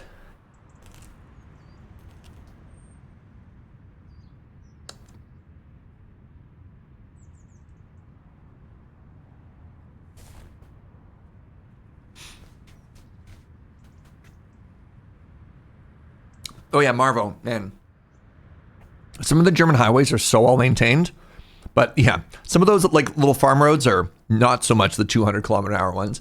I don't know. Even given the opportunity, I didn't want to go that fast when I was driving. I just don't need to, but it can be fun.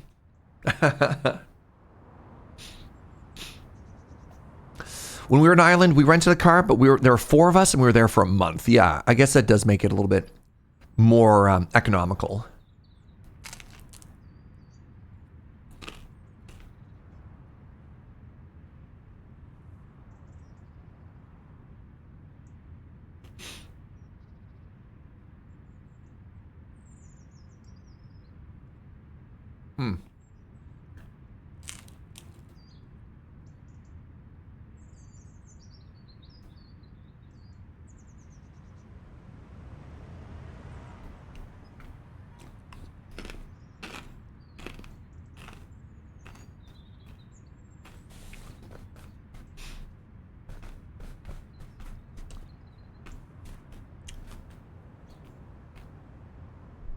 All right, I want to put that pizza down for a second. I wonder why they capped this.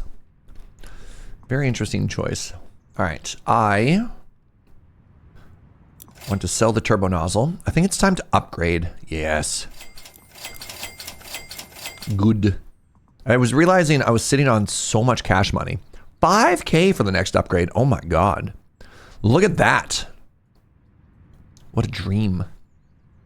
You can take buses or trains, but cars really allow freedom to explore independently. We're kind of hoping to go, I think it's called the Causeway of the Giants, which is like this beautiful beach cliffside front thing. And that's sort of the main idea of what a trip would be. But outside of that, I don't know if, yeah, take a bus for that and then you don't need a car the rest of the time. Or you're like, no, if you're exploring around Ireland, whatever, right? I just don't know. No idea.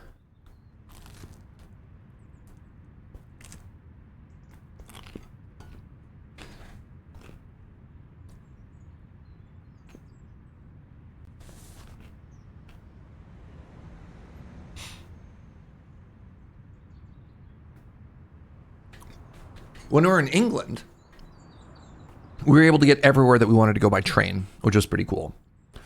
So we used London as a base of operations and just did day trips out to various places. Like we went to go see Stonehenge for a day. Easy peasy, right? Or pardon me, EZPZ.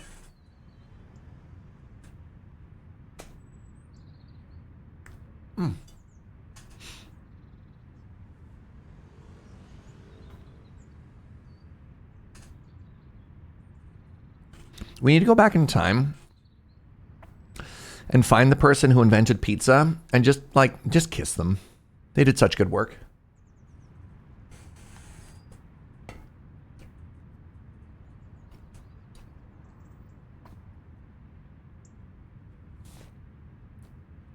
Stonehenge in Salisbury is a very good day trip. It was. Yeah. Yeah. So, I mean, look, this is very much just in the planning stages. You go to Naples and have pizza? It's so good there. All right, Naples or New York, though, right? Sad I miss you while you're over in the UK. Maybe next time. Oh, man. Yeah. Yeah. I got to see Uno. I got to meet Uno in person for the first time while I was there.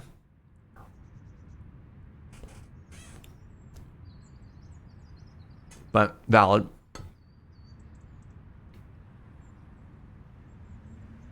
Naples pizza is better than New York pizza. Somewhere we just like activated a very angry New Yorker who's like, what?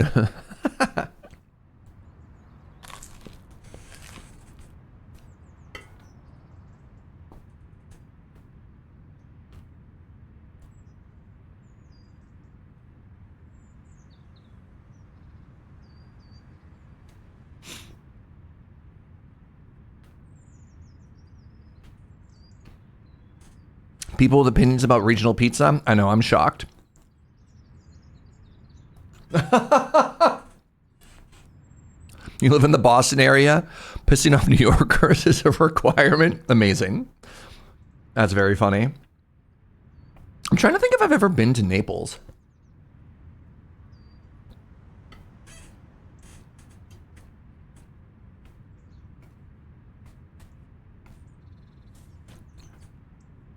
So my nonna was Italian, and my mother was actually born in Italy. And so we've gone a couple of times. Now, mind you, the last time we went to Italy, the last time we went to Italy was when I was quite young, and it was actually to return my nonna's ashes. And so we started in Rome, and we drove up like through Venice, and then hilariously, the part of Italy that my nonna is from after World War II is not even in Italy anymore. So we're over in like Croatia, which is where the family, the ancestral tomb is.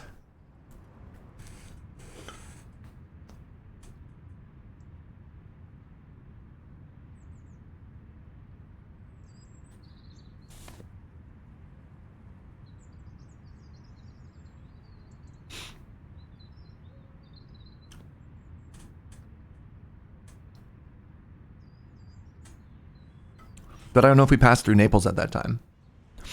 I'd love to try Swedish pizza, which is curry and banana peppers. What kind of curry? I still haven't had Swedish pizza since I moved here. Interesting. Wait, curry and banana, not banana peppers. Banana? Like the fruit? Weird.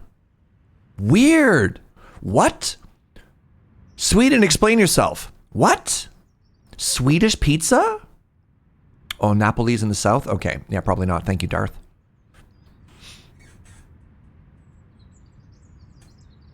I mostly went to Naples to visit Pompeii. I have been to Pompeii. Maybe I have been to Naples. There's a photo of me. I'm like 5 years old. On the fridge of my mom's at my parents' place. There's a photo of me on Mount at Pompeii, on Mount Vesuvius, holding a piece of lava. So maybe I have been to Naples. Maybe I was just really young.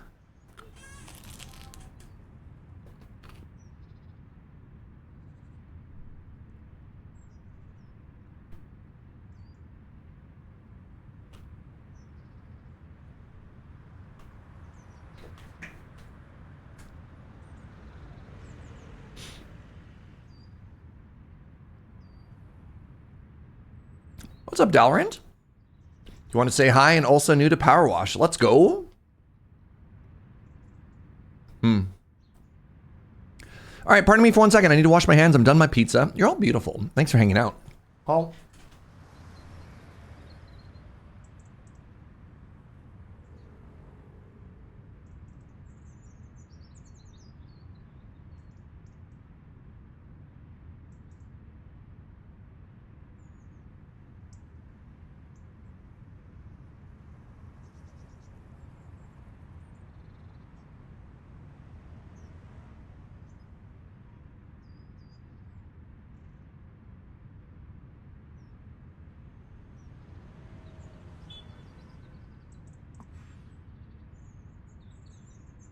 All right, we bought ourselves a new toy. Right, we're back and we're falling. All right, where were we on all of this? Let's start with cleaning the side here. We'll leave everything available to our good friend the sponge. Oh man, this feels so much more powerful now. We just upgraded the spray one, right? And I gotta say, I like it. I like it a lot.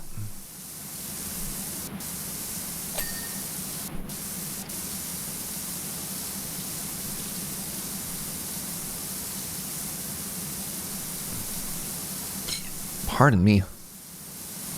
Pardon me.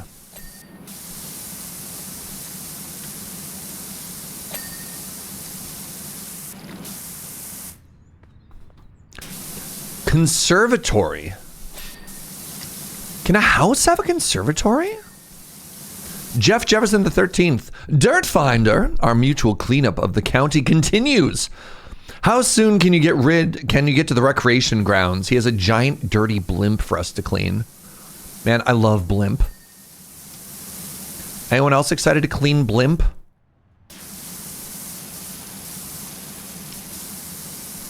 The Clue Mansion also had a conservatory? All right, so correct me if I'm mistaken, but a conservatory is a music room? Is that correct, or did I make that up?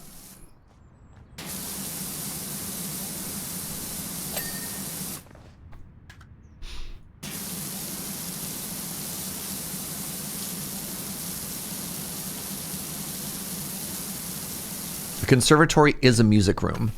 So like, help explain this to me. So like a really rich person will just have an entire wing of their house that's just dedicated to playing music. A conservatory is a glass, mostly external room of a house. What's the difference between a conservatory and an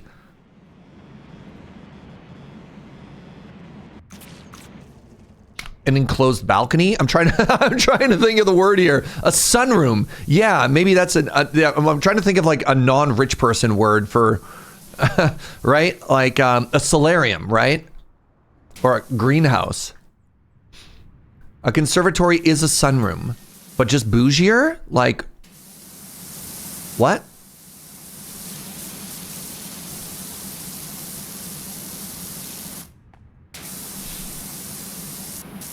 There's separate words for the same thing. It doesn't have to be fancy. This one just happens to be fancy. Interesting. So can I call my glass enclosed patio at my place a conservatory? Like when people come over and they're like, oh, nice patio. And I'll be like, no, it's a conservatory. Have some respect. Does that work? Can I be bougie like that? Sure. Ooh.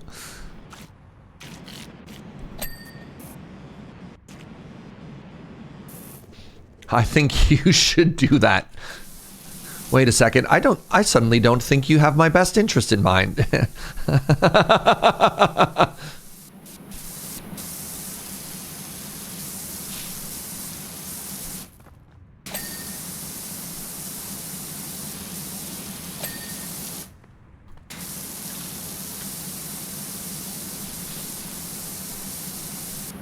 If you need me, I'll be reading my book on the what's a veranda? What's a veranda? Looking at the Wikipedia definition, you can absolutely call it a conservatory. Oh, interesting.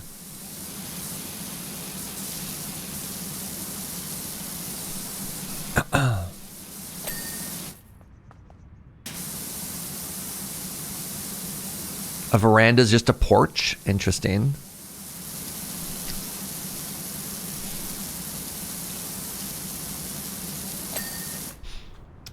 A veranda is a porch with a roof. I thought all porches had roofs.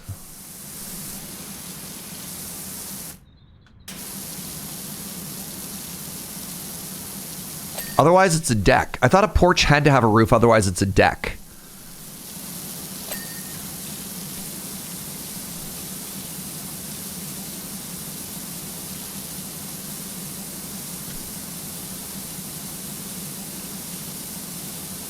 What's up, Lau? How you doing? Back from meetings and lurking. Love it. Love it. Welcome on in, friend. Let's go for the smaller one. The little guy. The little guy. Xavion Lesage. It also helps that I can detect from the manner in which you've cleaned the first 49% of my house that you intend to do a thorough job. Ooh. I like that they knew I'd cleaned exactly 49% of their house. A little bit spooky, but you know what? That's fine. They're a lawyer. A deck has to be raised off the ground. No idea for sure. Interesting. Oh, no. No. I'm very sad that you don't get to drive the scissor lift, chat. I just need the record to state that I am disappointed by this.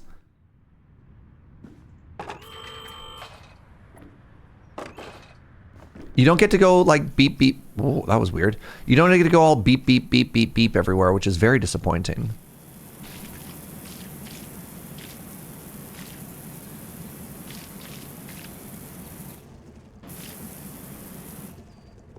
A veranda wraps around multiple sizes of the house, whereas a porch usually sits on one side.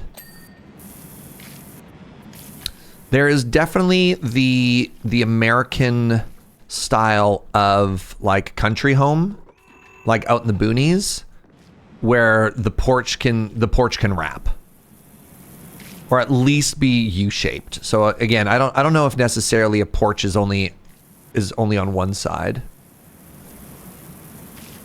I think a deck has to be raised off the ground. Interesting. But yeah, like when does a deck become a porch? That's what I'm curious about, right? You learned so much on this stream. Look, this is the benefit of having a really smart and attractive community, all right? Boop, boop.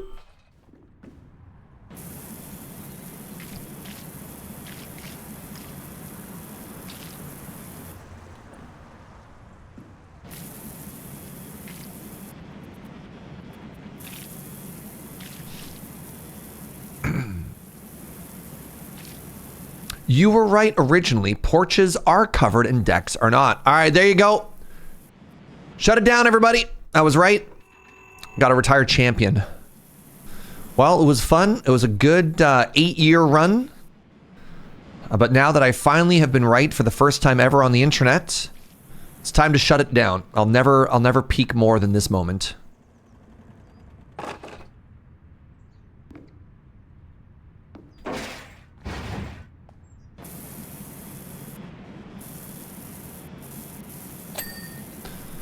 Ding. The fries are done. All right. Would you look at that? That is one beautiful, clean side of a house. Please ignore the other sides. All right. Geez. Sure, this side looks like it's the next easiest to clean because this is already in position.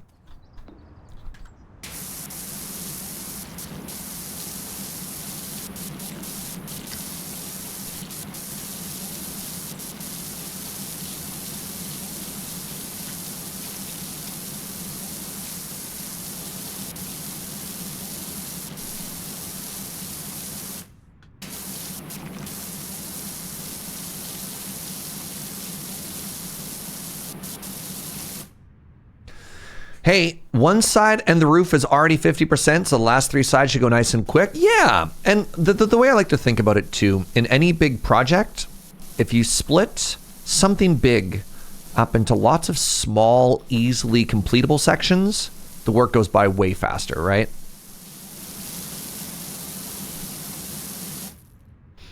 Can I reach? I can. Heck yeah, let's go. Let's go, bud.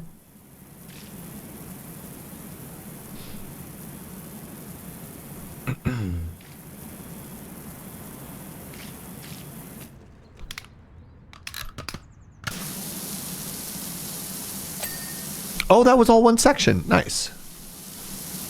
Well, well, well.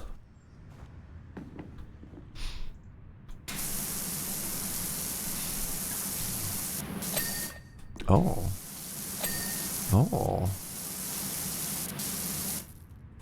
Alrighty.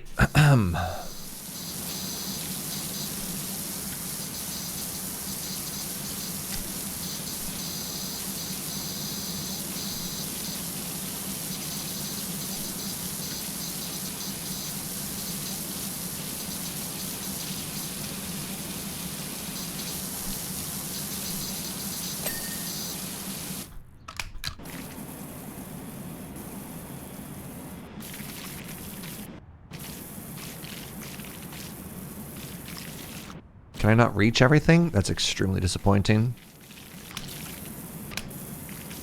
Let's use the big one, and then I guess we'll go up top. It's probably faster, actually, just to pull... Wait, I can reach. Hold on. Hold on. Yeah. Definitely faster just to use what we got and then clean from there, right? Yeah. Spot clean after. Because this is just so much faster. A veranda has side glass while a porch is open from the side, at least around here.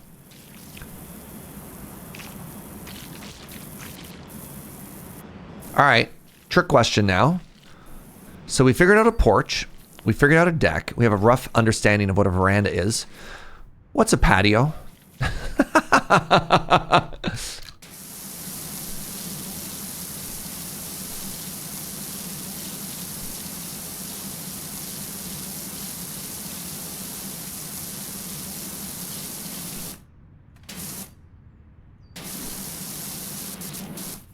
Patio is a porch without a roof. I thought we discovered that that was a deck. A patio is a deck without a deck. Uh-huh.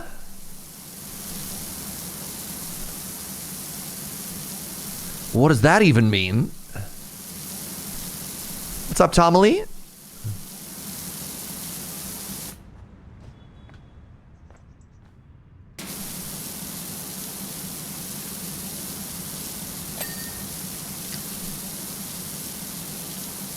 We're talking about the definition of various housing apparati.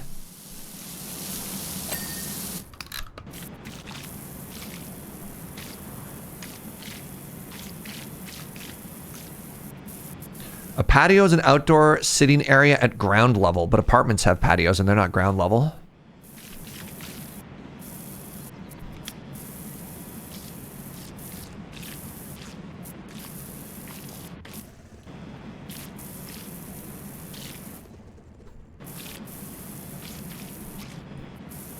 That's just apartment managers lying to you. All right. You know what? I like that. Yeah. Oh my God, you should see what passes as a second bedroom in Victoria sometimes, y'all. You'd be like, yeah, we got a second bedroom attached to the kitchen. You're like, that's a pantry. It doesn't even have a window. What do you mean second bedroom, you sociopaths? Oh. All right, let's grab this and set it over on this side. Also, the person who power washes is the strongest man alive, apparently. Because, like, you see me just lift this thing? Good Lord.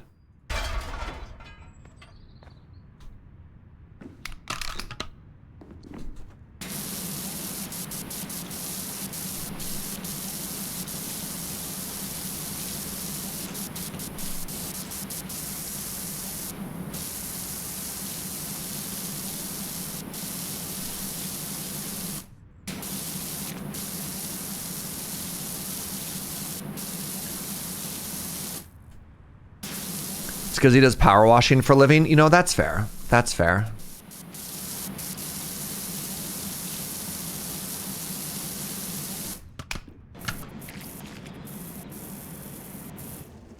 We've seen you fly and teleport. You know what? That's fair, right? I think we can just assume that this person is in fact a superhero.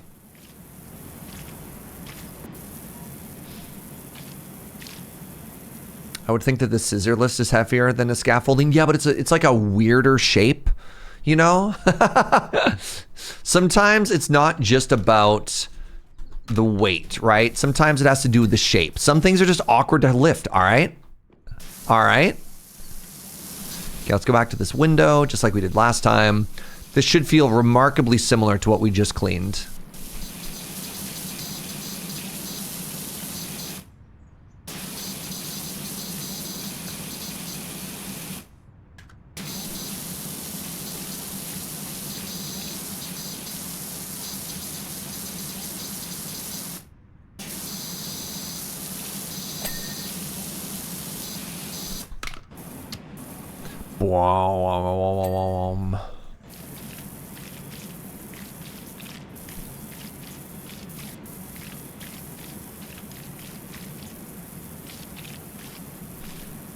There are three different things. There's a balcony, a loggia, and a French balcony. All right, false trick question. The French balcony isn't actually a balcony. Isn't that just a doorway? Like, isn't a French balcony just a double door that you open with a railing? All right, curious. Several hairs from a British short hair have transferred from your person to my windowsill. I have meow meows. What's it to you? It appears that you still have possession of the mayor's cat. No, that's my meow meow. What do you mean the mayor's cat? That's my meow meow.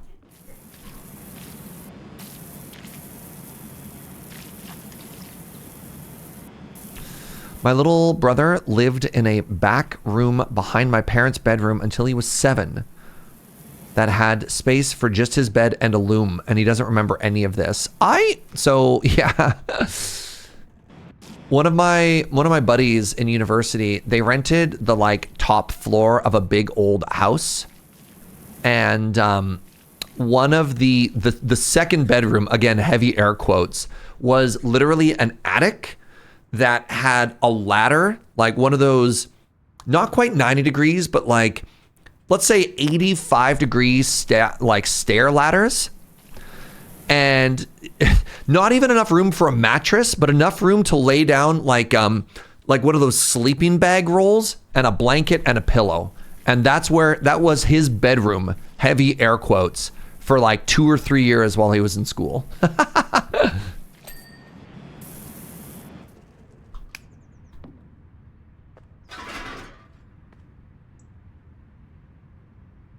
Trying to get this out of the way.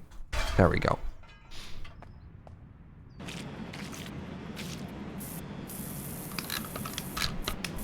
There we go. Get the little guy out. Crawl space atop a ladder for weird, not attic storage was where he slept. Yeah. I mean, look, again, sometimes as a student, you're like, well, the rent is cheap. That place was falling apart. The only way into their unit was up what should have been like like a fire escape stairway down the back that was so covered in moss and moldy. One time going up to his place, I stepped through a step. It like rotted and broke. And we're like, all right, well, I guess we just don't have that stair anymore. To be young and easily taken advantage of again, eh? Those sure were the days.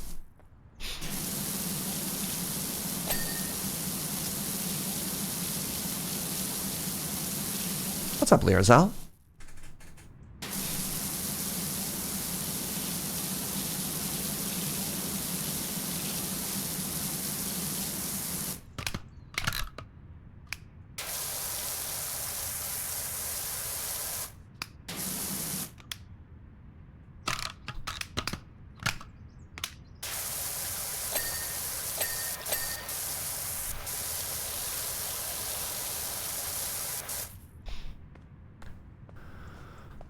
Is all that stuff done and clean? Looks like it. Good.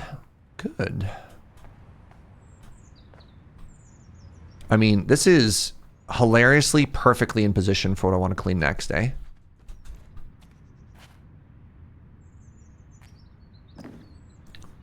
Boston area, those stairs, fire escape thingies, really love to just kind of fall off and collapse because they were built by a landlord just trying to be as cheap as possible. Yeah! Exactly.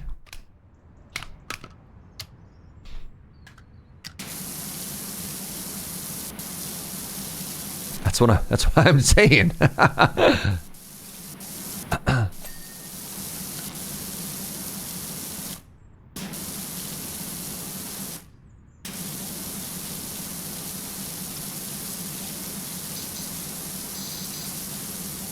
Definitely looks like there was a murder here at some point, eh?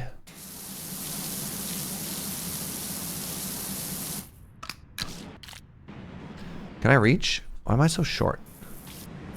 I cannot reach. Whatever. I'll do this all first, and then we'll fix the rest.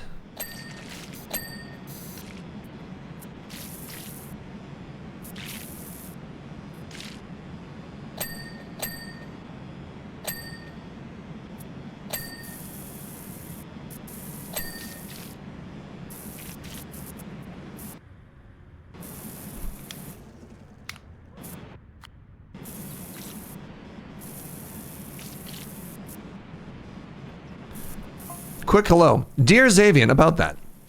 The mayor has been demanding Ulysses back. Where do we stand? Oh, good. Let's get some lawyer advice here. Wait, hold on. We're cleaning his house and now asking him for legal advice? Did you have an official transfer of guardianship? If not, then I'm afraid he has a case.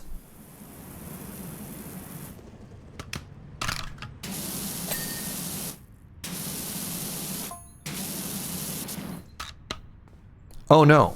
We didn't. Okay, thanks. Oh no, our meow meow, our precious meow meow. Look, I just want to say, as a person with access to lots and lots of cleaning supplies, we can make a man disappear. just saying, Mr. Mayor. Just saying. Maybe you don't mess with us and try and take our meow meow away.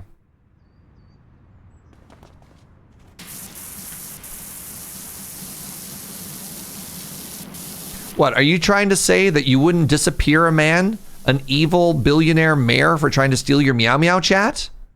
Wow, I think that says more about you than it does me. Touch the meow meow, get the ow ow, all right? That's the proverb, that's the saying.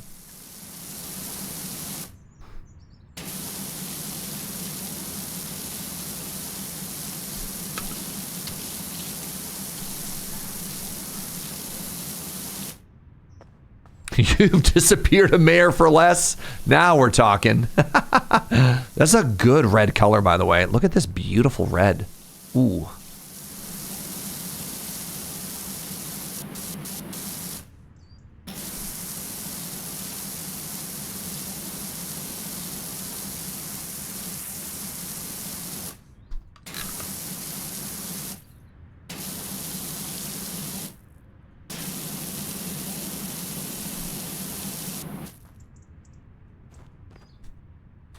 Is that not orange? I would call that blood orange as a compromise. I don't know. This is interesting. I like discussing colors. I can see that being called orange. I'm more on team red personally as a descriptor for that. Full disclosure, I do not consider myself to be red-green colorblind. Definitely not salmon. Not enough pink for that to be salmon. You think that's bright orange? Interesting. Absolutely orange.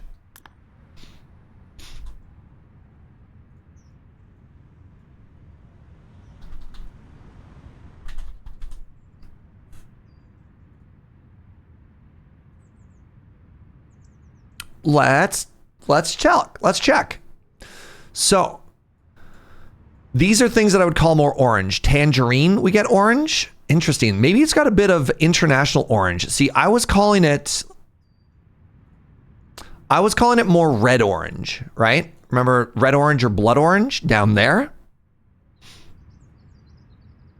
Vermilion is kind of interesting. I think it's a little bit too, I think vermilion's a little bit more red than that. I think it's international orange. Final answer.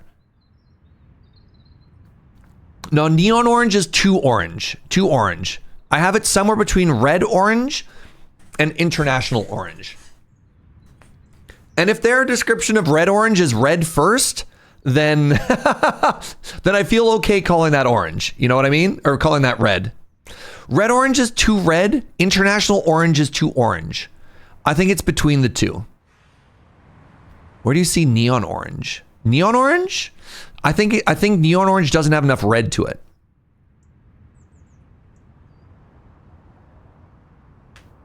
I wish I had one of those art tools where you could like take a picture and use the dripper and it would tell you. So anyways, I'm going to stand by my red claim there before, all right? Your browser said whatever this color is.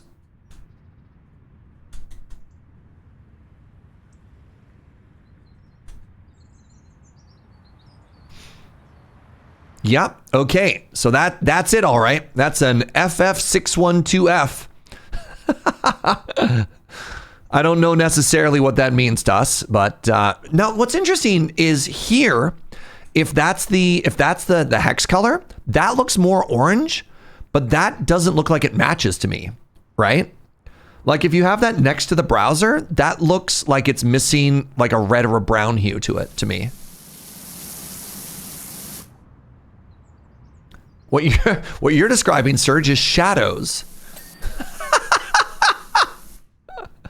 Use the bit in the sun.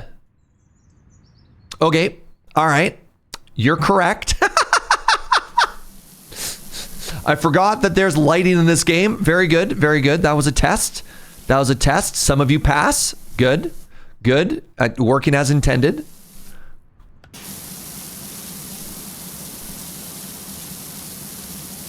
Perfect. Perfect.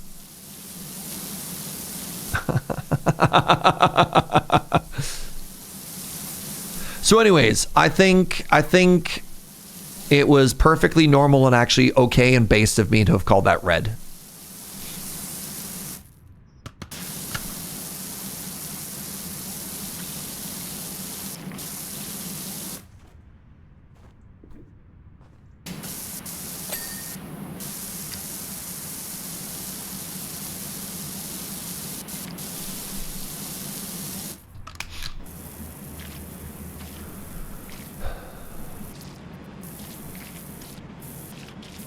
Technically correct, the best kind of correct. That's Twitch chat correct right there.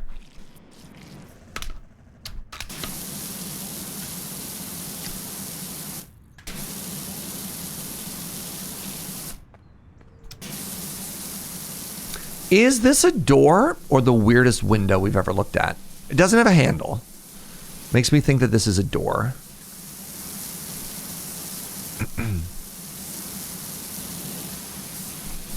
Wait, sorry, it doesn't have a handle. It makes me think it's a window, not a door. Brain? Brain.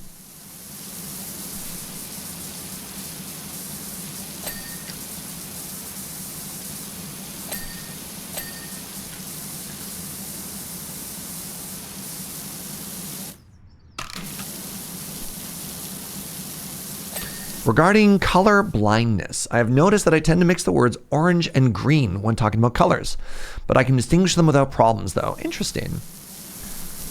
Man, so I have a buddy who is like legitimately a phenomenal painter who does have color blindness.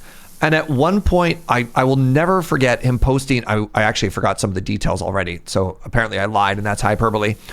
But he posted a photo in Discord of like, yo, check out the reds that I use. And one of them was just 100% green. Like one of them was just the wrong color. And yet he is a phenomenal painter. Like he does 40K miniature paintings and is incredible. But that was also one of the funniest things I've ever seen of like, yo, check out my reds. And one of them was just green.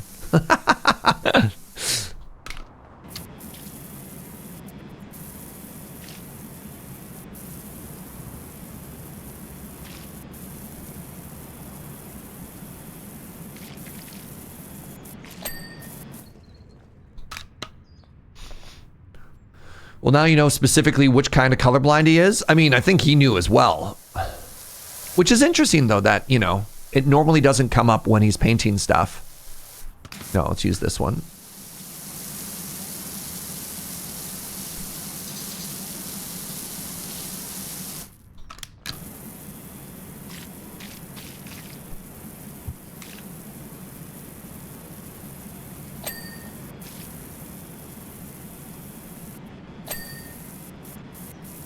Oh, interesting. This is big enough that I can use this brush.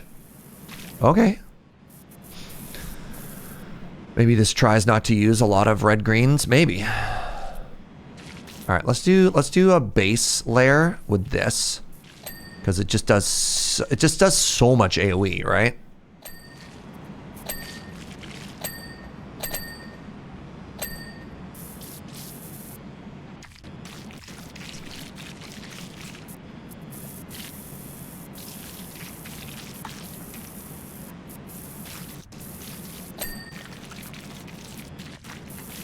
This is funny because I was literally the guy before being like, no, I don't want to do a base coat. I want to just get it done in one.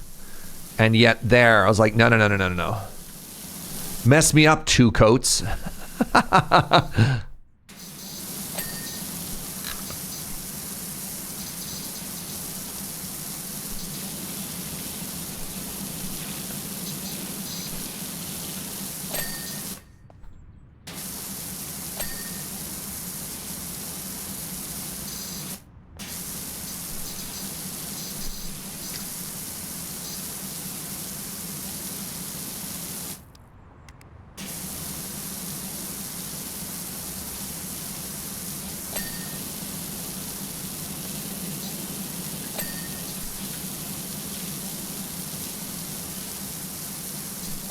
Oh, yeah.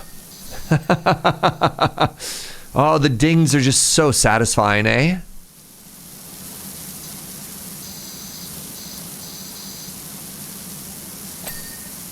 Good stuff.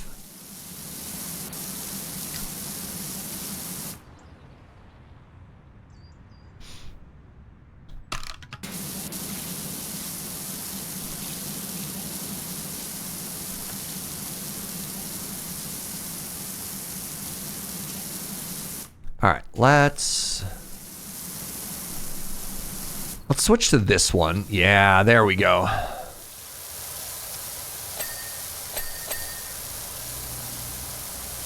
So the white wand, power washer, I don't know what you want to call this, is better for long range. The red is better for close range and caked on. And then the wide one is obviously very good for AoE flat surfaces, if people are curious what the hierarchy of my tools is.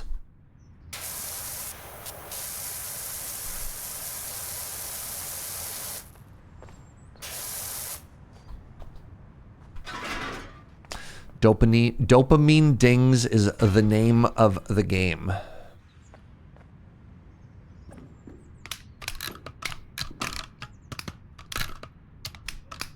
Ah, there we go.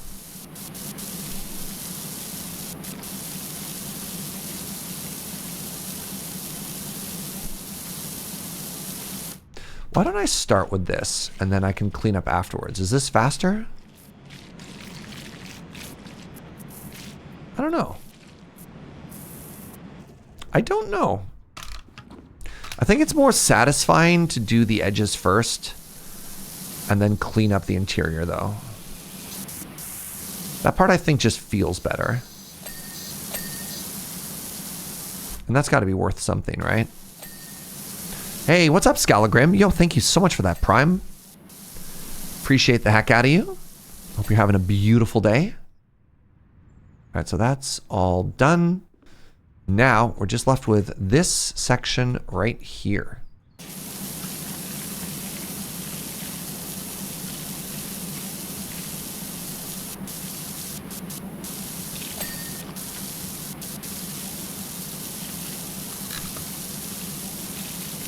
The real question.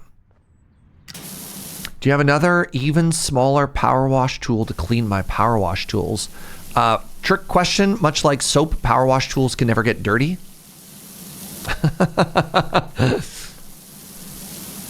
Yeah, what, do you have to clean your soap?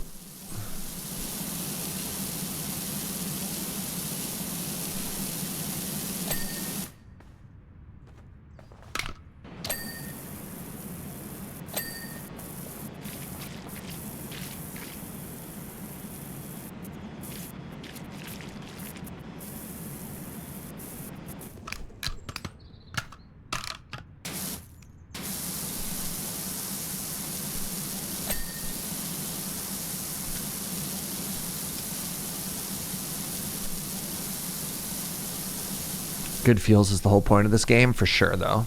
This game is just all about vibes. All right. Bow window. Really? And then finally, the conservatory frame. Man, feels bad that I missed that. I thought I did a pretty good job. Hey, huge GG. That feels good. Apparently the mayor is going to steal our Meow Meow. Jail? Jail for 10,000 years, y'all.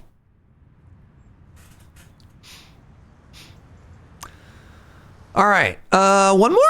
Let's do one more. Let's clean this airship over at Muckingham Recreational Grounds. I trust you've heard all about the disgraceful scenes at the site of the Fishman statue. Way too much fuss over what is, frankly, the theft of a couple of chunks of colored glass from a very old and very poor piece of art. Naturally, I responded immediately by sending my airship to reassure the crowd. Well, between you and me, we were in the area anyways, notifying any desert-dwelling outliers of my victory in the county elections. Interesting. How would he know they're colored glass? J'accuse! Is that what you're saying, Jay girl? All right, first thing we do, we must find our Meow Meows. We found the first one. Hello, Ulysses. That's number one. I found second Meow Meow.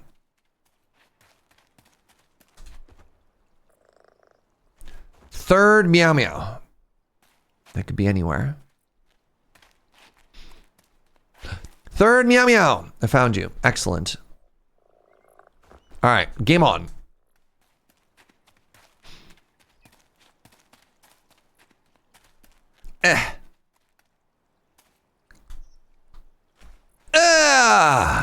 Good stuff. All right.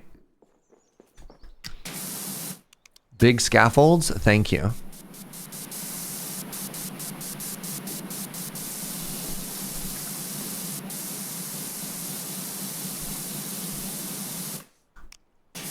Wait, what am I doing? This is a large surface. We know how to clean large surfaces with the sponge. Would you take a look at the curious collage of befoulment, Dirt Finder? We must have flown through some kind of dirt cloud. We were spotless when we took off.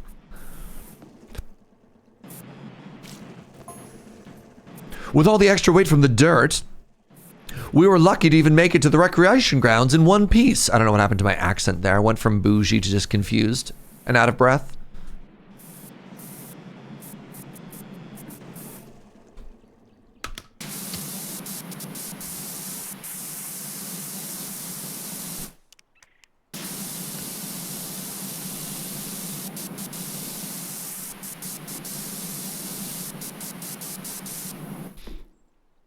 You said game on, and my brain immediately wanted to start playing hockey. That is the natural response, right? I think that's fair.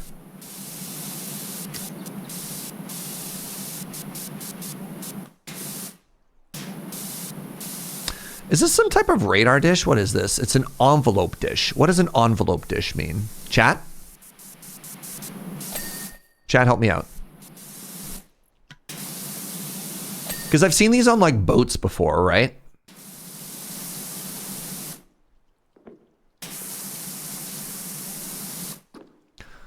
It's a radar dish under that.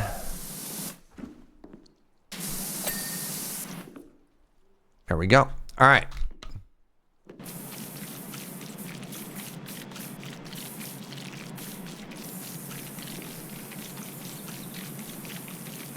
Does it enclose something else? I don't know. Any boat people in the chat? Because I've seen these on like very large, very fancy boats. Like, ferries, for example, I've seen them before. It keeps the radar out of the disc or the wind. Oh, interesting. So it's a special housing to keep it happy. That's cool.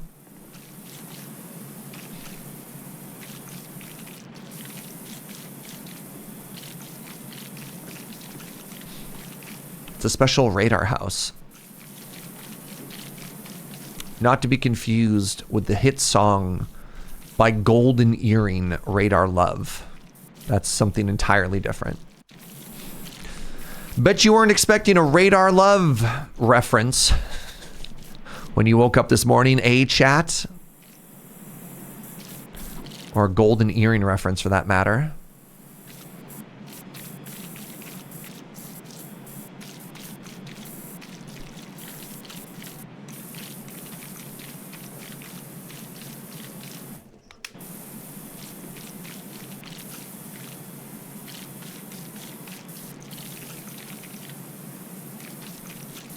Don't love the squeaky noise anymore. At first, I was kind of okay with the noise, but now, as I've had to listen to it more and more, it makes me slightly uncomfortable.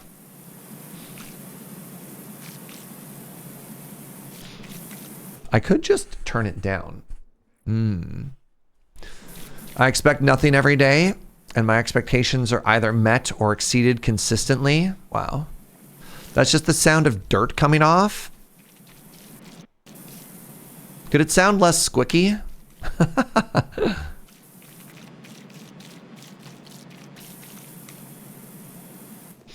Radar Love was on the Wayne's World 2 soundtrack. We were talking about Radar. We were talking about Wayne's World was. Wait, was it on the Wayne's World 2 soundtrack?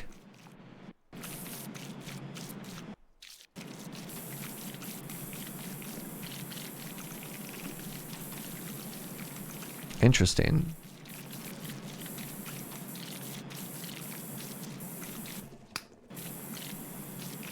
It was. You had that CD back in the day. Fascinating.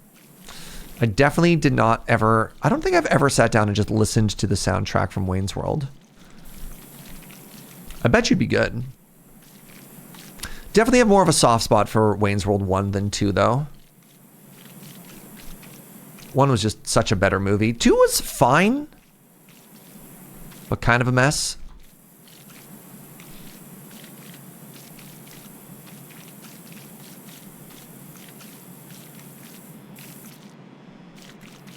It seems like the sort of game you'd play. Yeah, this game would go great with some tunes, to be honest. You can't even remember what happens in 2. In 2, they decide to host a massive festival, like a giant music festival. And then for whatever reason, Wayne keeps having really bizarre dreams about meeting whatever the name is, like the lead singer from The Doors. But there's also just like a giant naked Aboriginal dude in there too all the time. And you're like, what?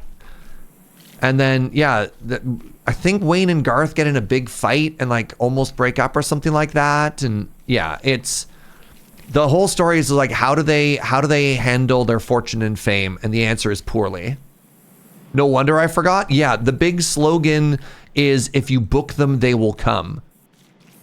And at the end, they have like a huge music festival, and there's a cameo from Aerosmith as like one of the bands that actually shows up to be in the movie and to perform.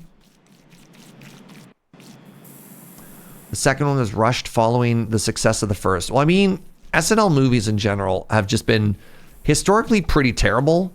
So I can imagine them being like, quick, strike while the iron is hot.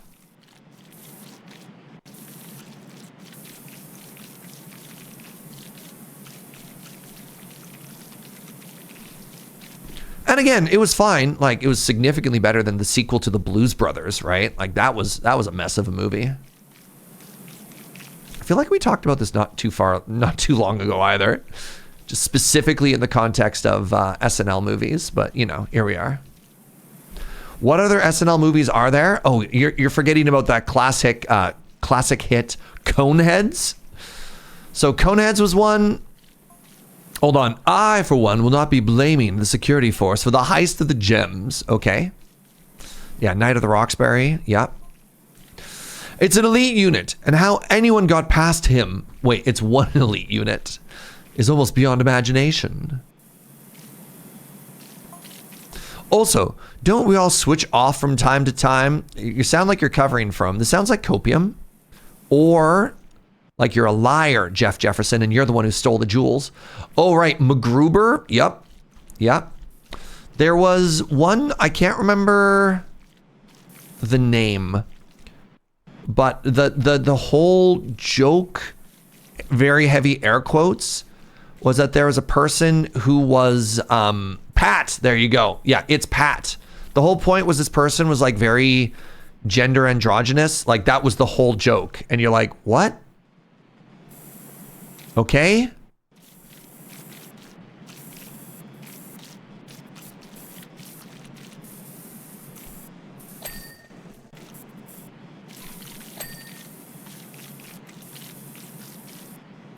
Like, imagine a sketch where the joke is you don't know, like, they're very loosely referencing who they're dating, and you're like, okay, and that means you're, and it just like that's the whole buildup, and they made an entire movie out of that. Yeah, gender confusion is the plot of a movie for 83 minutes.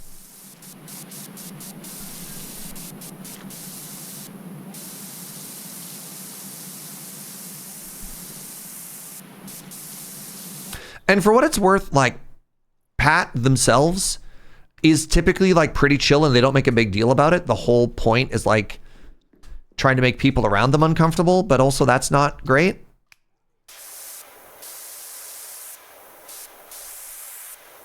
But Pat also has zero chill. So like,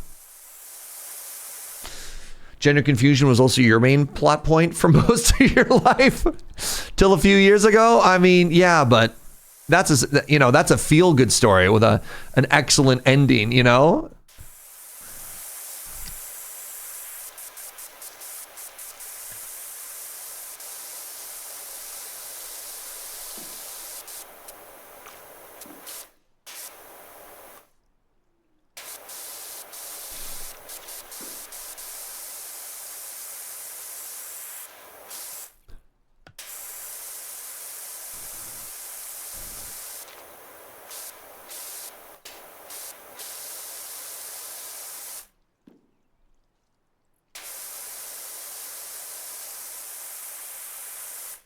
Trying to hit these edges here just so that if anything weird happens, no, it didn't.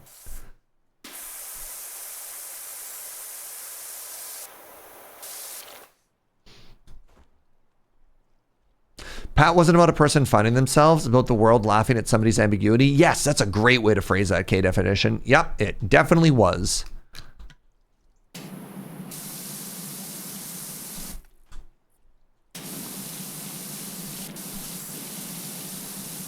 Yeah, a lot of SNL movies, not very good.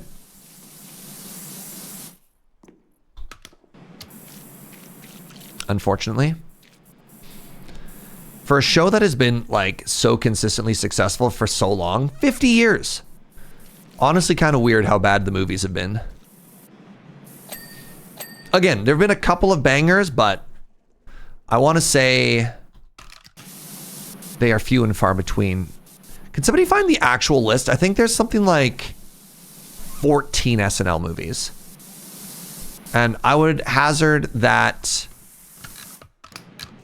3 of them are good. which is not a very good ratio, you know?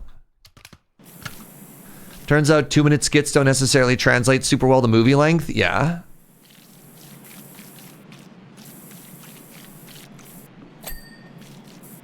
Oh, we finished one whole area. Sick. All right, let's do this.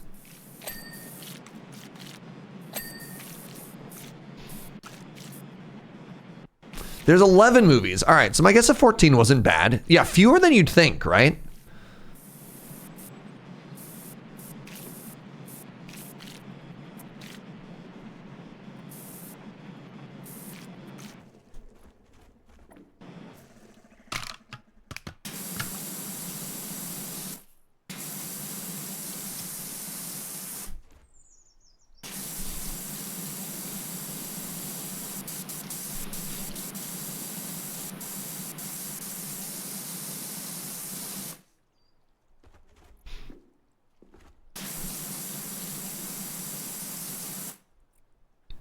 Isn't Friday Nights just the Loading Ready Run movie? What? I don't understand. That's fine. Was Tommy Boy on the list? Tommy Boy wasn't an SNL skit. So obviously a lot of people who've done SNL have gone on and been very successful in other things they've done. And so like, you know, David Spade and Chris Farley, you know, sure. Or you could say like every Adam Sandler movie, right? And sort of the same way, but different, I would argue.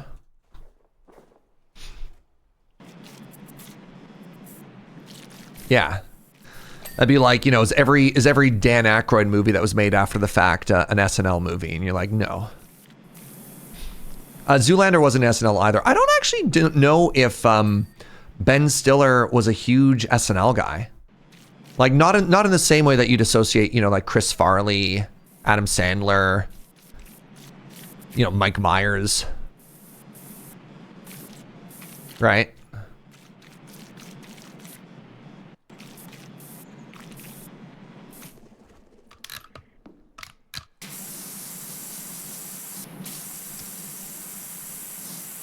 Zoolander was based on an MTV Movie Award sketch? Really? That I didn't know. Oh, I didn't know it had an origin as being a sketch. Oh, that's hilarious. Huh.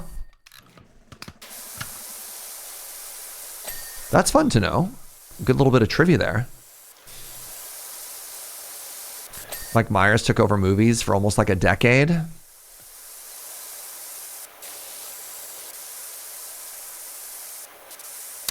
He certainly did become a very big deal.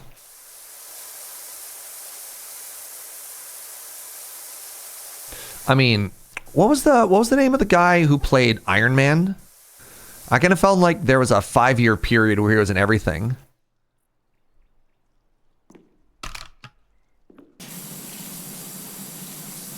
Robert Downey Jr. Yeah, between him being like Sherlock Holmes and then Iron Man and stuff too, it's like if you looked at most of the big theater movies for a while, you're like, okay, my man is in everything right now.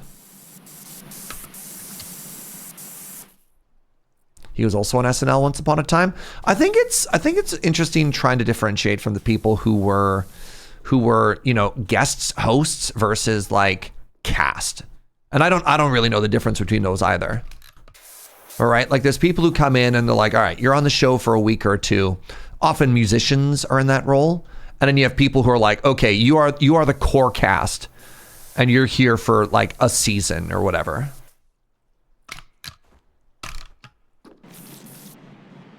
Robert Downey Jr. was cast. No kidding. I should go through YouTube and see if I can find a bunch of his old stuff. I mean, you know who I was very, very, very impressed with on SNL was actually Timothée Chalamet. I was a person I didn't really know too much about outside of like suddenly was a very big star and I didn't know why. Really, really enjoyed him on SNL.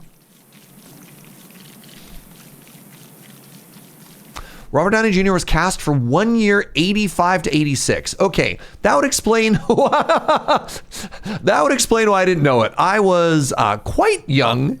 I was between 0 and 1 year old around then. So yeah, you'll forgive me for not knowing that one. Holy moly.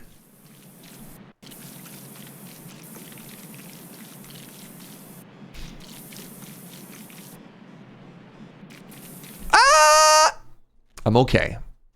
Luckily, we don't take fall damage. I first saw Robert Downey Jr. in the movie A Scanner Darkly. What? Which movie was that? Was that the weird one about dreams? I honestly don't remember what A Scanner Darkly was about. I think I saw it. I think that was one of those art movies from like the early 2000s that everyone was like, oh yeah, this movie's so deep, man. Am I remembering correctly? He very much had an image shift after his drug rehab. Wild. Wait, 85 to 86 was also really bad for SNL? They almost got canceled? So Scanner Darkly was based on a Philip K. Dick novel. So obviously some kind of sci-fi, but I don't remember anything else. Was that the one about dreams? No. Maybe? It was like in a very weird like art style as well too, or no? Maybe I don't remember what A Scanner Darkly was actually about. Keanu Reeves was also in it. Scanner Darkly is Keanu Reeves not knowing who he is in every scene. Psychedelics, law enforcement, deep cover, stuff like that. Huh.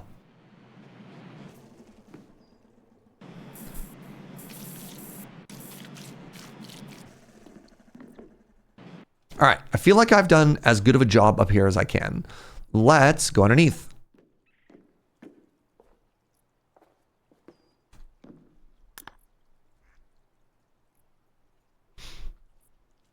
PKD is more about drugs than sci-fi. Interesting. Oh, Philip K. Dick as an author is more about drugs than sci-fi. I thought they associated Philip K. Dick with being like one of the godfathers of science fiction, though.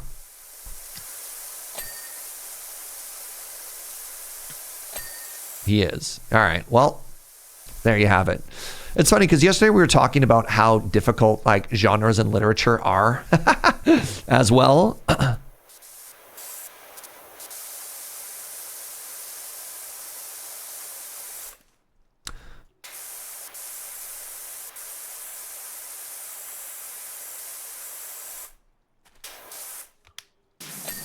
Oh.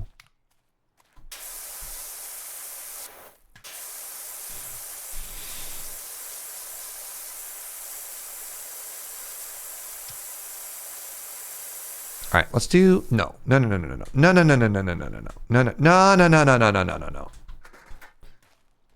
do you hang on? You hang there. Sick. Wait. There we go.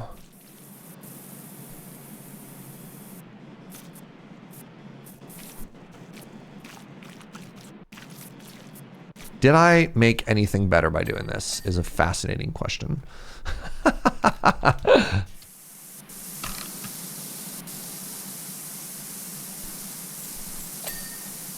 Oh.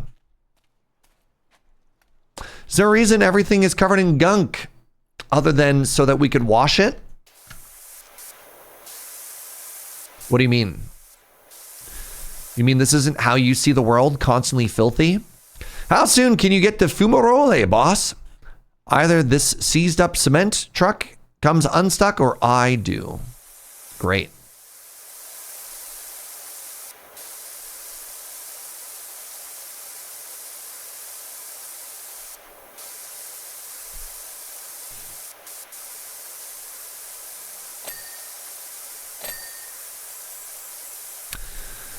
I do think it's very funny that in a game called PowerWash Simulator, the thought process is this dirty just so we have an excuse to clean it? Is a fascinating thought.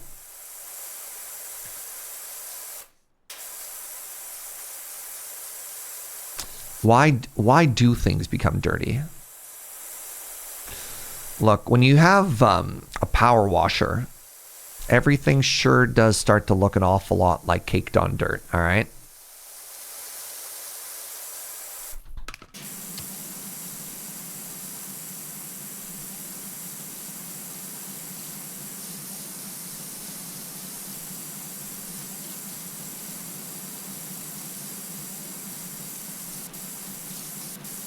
I don't know, the funny thing on that as well would be like, you're playing a shooter, and you're like, So these people exist just to be shot? I'd be like, yeah, I guess they do. I guess that's the only reason they exist.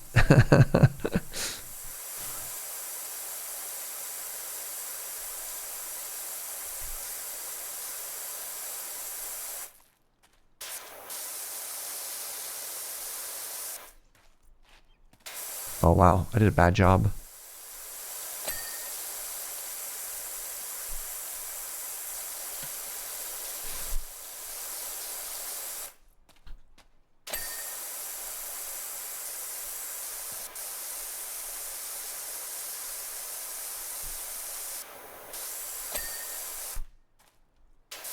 Yes, yes, yes. I get that you're dirty. Very good. You're very smart. Holy moly. All right.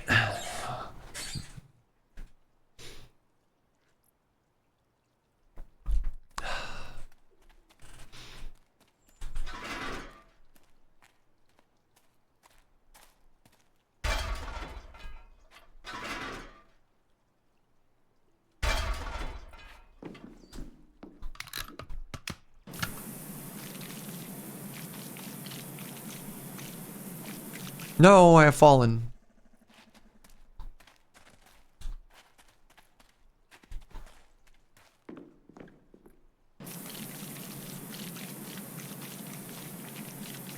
Maybe one person wasn't meant to power wash an entire blimp by themselves? That's right. I'm no man. Wait, hold on. What?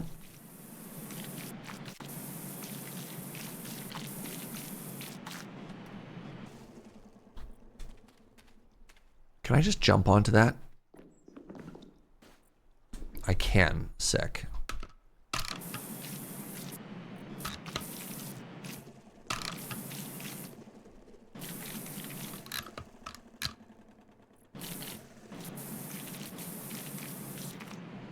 Okay, this is not working very well. Oh, that's better. Okay, I just needed a little bit of distance from it, eh?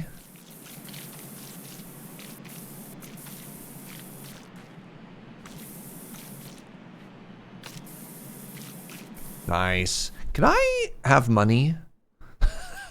Sorry. Can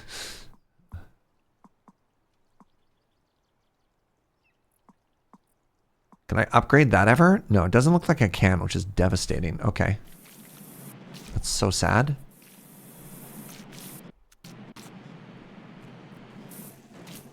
Okay, well.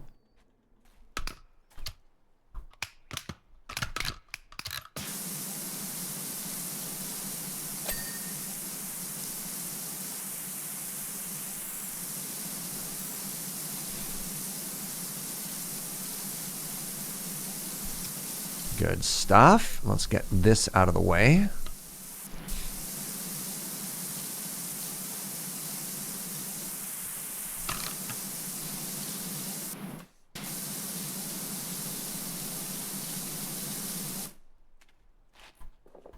Ah, very good.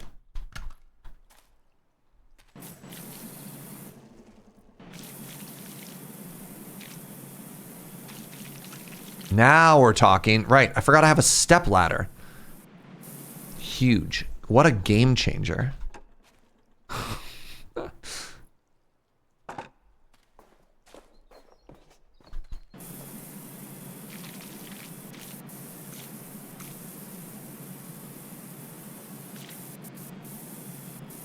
If I go nice and slow here, this does a much better job. There we go.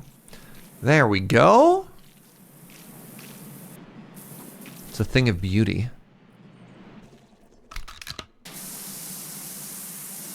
Just clean up the edges here. Look at that. It's our first ding in a while. I feel like this thing is very big. Which means that when we go to get any progress on it, it's going to be large sections. Can I reach now? Yes, I can. Nice. It's going to be large sections with no ding, but then a very satisfying ding when it does finally arrive. And I think I'm okay with that, you know? Serge looking at an airship. I feel this thing is very big. The components are big, all right? Not the whole thing. Well, the whole thing is also kind of big. But like the individual sections. You know, with a house, a window is broken up, a wall is broken up by many windows. I don't see any windows on this thing, right? Just more blimp.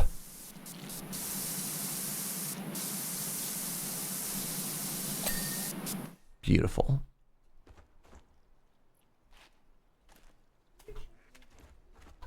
I'm a good temperature, but if you're cold, please turn it up, sweetie.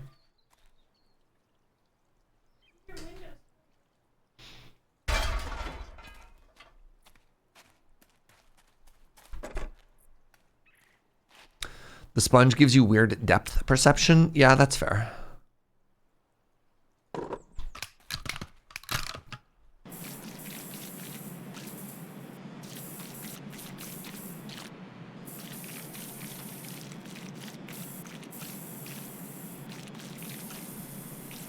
The sponge is a little bit weird when you get too close with it, too.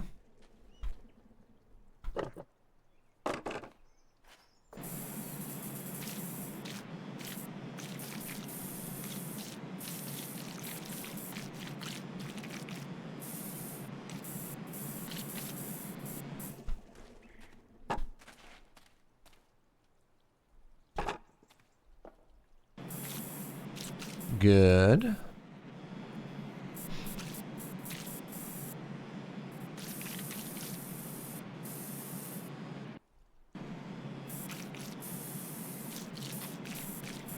All right. And now, a little cleanup here. Ooh, very satisfying.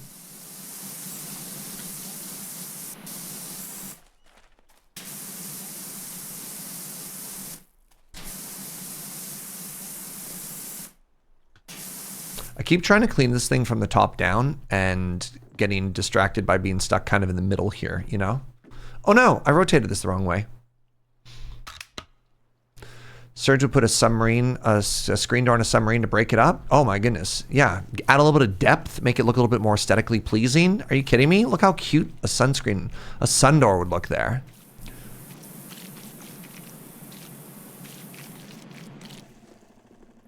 Do it in a heartbeat. And you know what? They'd thank me for it too. They'd be like, you know what? Our submarine does look cuter. Thanks, Serge. And then we'd all high five. I didn't realize when I picked this thing up that it automatically rotated itself 180 degrees. Very frustrating.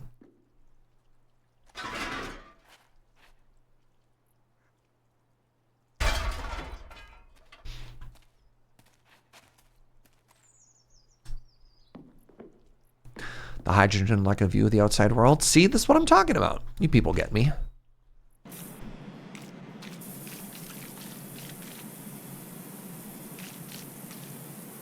I'm a little bit sad that the scissor lifts are not drivable.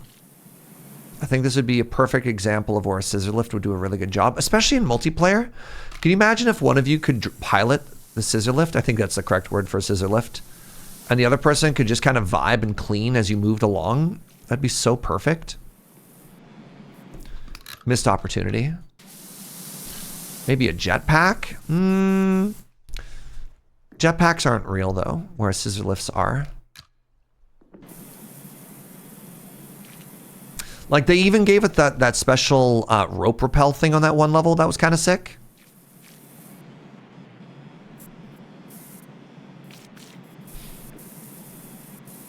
Sorry, I don't try and answer questions about loading ready run streams here. Apologies, friend.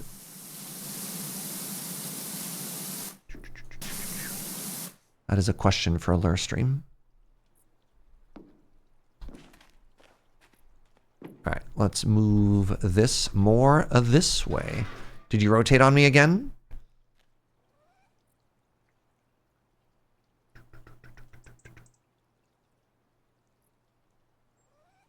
There we are.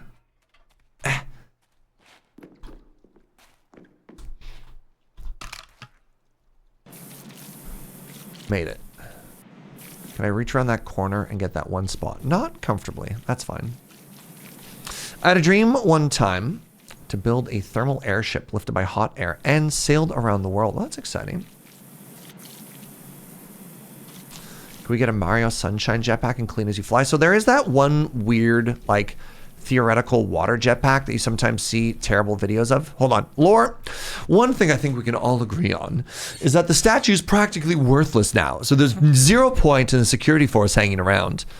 I feel like you're trying to sabotage this deliberately, Mr. Mayor. Tell you something else. I won't miss paying to get a darn statue cleaned every single day. Wow. This Jeff Jeffries guy must be up to no good. Why would you text the cleaning person and talk about, brag, gloat about how happy you are that you don't have to pay to clean something anymore? That's my livelihood you're talking about there, Mr. Jeff Jeffries. Also, it's not your money, Mr. Mayor? Yeah. Wait a second.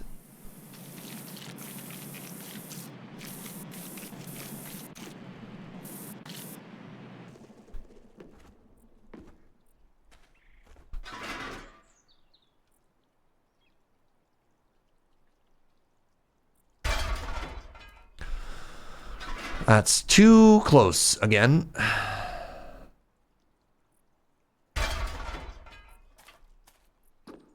I faced it the wrong direction? I sure did.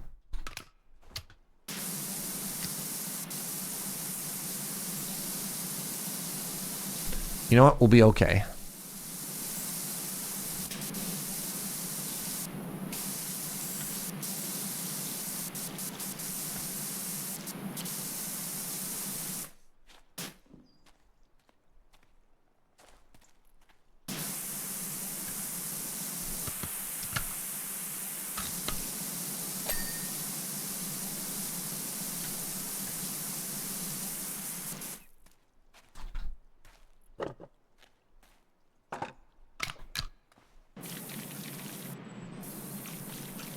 Oh, geez.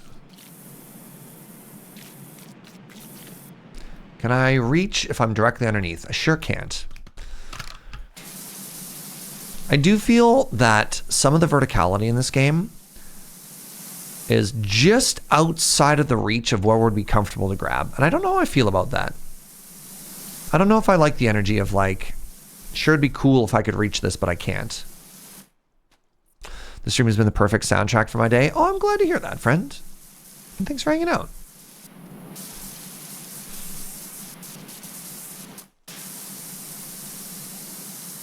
Ooh.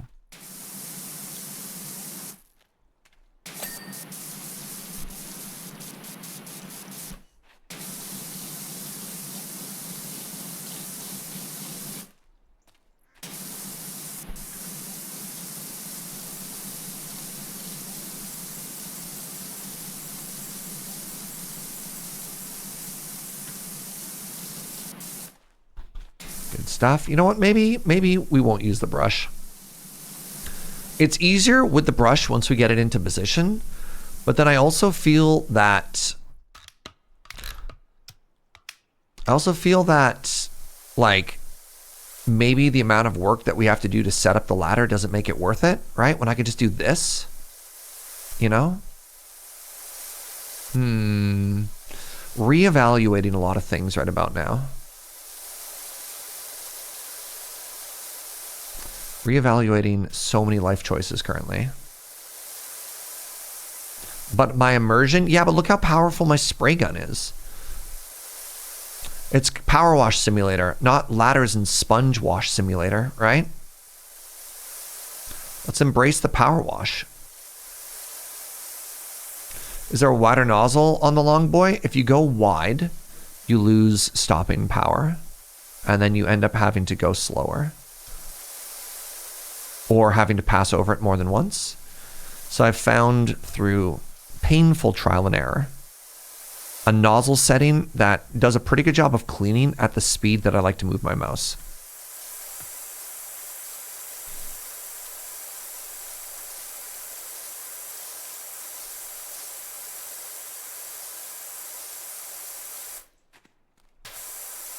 You're right, I didn't consider the power fantasy. That's okay. That's okay.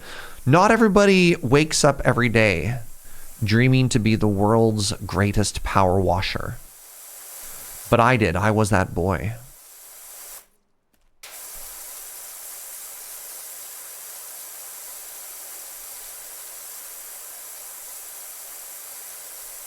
You got accepted into a master. Congratulations.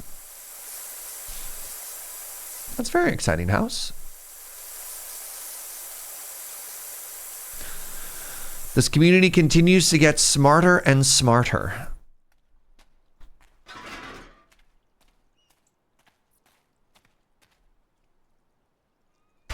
How'd I do? That was okay. This is so tall. Let's go one lower.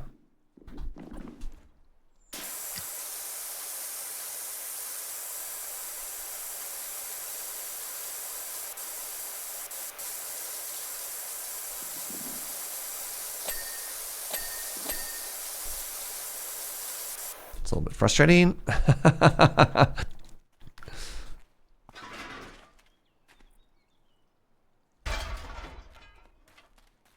Meanwhile, I had a breakdown trying to learn C# last night. You know what? That's part of learning too, right? Sometimes you're like, this is going to be so easy. I can't wait to learn this. And you're like, never mind. I'm simply going to have a nervous breakdown instead.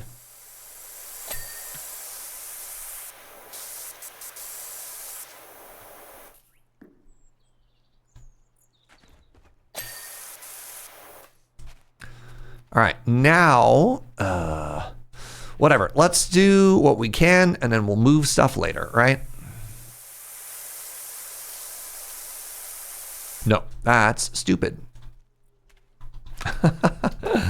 Let's do this bottom bit, and then we'll just move the whole thing over and get it done.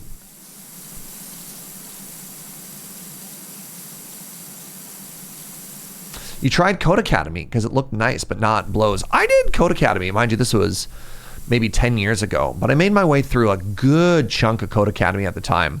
It's not great, but it sure was free. And that was one of the big motivators for me at the time. But yeah, self-guided like programming study is not easy. Code Academy is pretty good for like modern stuff. Yeah, I did HTML, CSS, Python, JavaScript. Like I did a lot of those languages on Code Academy. And again, not being like, oh yeah, they were the be all and the end all, but they sure were free.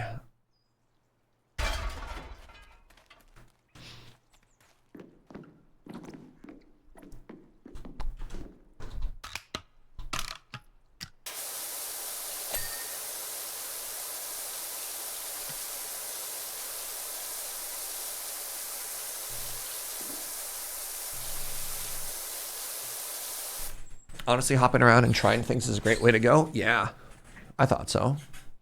So I also had the advantage when I was trying to learn how to program. I had the advantage of there's weekly open hack meetings. Like a bunch of professional developers would hang out at a pub or something like that. And you could go and just co-work. And if you ever got stuck on something like that, you could use it as an opportunity for, you know, pretty experienced people to not necessarily mentor, but, you know, help point you in the right direction, figure out what's going wrong and stuff like that, which was great. That was how, when I was trying to get into the tech industry, you know, you could use it both as a way to learn and also a networking opportunity to try and get a job when you finally do feel like you know enough to apply at places. That's also how I learned I needed glasses.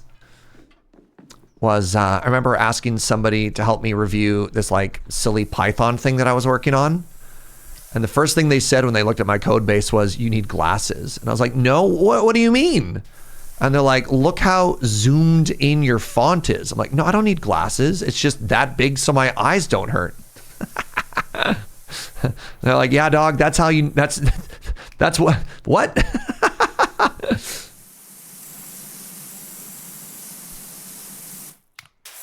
So let's go Victoria Open Hack Night, you know?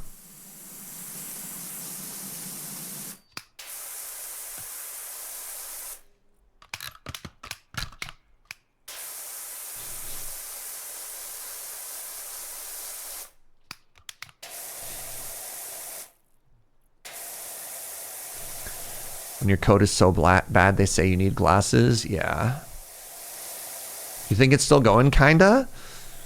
Yeah, there are a couple of things that that I used to attend when I was a part of the Victoria Tech Club that I don't know. I don't know. It'd be cool if they were still going. This was at Swans at the time.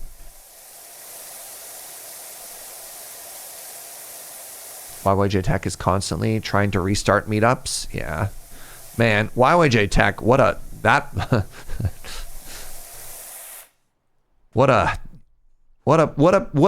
place, what an all-time place of all times. So one of the funniest stories of YYJ is short. That's like the airport code for Victoria.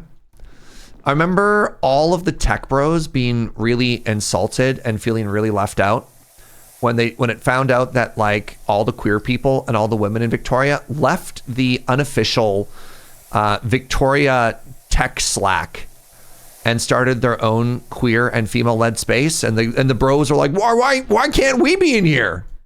Why are you making an exclusive space? And they're like, because this space sucks. Yeah, and also we were here first. Yeah, it was certainly one of the all-times. Yeah. The men got so butthurt. Yep.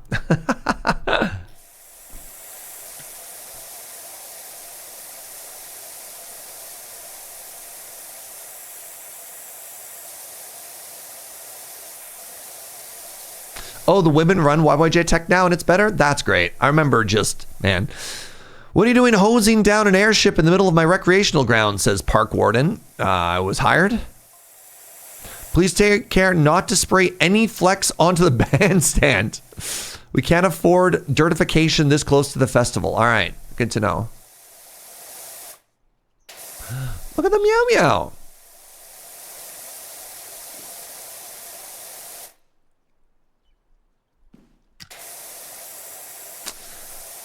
Yeah. Wait, butthurt tech bros. Say it ain't so. I know. I was shocked too.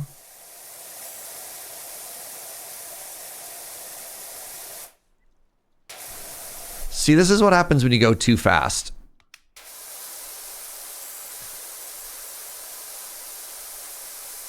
You end up, even though it looks clean, you end up leaving a lot of,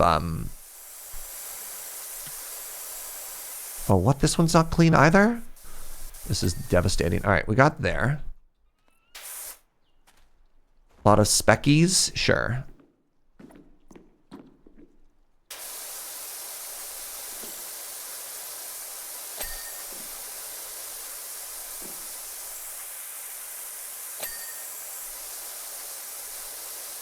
There we go. All right, let's clean as much of this as we can.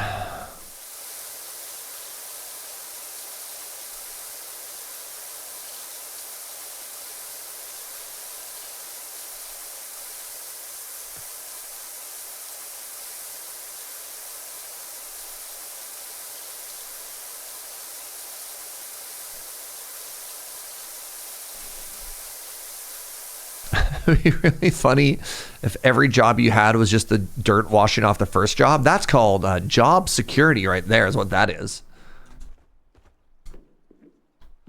Say what you will about Jeff Jefferson. His coat of arms is great, but his coat of arms is because that's our cat. That's our precious Ulysses, whom he is trying to burgle. And that's why he has to die. What was that, sweetie?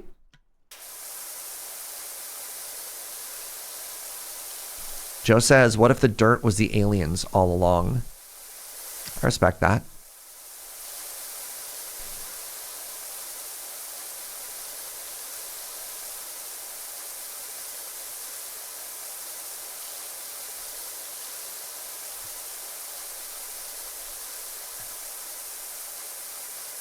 All right, good. Good. Yes, so satisfying. All right. Nice. What a jump.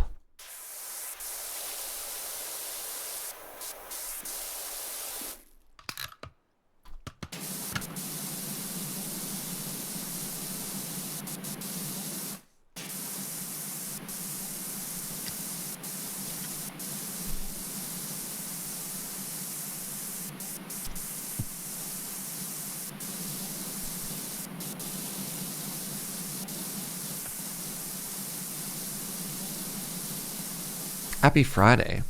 How do you like this one compared to the previous one? This one has a brush, which is kind of cool. But I mean, they're really the same game, right? Like, there's some differences between the two. I didn't play a ton of PowerWash Simulator 1. But like, you know, they're not, this is not a transformative sequel by any stretch of the imagination. It's just more of the same game. So chances are, if you liked the first game, you're going to like the second game.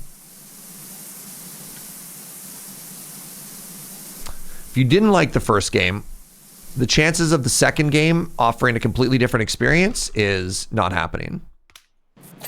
But the second game does have this, my beloved.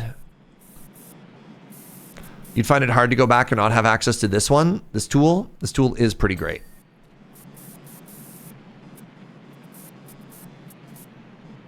Yeah, the verticality stuff is interesting. The addition of 3D objects actually being impacted by water is really cool. Like I'm vibing with that. Well, you can move the camera around like this in the first game. Like this is not a new thing. I was debating if I should get as still working on some of the maps from the first game, but this tool looks awesome though. Yeah. I mean, sometimes it's fun to play the new shiny thing, right? But yeah. Why did they make a second game instead of a DLC? They said they wanted to work on some of the foundational issues that the first game had, such as the lack of like 3D physics, and introduce more verticality. The verticality is still, I'm going to be honest, a little bit clunky. Like ladders are still a little bit weird, and a lot of the things that feel tall, I don't necessarily feel like they give us tools that always make it fun and easy to reach the high up things, but I think that was also a problem in the first game, right? Oh, I like the handprints.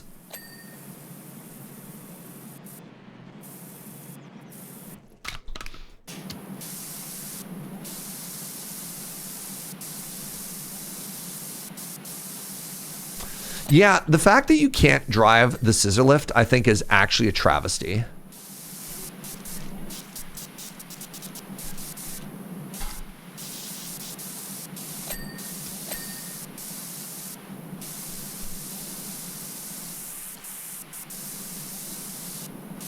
The inclusion of a scissor lift that just goes up and down but is not drivable is big sad.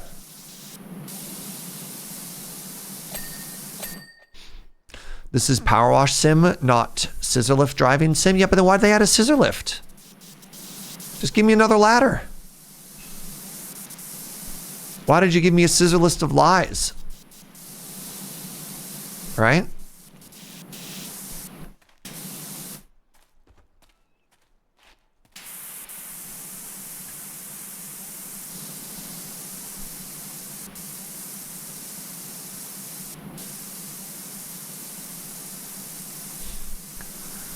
Why not another scaffolding set? Yeah. There was another ladder, the A-frame ladder. Sure. But that's not on wheels and doesn't drive. But yes. Ooh, they called this a gondola. Really? Really? I guess I didn't know what the bottom biddy of an airship was called. I don't know if I would have called this a gondola. I'm going to be honest.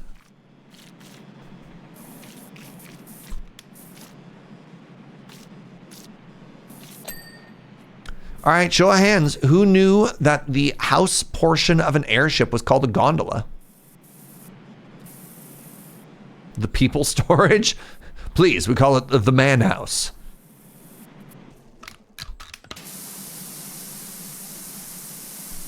No way. All right, next question. Why did you know that? Why and how? I didn't, but it makes logical sense to me. Huh.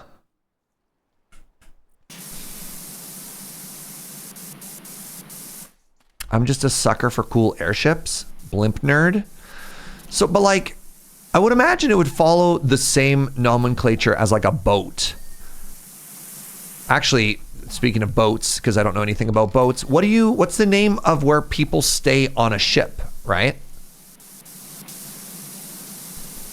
Because it's called the cabin on a boat, right? Why wouldn't it be called the cabin? Why wouldn't it be called the cabin? Yeah. Wait a second. The cabin, I thought the galley was the kitchen.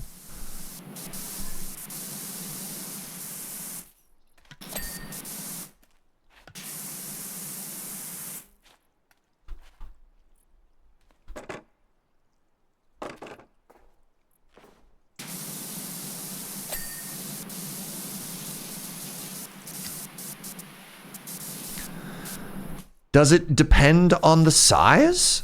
I don't know. It hangs from the bottom, ergo a gondola. Gondola is also a type of boat, though.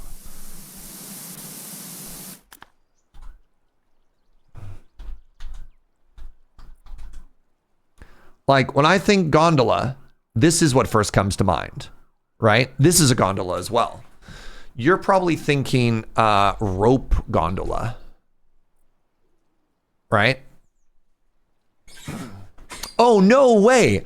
I didn't know that in construction. This was, I didn't know that was also called a gondola. No way.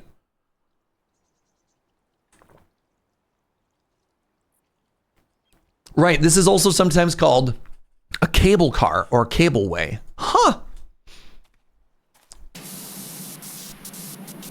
Man, words are weird.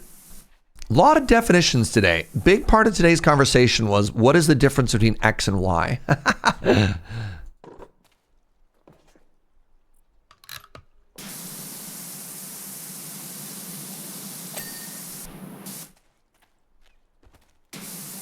You're filthy still. Oh, no. Wait, is that centered? Okay, thank goodness. I thought that was asymmetrical or lopsided for a second, and I was about to lose it. I'll be like, this mayor has gone too far, chat. Sure, he can kidnap our meow meow. But the front wheel is not centered? Asymmetrical? No. That's where we draw the line.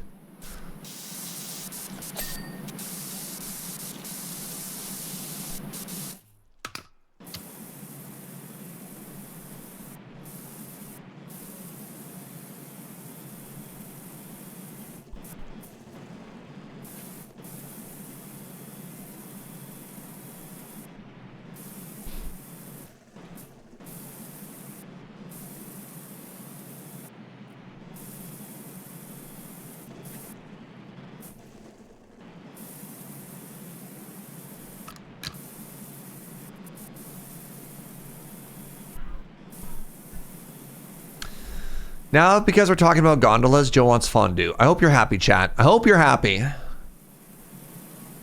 There's no good way to get fondue in this city. And now Joe's going to be so sad. This is devastating. This is devastating. This is a travesty.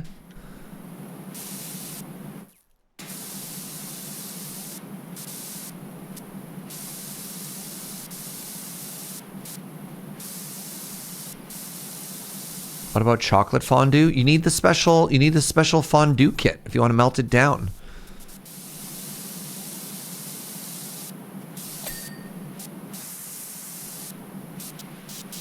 Look, we're in Canada. There isn't just fondue everywhere. Like you Europeans. You got it so good. Walk down the street, bam. Fondue. It's hitting you out of nowhere.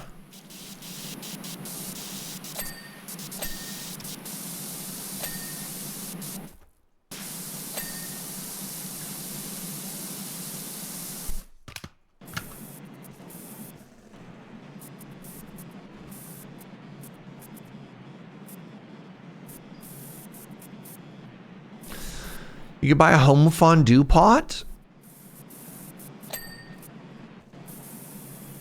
You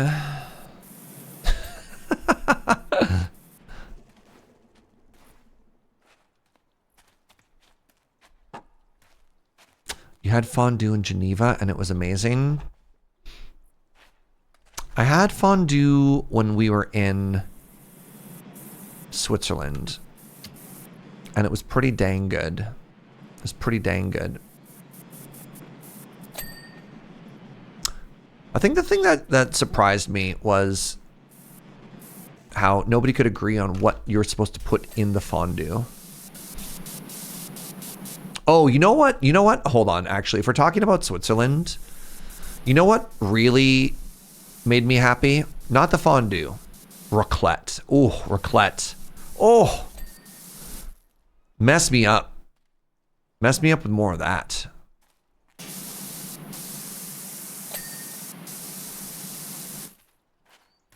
That was the good stuff.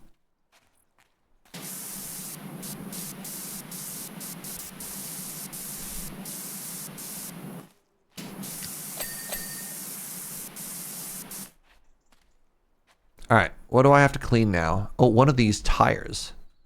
What is raclette? Raclette? Hold on.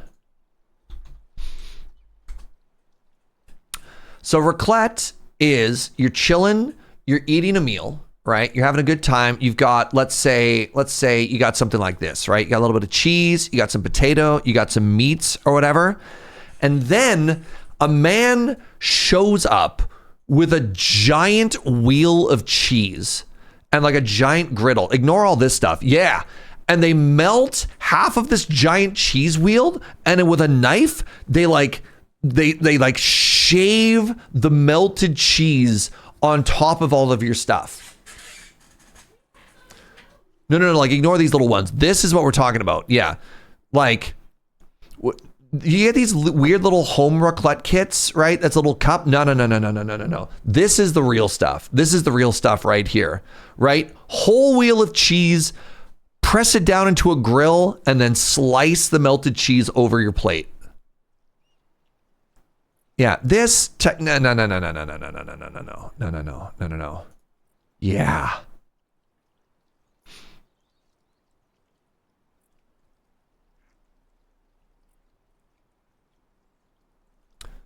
Big fan. Have I tried home raclette? I have, and it's fine. It's just not the same, right? All right, the envelope dish.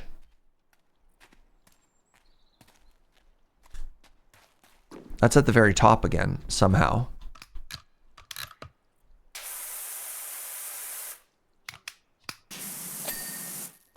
The envelope dish. That was literally the first thing we cleaned. I'm very disappointed about this, to be honest. What did we miss? Oh, lots of little stuff. Extremely disappointing.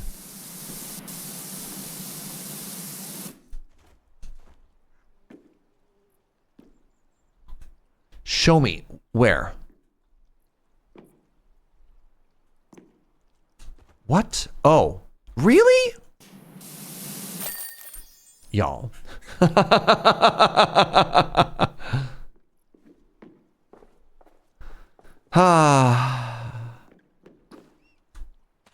GG, everybody. GG. See, I started there. How disappointing is that?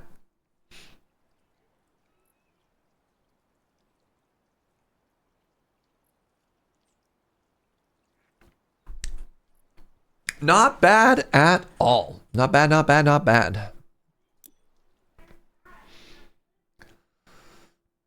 Now, yeah, Joe's worried about a world in which, now that we've fixed up that blimp, the man steals our meow meow. It's pretty good stuff. All right, tab. I was gifted a shelf. Is it downstairs now? Wait, when I get the furniture, it's dirty and you have to clean it? I don't know how I feel about this. I don't know how I feel about the fact that my furniture arrives filthy and I have to clean it before I can go into the office. I also know how the fact that I'm spraying down wood. I paid $2,000 for this, y'all. It comes pre-dirtied.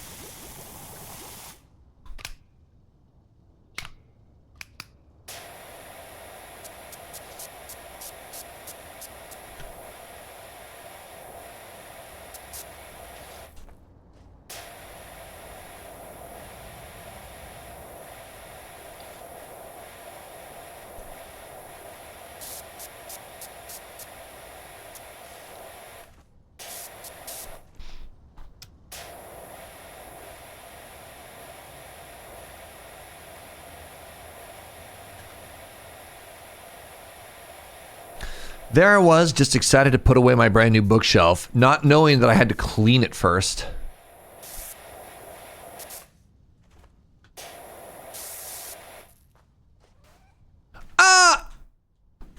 Man, this is like you move into a new apartment and you realize the people who lived there before never cleaned on top of the cupboards in the kitchen and they're just caked on with oil and crap. That's what I just discovered.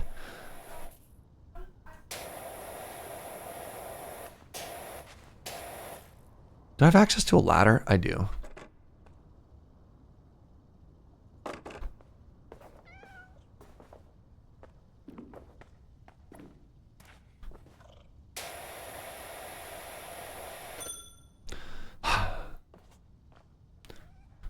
Place the clean furniture somewhere in your home now. All right. I mean, I guess this could go downstairs.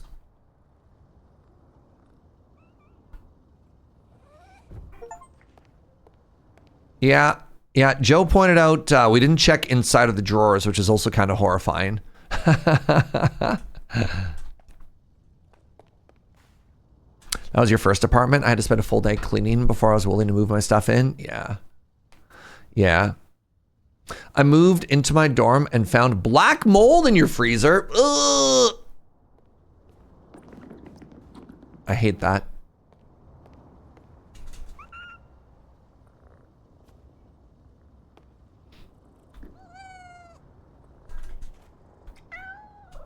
Excellent. All right, I'm gonna call it there. We've been live for, God, how is it 6 hours again? Stop. No. Hey, thanks for hanging out, everybody. This is a really good time. If you had a good time, give a follow. Love it if you came on back. Thank you, everybody, for the subs and the bits. Really appreciate it. Tonight, if you're interested in Magic the Gathering, I'm going to be playing Magic the Gathering over at twitch.tv/loadingreadyrun. So come stop on by and say hi over there. Otherwise, my next stream will be day of the week, Sunday. Sunday at 8 a.m., we're going to be playing some Farthest Frontier. They just had 1.0 there, so come check that out. Anyways, you're great. Appreciate the heck out of each and every one of you. Thank you for being here. Let's go raid somebody. That somebody is going to be Benjamin Wheeler, who is streaming Magic the Gathering. Speaking of which. All right.